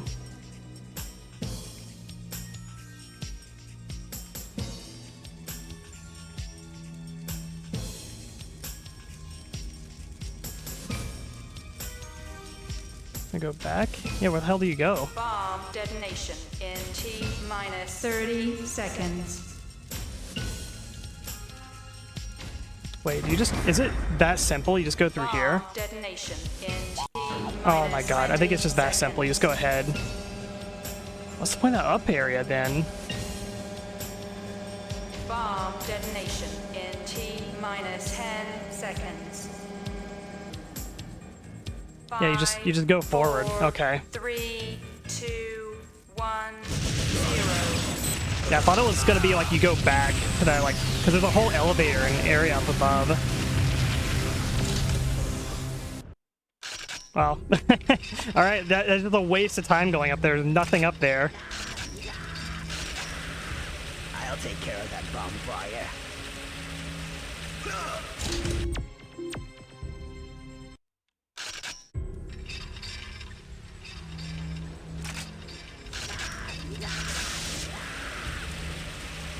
I'll take care of that bonfire.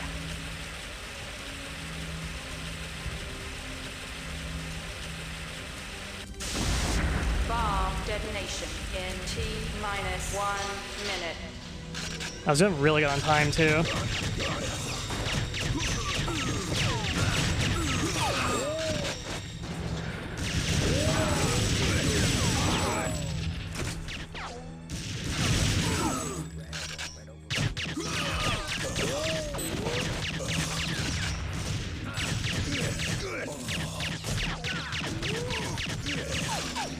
Bomb detonation in T minus 2 minutes.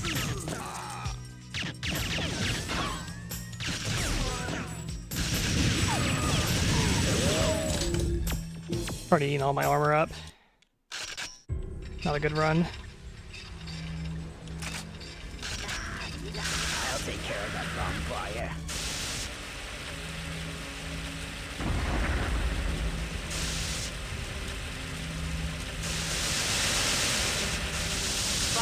Feels like it goes out faster if I just smash it. Minus 1 minute.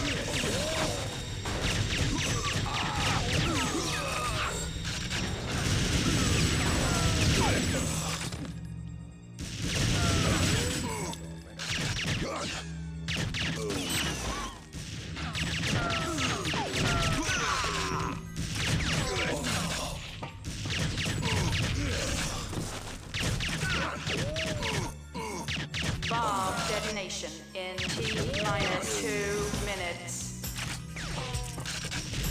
Ugh. Could have been worse.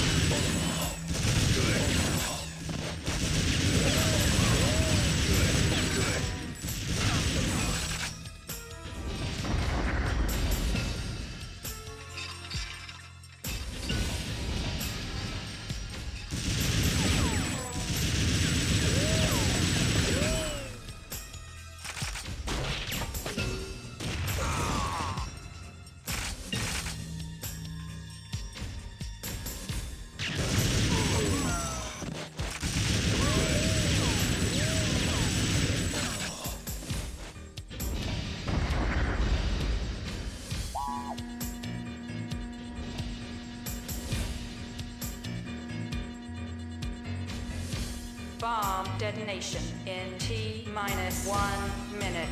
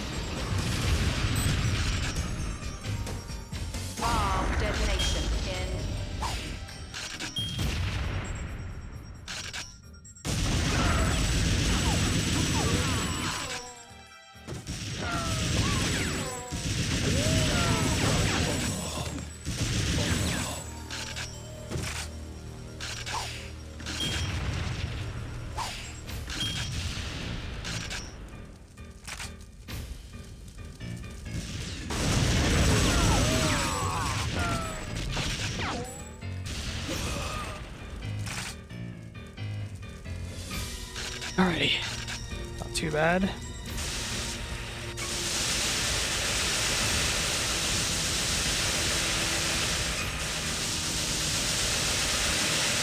feels like that goes better. Like mashing it.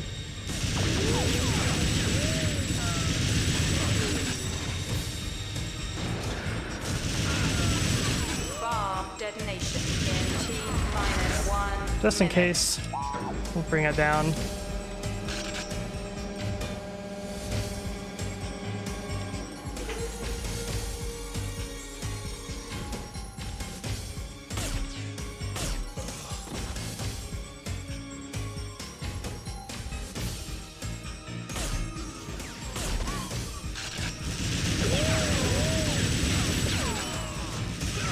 Bomb detonation in T-minus 30 seconds.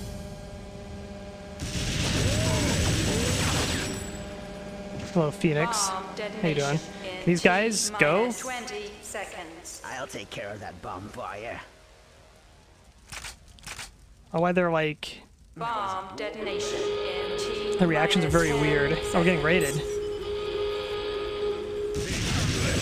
Hello, Pixies. Thank you for the raid. Playing a very difficult mission of TimeSplitters 2. And we're having a pretty decent run right now.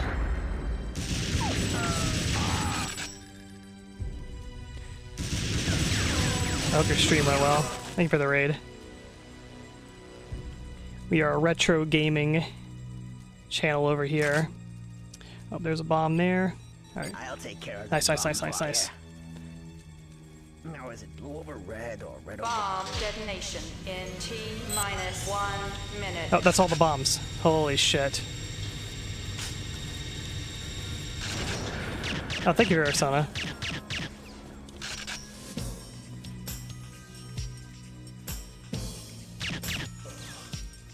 Got him. Alright. Where do we go next? Alright, the timer's gone, but we haven't hit a checkpoint still. It's going pretty good. Just had a very... This is a very ball-busting mission from TimeSplitters 2. I like this mission, but man, it is freaking rough. I think the worst part's over.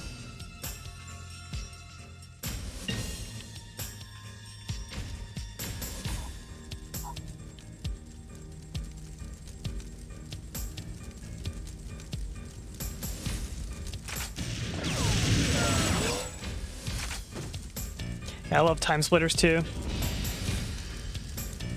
Do I have any fuel left for this? Fuel. I mean, fire extinguisher fluid.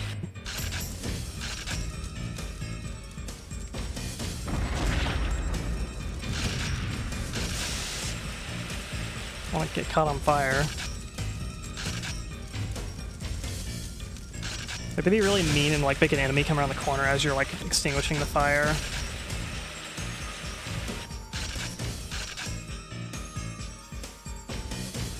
Alright. Turns the laser off, I believe. Ooh, another armor. Nice. I don't think you get another checkpoint in this mission now that I think about it. Okay, I think we're... Activate the reactor. I guess you activate the reactor here. Is that another armor? Yeah, it's another armor. I'm at full armor now. I think we fight Kalos over here. Full armor. Alright, let's go. I thought I'd get another...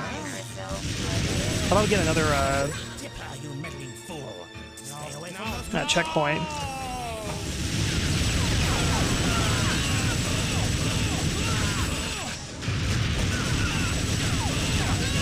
Oh, you bastard. Oh, nice. And then these bastards with guns show up. I remember this shit.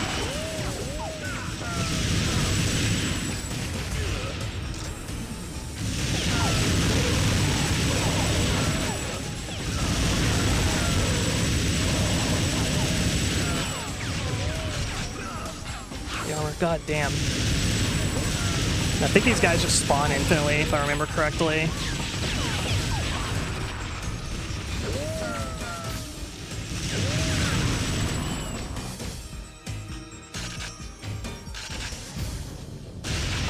enough ammo.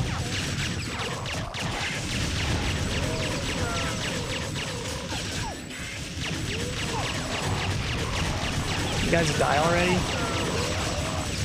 God damn it.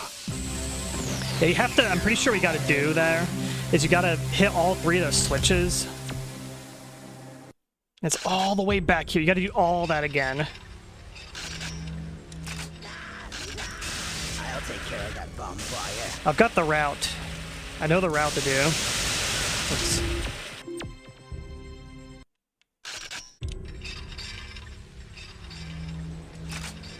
I'll take care of that bomb fire. It burns! He like got caught on fire again. I'll take care of that bomb fire.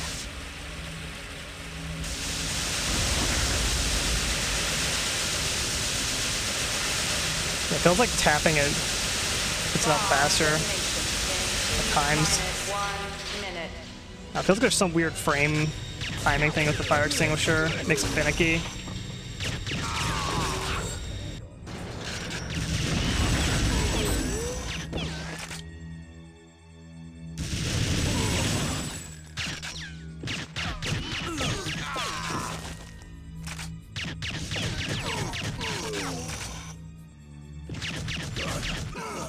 Bomb detonation in T-2 minutes.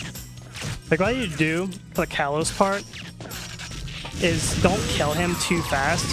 It's a bigger threat than him is all the time splitters showing up. So what I should do is probably hit all the switches first, then kill him, grab the time crystal, and get out, basically. So if I kill him too quick, then all those guys spawn in, and that's like a bigger problem.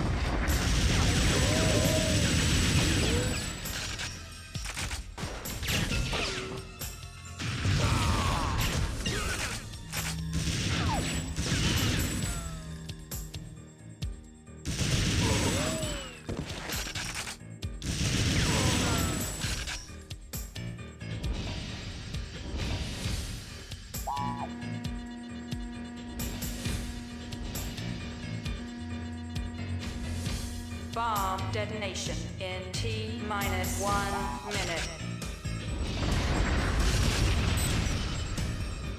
2 bombs remaining.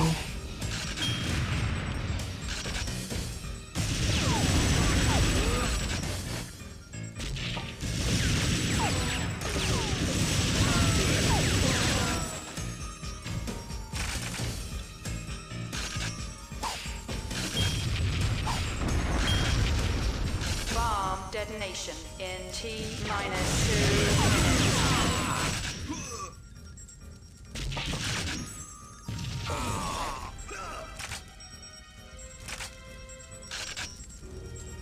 Shit.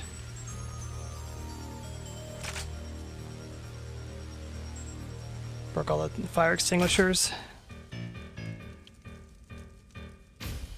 I need to like just grab one also along the way.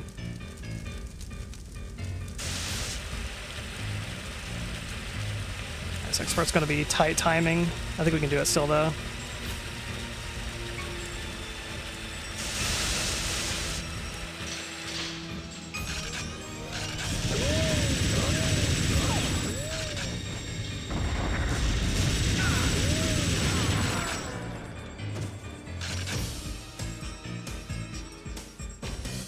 Bomb detonation in T-1 minute.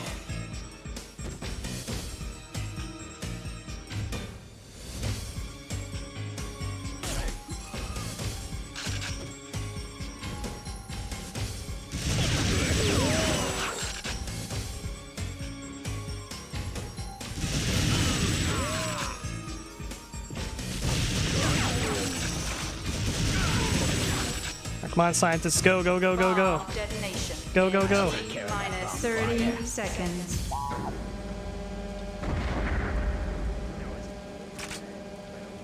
Bomb detonation in T-minus Well, scientists are so 20 finicky sometimes. seconds. This last one's easy.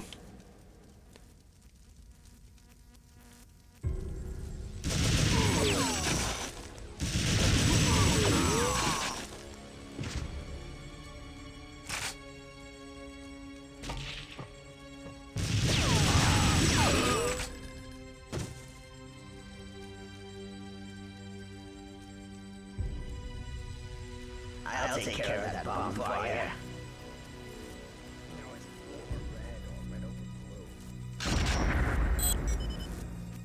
I should open this up.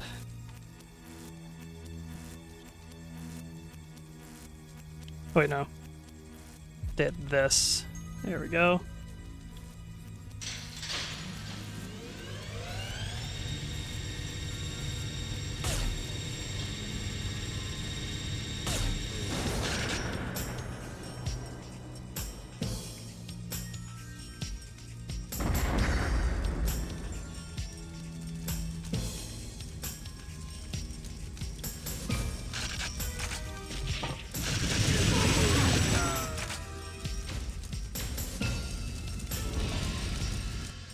Oh, sprinklers are on.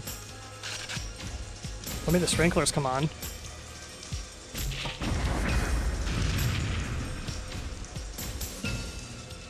Last time they weren't on. Alright. So, the armor downstairs is just like a half armor. This gives you a full one.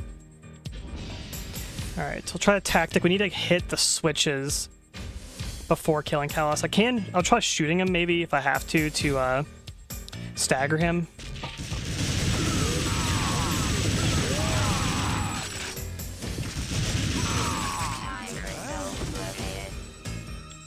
You should have died.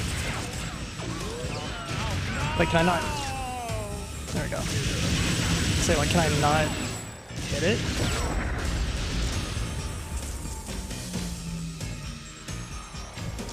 I got that.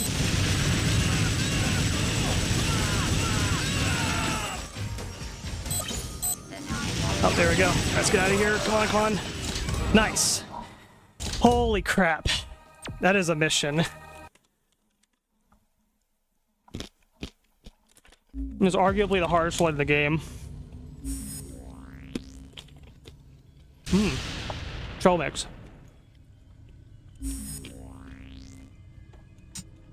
3 levels left to go. Yeah, let's take a break from the main game. Some arcade mode.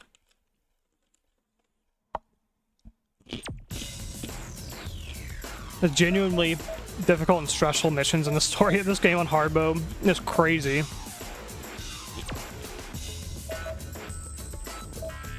Infiltration.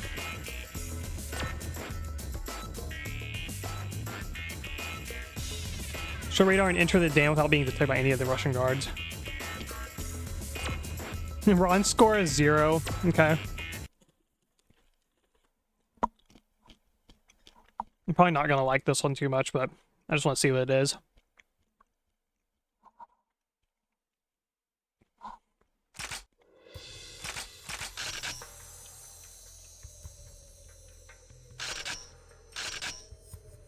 Will this detect me?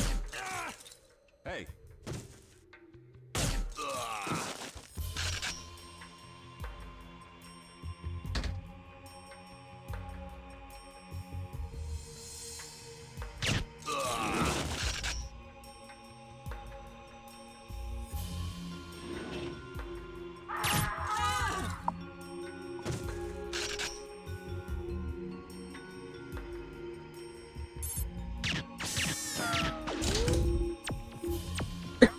Okay, I see how this works.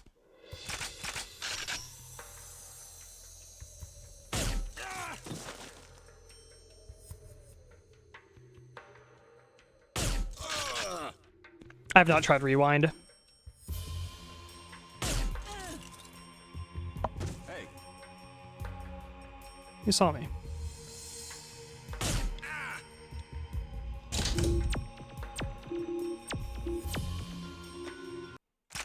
Yeah, I saw the whale. I don't really like the visuals of it. It doesn't look like TimeSplitters to me visually.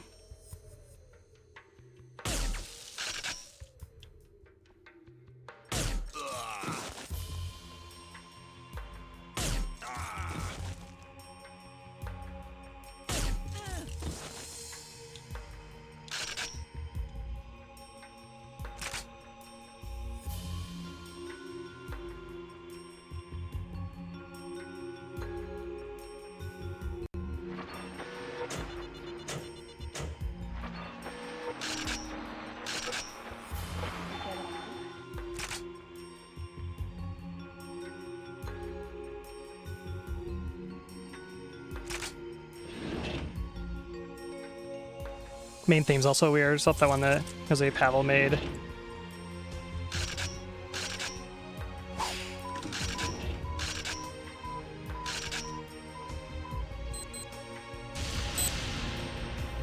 What else do I do? Should I radar? Oh, I gotta enter the dam still. Well, I'll just destroy the radar dish.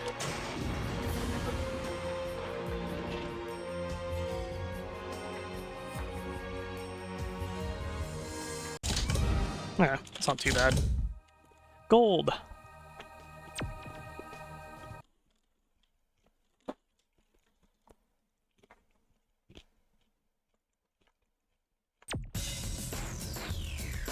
What do I win? New hat available, Viking. I don't know what the hats are about.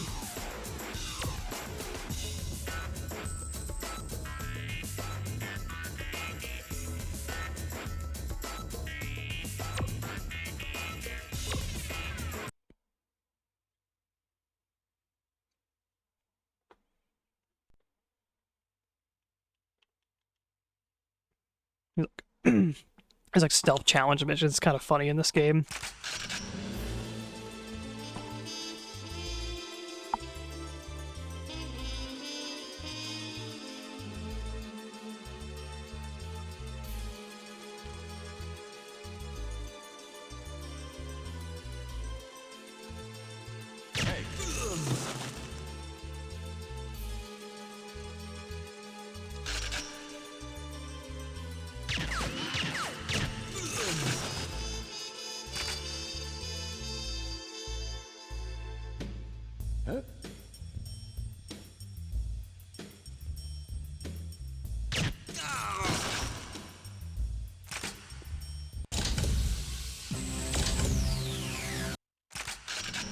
Have a sniper rifle like in the other mission? No?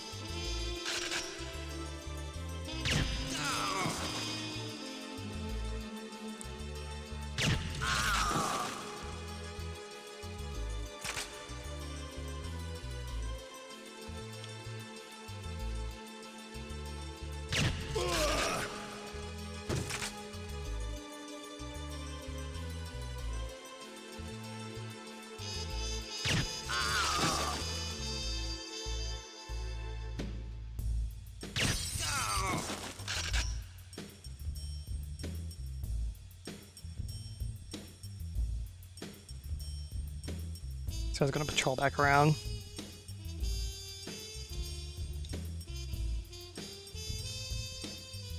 Eventually.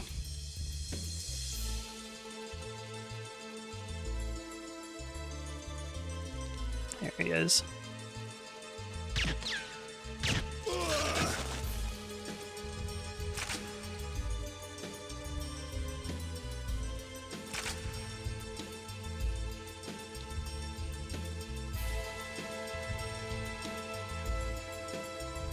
Someone gonna be up there like in single player? No? Oh, just go there. Okay.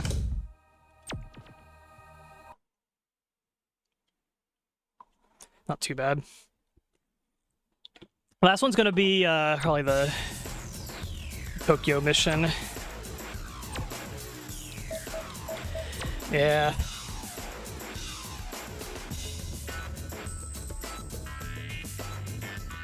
They're out without being spotted. Okay. It's just gonna be dodging cameras.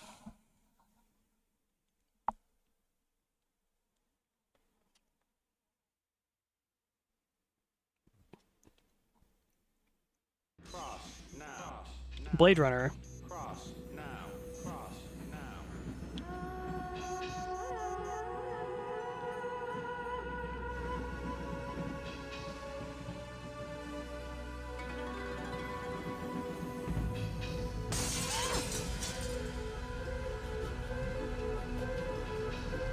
Surprised I was allowed to even go into the glass without it like setting the alarm off.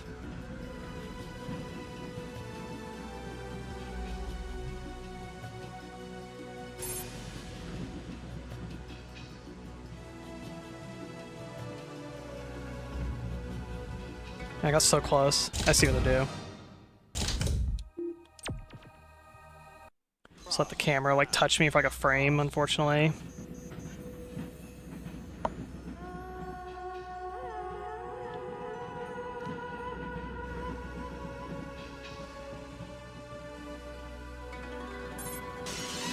Ah, come on.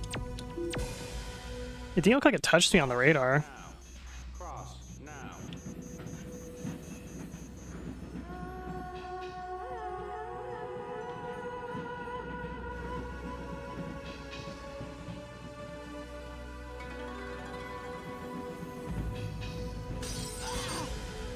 Ugh, glass.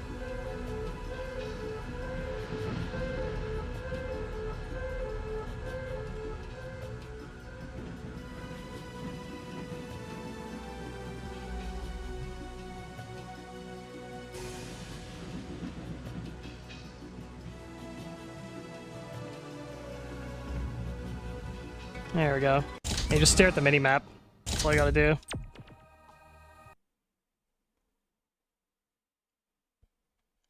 Yeah, I feel like that's been my main thing of not playing TimeSplitters Rewind is I just don't like the visuals of it. It doesn't look like TimeSplitters to me.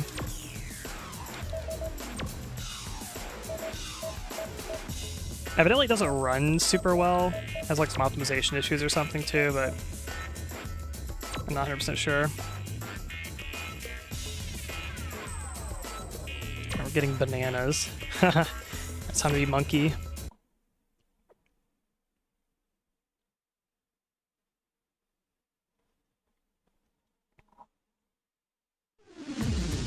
Oh, this is Pac-Man. Lol.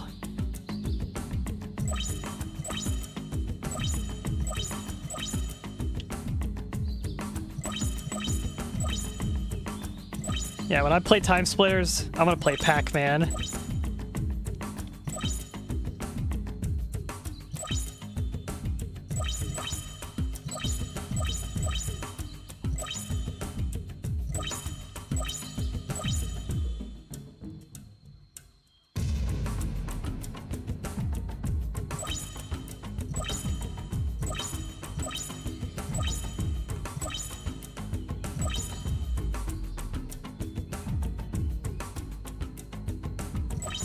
And I'm more fruit. Is it just gonna come down to like optimizing just like a route basically? You have to get like every one of them on the map. Yeah. Yeah, what's the time you need? 55 seconds. That's actually kind of close.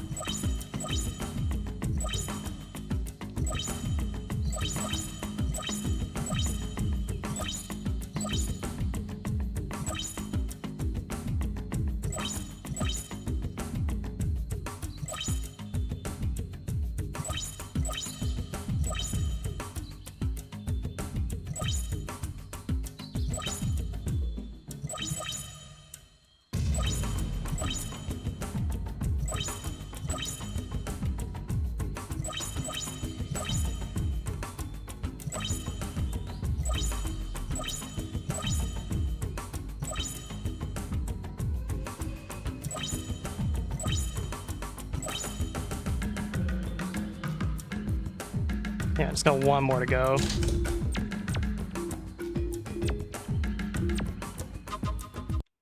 It's back behind me, this way.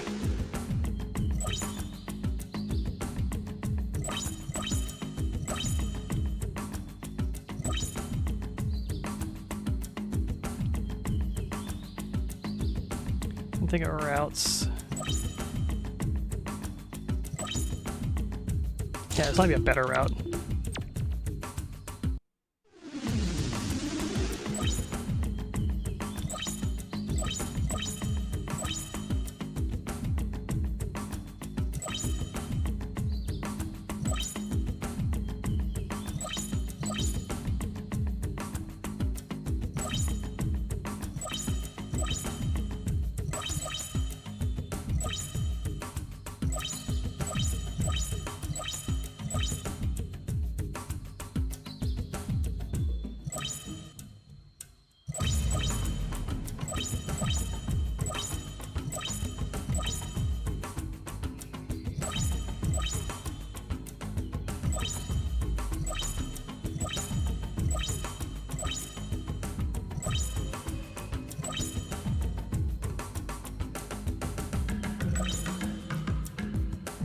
Oh, got it.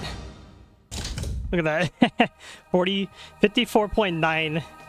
You gotta do 55 seconds. I like barely got it.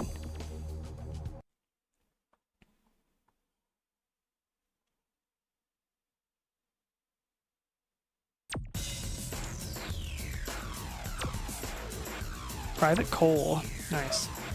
Alright, I think that's enough, enough picking up bananas. Let's play Story Classic. I think these are like missions from like the first game, I'm pretty sure. Let's do some deathmatch. Do a little bit of deathmatch and I think I'll call it for today because I'm getting kind of hungry. What is this? Is this flamethrower weapons? Chef.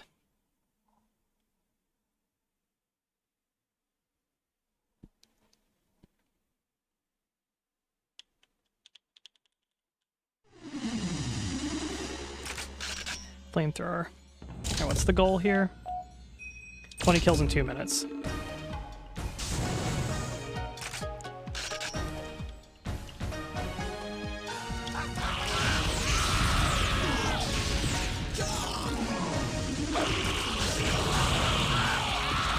Alright, this is goofy.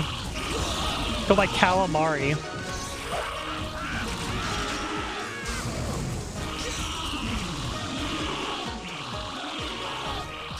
Oh my god. It's so stupid.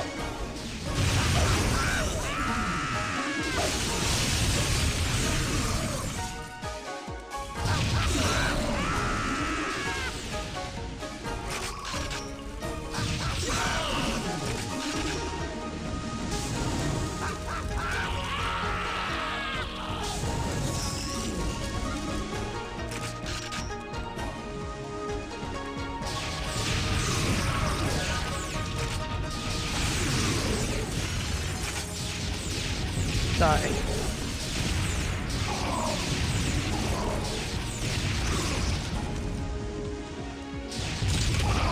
Yay. I think that's gold. Ooh, platinum.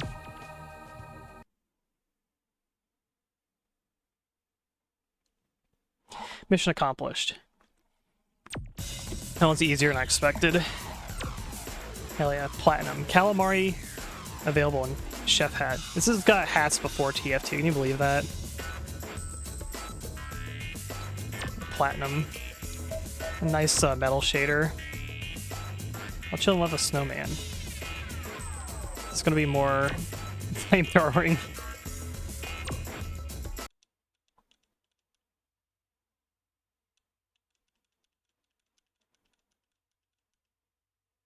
It's not gonna be more burning. 20 kills in, I think it was like, was it 2 minutes, 3 minutes again? I think it's a little bit more time. 2 minutes, 30 seconds.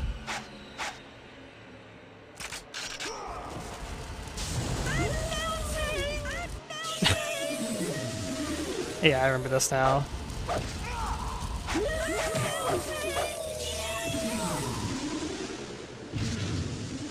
No, I can't. Oh, because I'm this stupid like little kid model. He's so short he can't even like aim on the turret. That's amazing. Over here.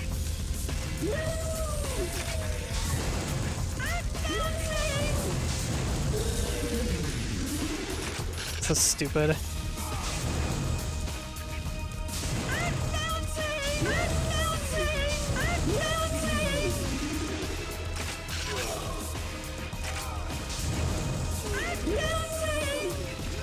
More likely to like burn yourself with a flamethrower and like hit someone with it.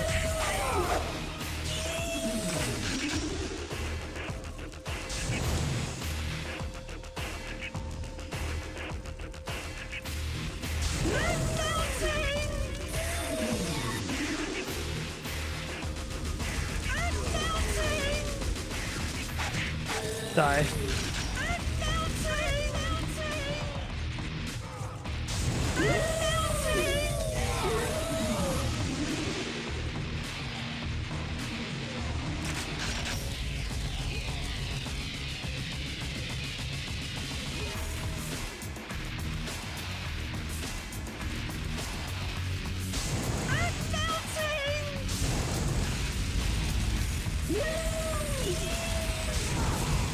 So stupid.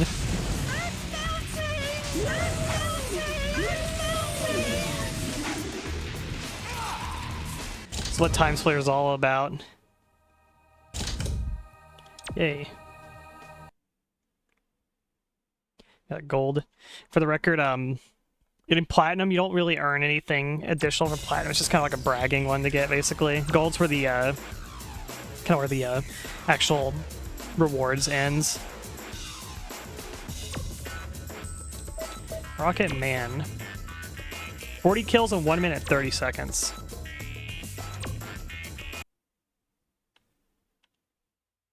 That's a lot of kills in a short amount of time.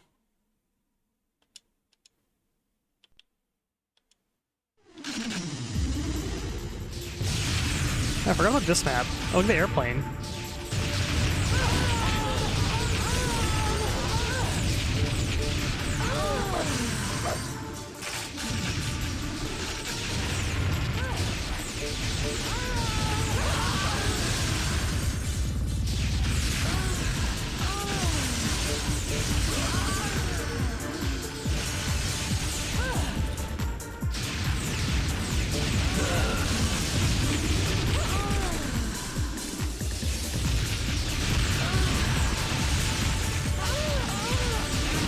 Is it like everyone against me or something? I see why they want you to get 40 kills in such a short amount of time.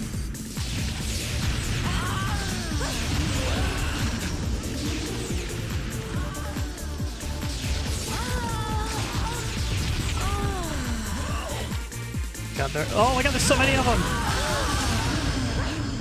I'm here like 50 have to die.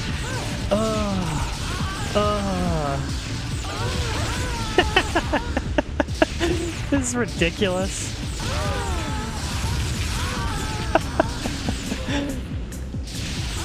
And this is what TimeSplitters is all about right here.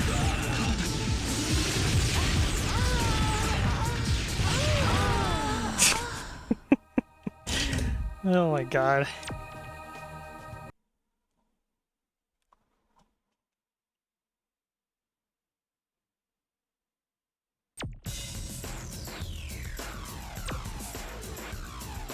Captain Sand, Venus Star.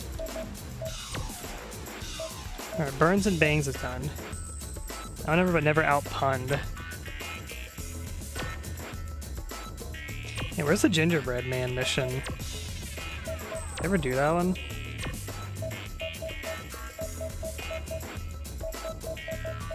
Oh, I did do them. Taking for the take. For some reason I forgot I did the Gingerbread Man one.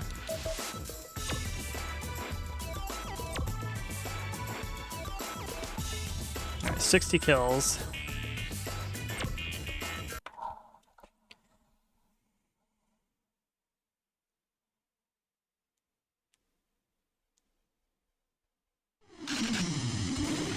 Oh, we're shooting the ducks.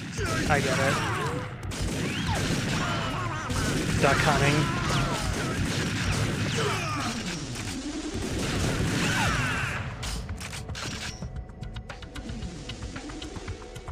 Look at these water sprinklers. Die ducks.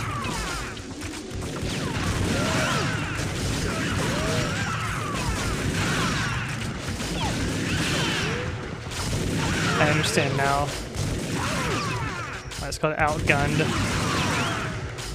Because it's you against all of them. And I was younger, I never understood like what that was supposed to be.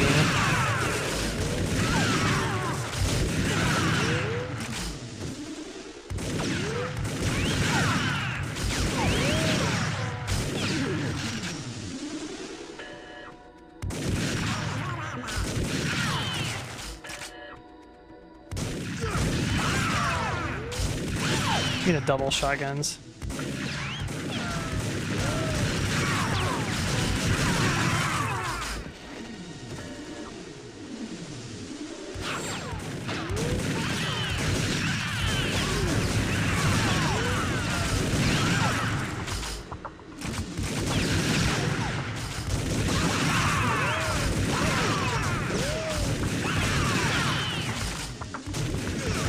Stupid ducks.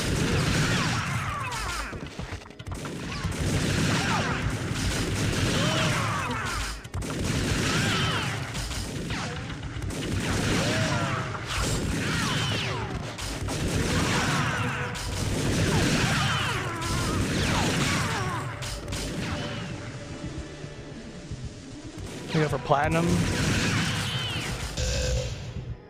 So I think it's like, it just keeps going till the time runs out.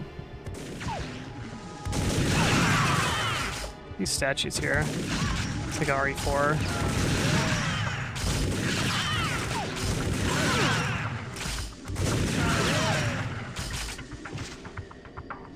Fresh armor.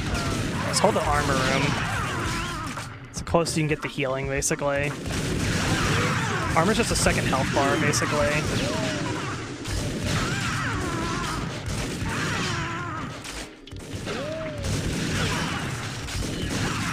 I want them all, like, piling up on top of each other.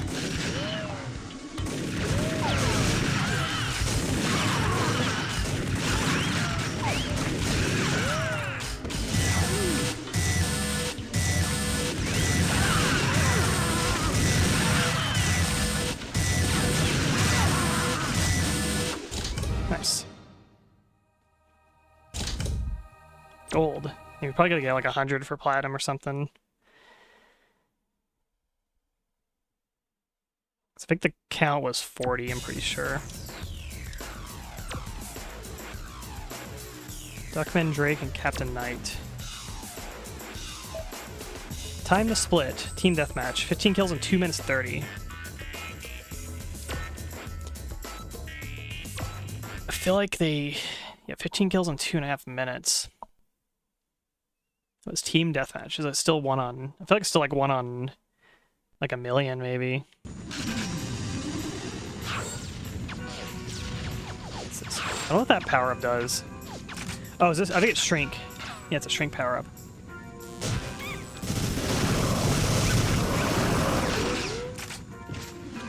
I love this P90.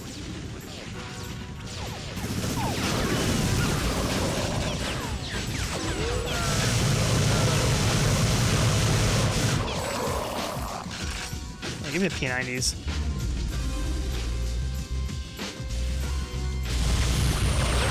They kill faster. Did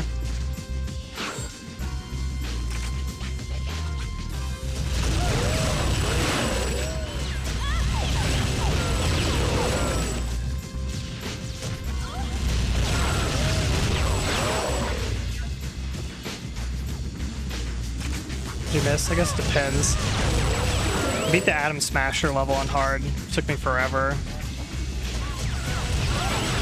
Is there one in there? I think I was just getting shot from far away.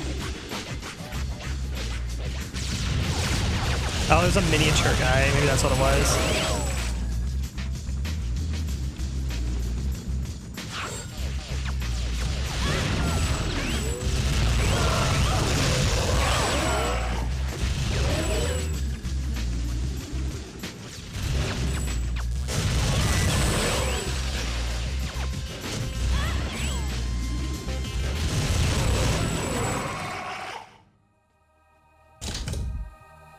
Gold. That's not too hard. Well, these aren't really that difficult.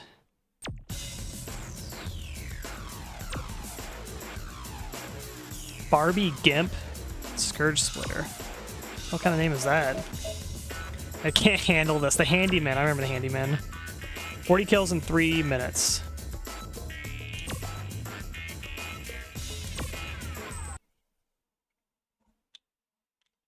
You're seeing like all the goofy player models in the game.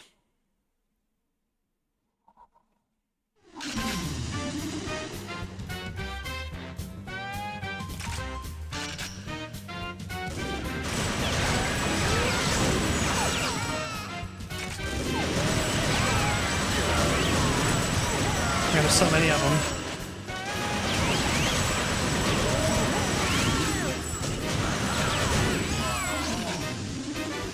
Look at the environment in this room. It looks really nice here.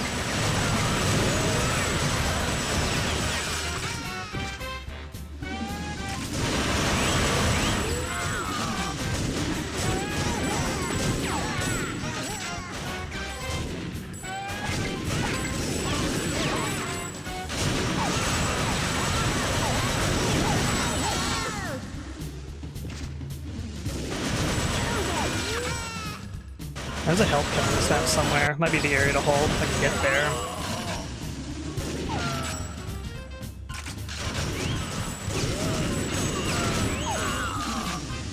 This one's kind of rough. Yeah, it's out here.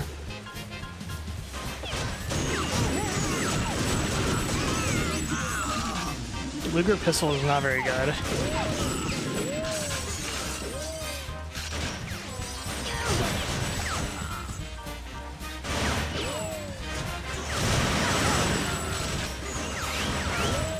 I was almost there, god damn it.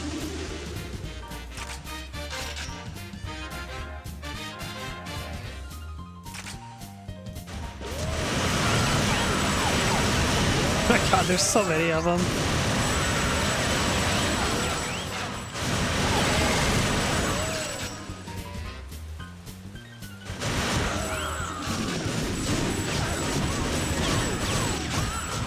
I don't think the medkit's actually on this version of the map. Am I fighting Hamburger Helper? Yeah, that's the question, right? Seeing like all the goofy models in the game now. Like the Duckman and the Hamburger Helpers.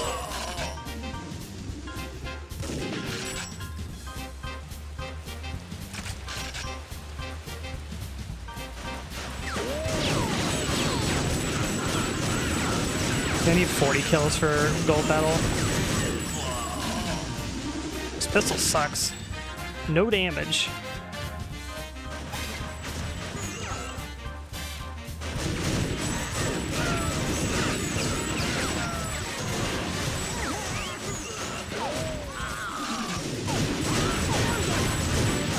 Oh, there is a med kit.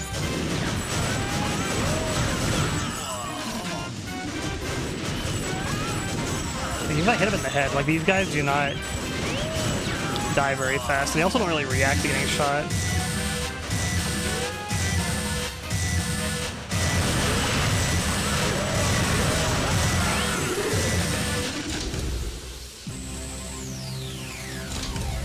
Yeah, what's the score requirement? It's 40 kills. Yeah, this might be one of the harder ones.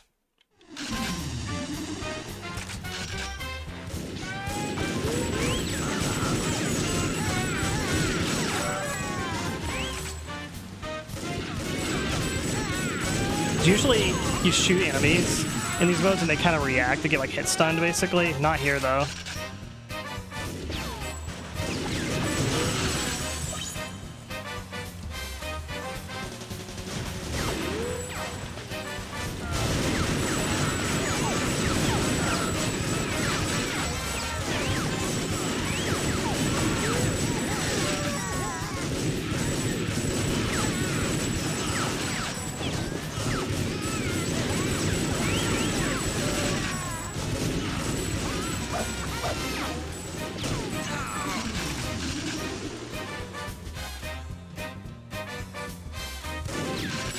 Thompson. Here we go. This is the weapon to have. Now they're getting hit stun. Not sure what dictates that.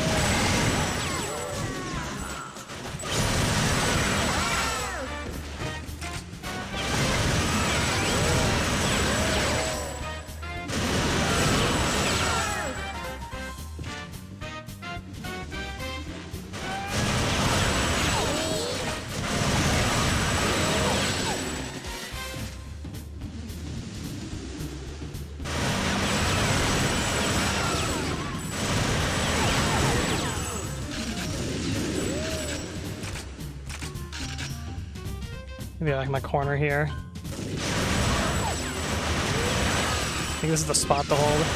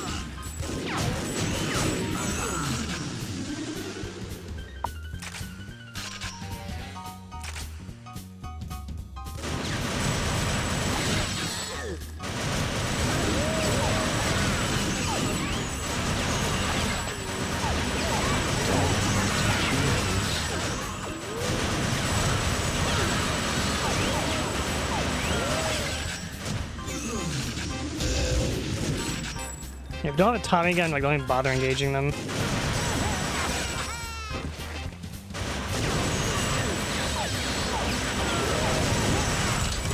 There we go. Go spinning around in front of me. Silver, you need 40 kills in 3 minutes. In 3 minutes 11 seconds. Close, close. I think it's doable. I know what to do. Oh, got the best spot actually too. Could you get a dual Tommy gun here?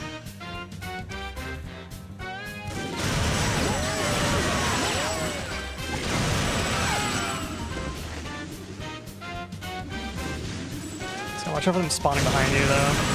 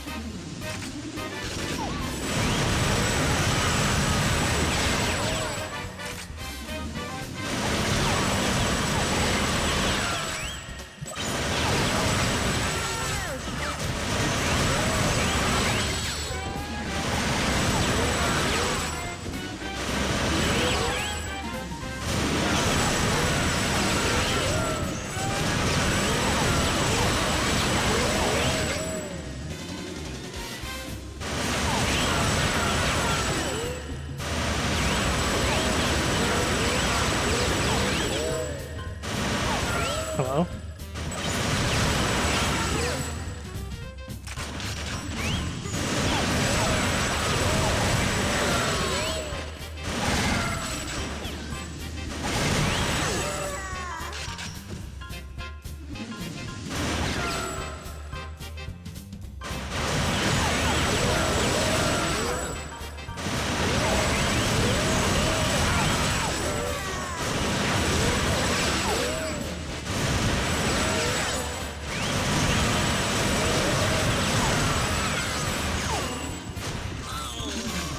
Ammo.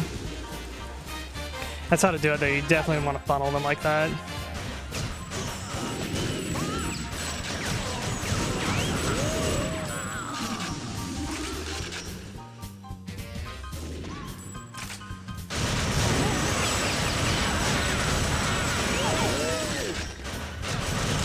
There we go.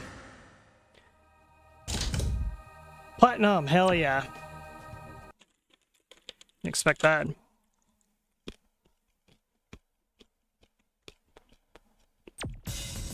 That's all the outgunned ones, I think. Chasm, Hatchet Sal, Handyman. Hell yeah.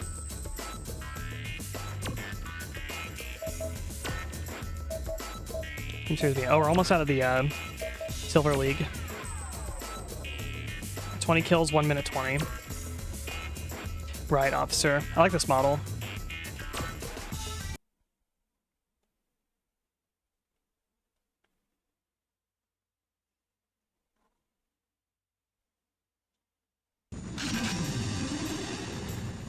We are red team.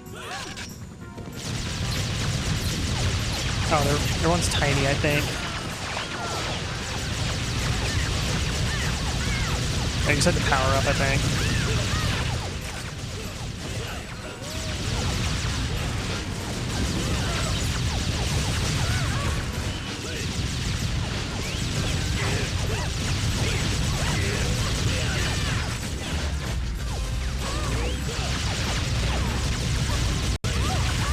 Yeah, get blown up.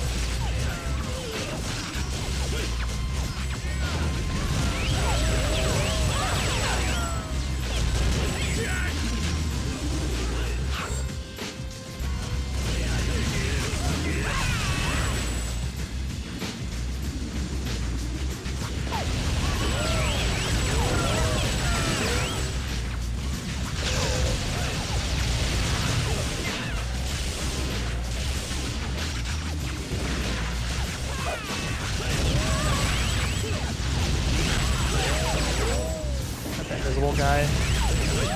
Nice. Gold. Hell yeah. There's much more hamburger helper. I don't even say that. I'm extra hungry. New character, Crayola. Milk Baby. What the hell is that? Capture the flag. 5 and 4 minutes. This could be really bad or easy, depending on how it goes.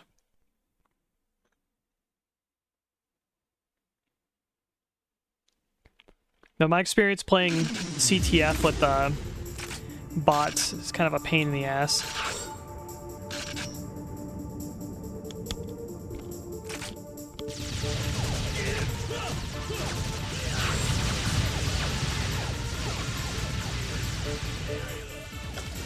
Got the bag.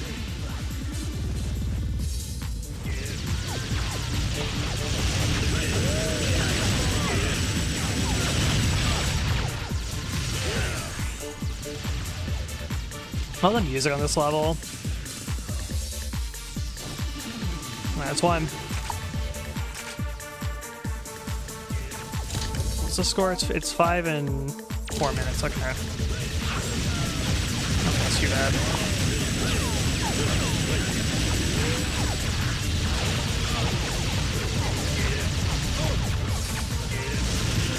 It took my bag. Next gear.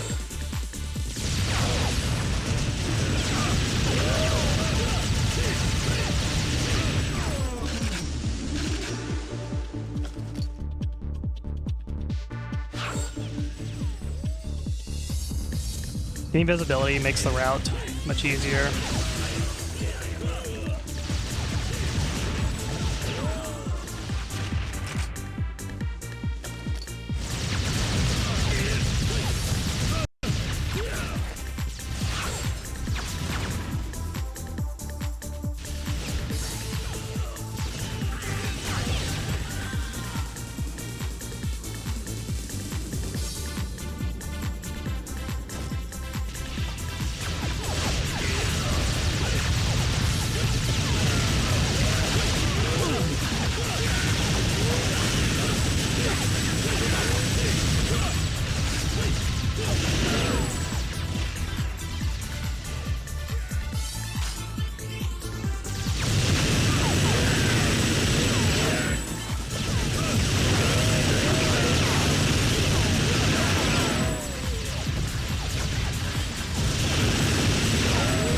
There's like an armor around here.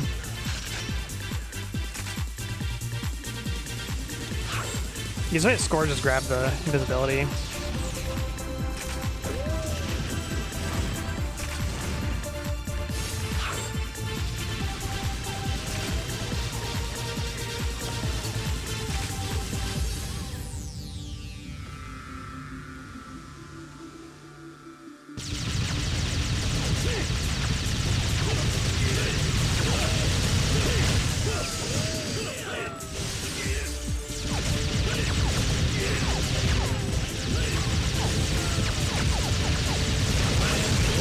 Why is this guy so tanky? Got it.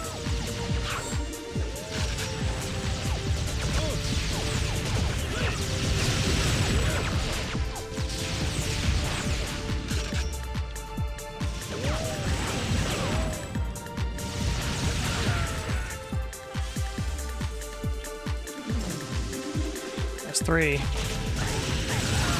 think 4 and 5 and 4 minutes is pretty crazy.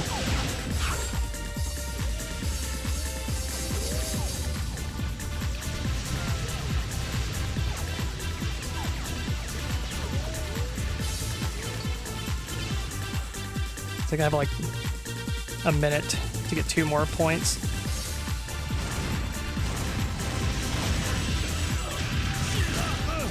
Yeah. That guy had the... That's the problem, like you have to rely on your teammates a little bit. It's like if they let the enemy have the bag, then I guess you can't score it.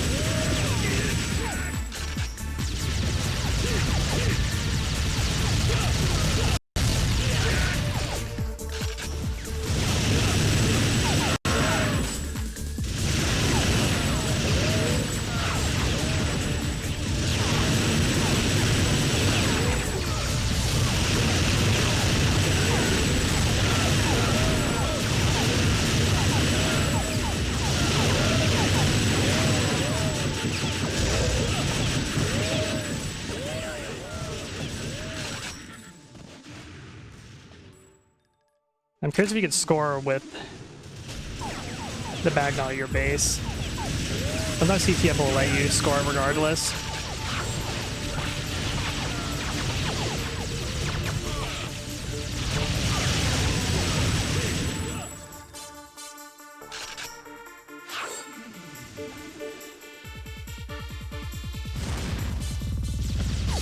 That guy.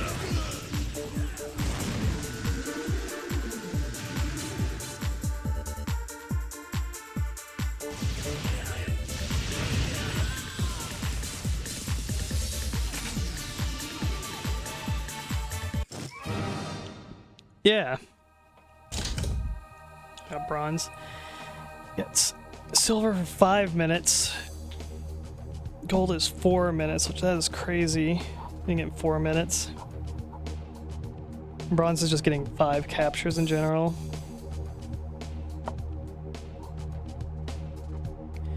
Yeah, I'll come back to that one later. I'm not a huge fan of CTFs with bots.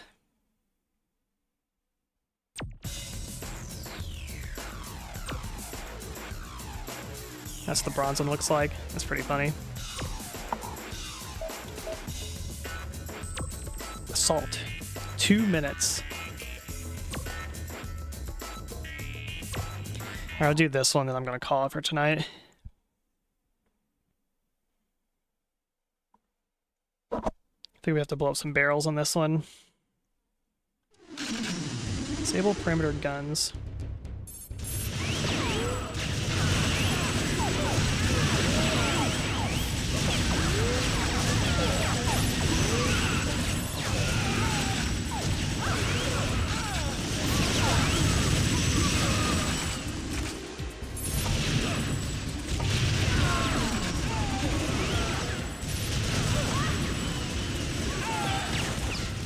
Better weapon for disabling them is the Soviet, because that's a grenade launcher.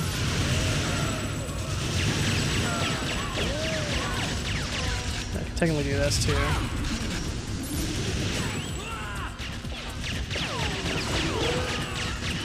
I don't think the AI like even has a program to like try to destroy them.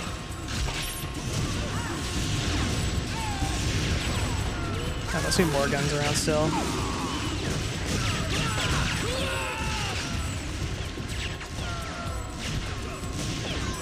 It's already destroyed. Yeah, perimeter guns, what else is left?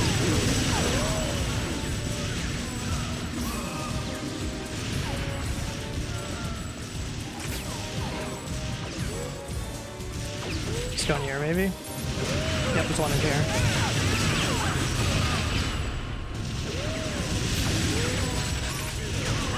Oh, there's so many of them.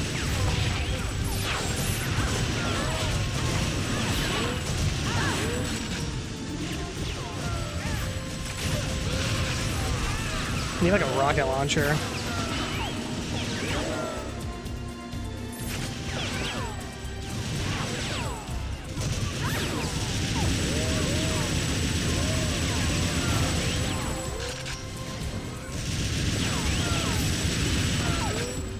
That's all the perimeter guns. It took 2 minutes just to do that.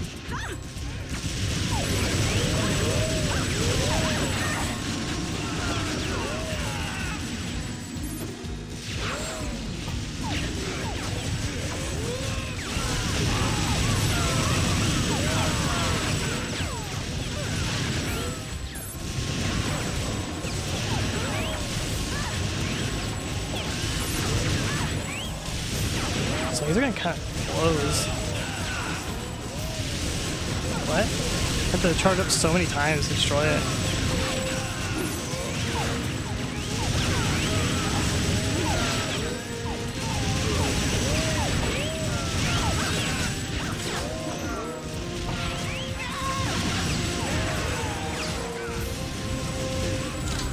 What's the timer on it? Yeah, 2 minutes for gold. 6 minutes for bronze.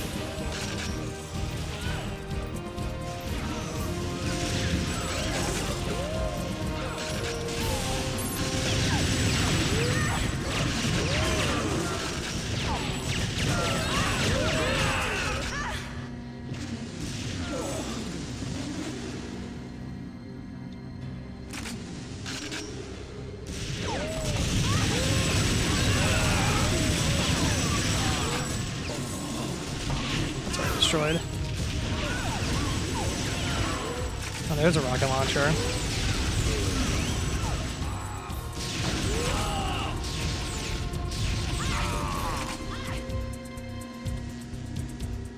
This hangar breached. Which way are we going? Oh, it's over here.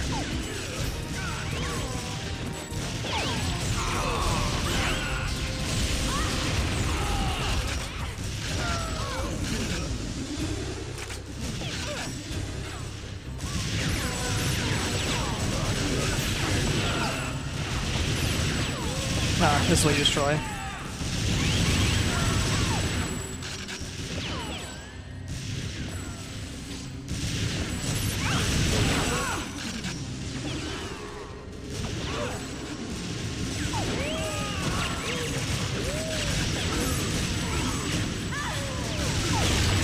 Okay. That's a lot to do in 2 minutes. I think it's doable though, but man.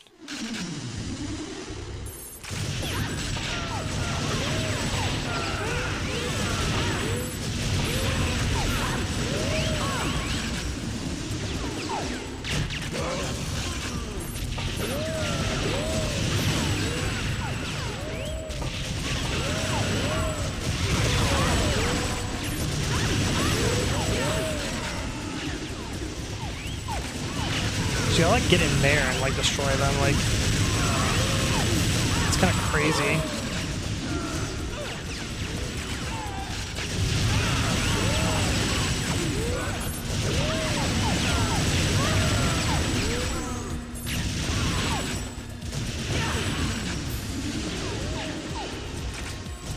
It's a handle AK-47. It's like an AKMS where it's got a folding stock and it's just the AK just folded up, basically, is what it is. When I was younger, I didn't understand like what that was exactly, but I know now.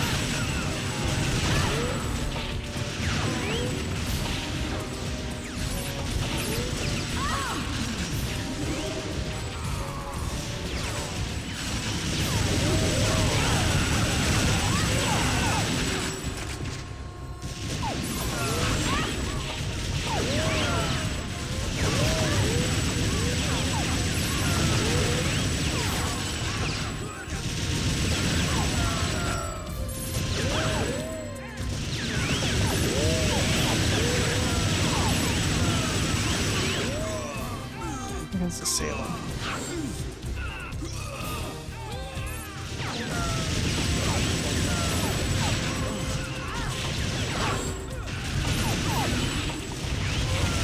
Get this button over here. Got it? Okay. Yeah, I see I could do this in 2 minutes, but it's just as hard.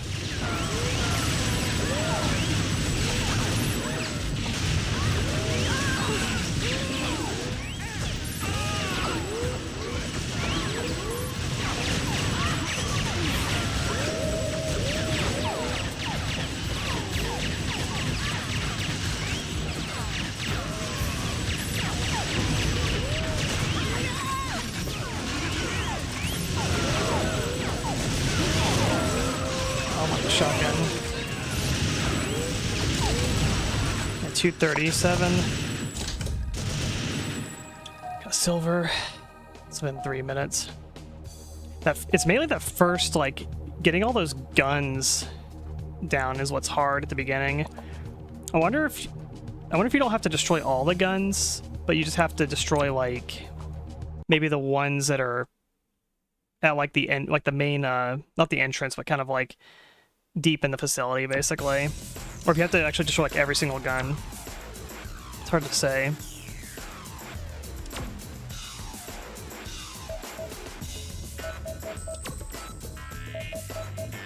I think that unlocks the gold league. These are starting to get pretty hard. Shrink. Okay. Oh, we've been going about 5 hours. I'm getting hungry, so I'm gonna call it for tonight. Still got, let me see how many levels we got left. I think it's 3 levels in the main campaign. I'll probably finish this up tomorrow. We got Aztec Robot Factory. Aztec's a little hard from what I remember on hard difficulty. The final level is also hard-ish, but not too bad on hard. Robot Factory, though. This is going to be the ball buster. It's Robot Factory. I remember this level being about maybe on par with the Atom Smasher level in terms of difficulty. It's around that level. It doesn't have a timer on it, but it's really tight in its difficulty. But yeah, I think that'll be it for me tonight. I think we're all saved.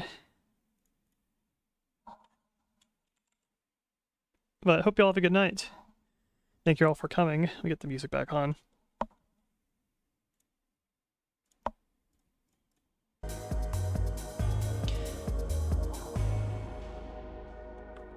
Alright.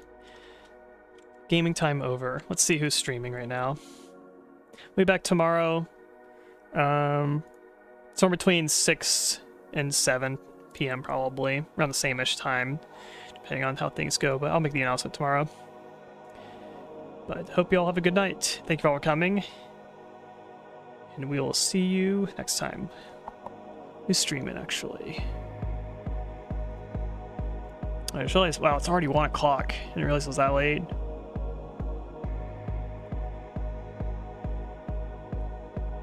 Oh, Pumpkin's streaming right now.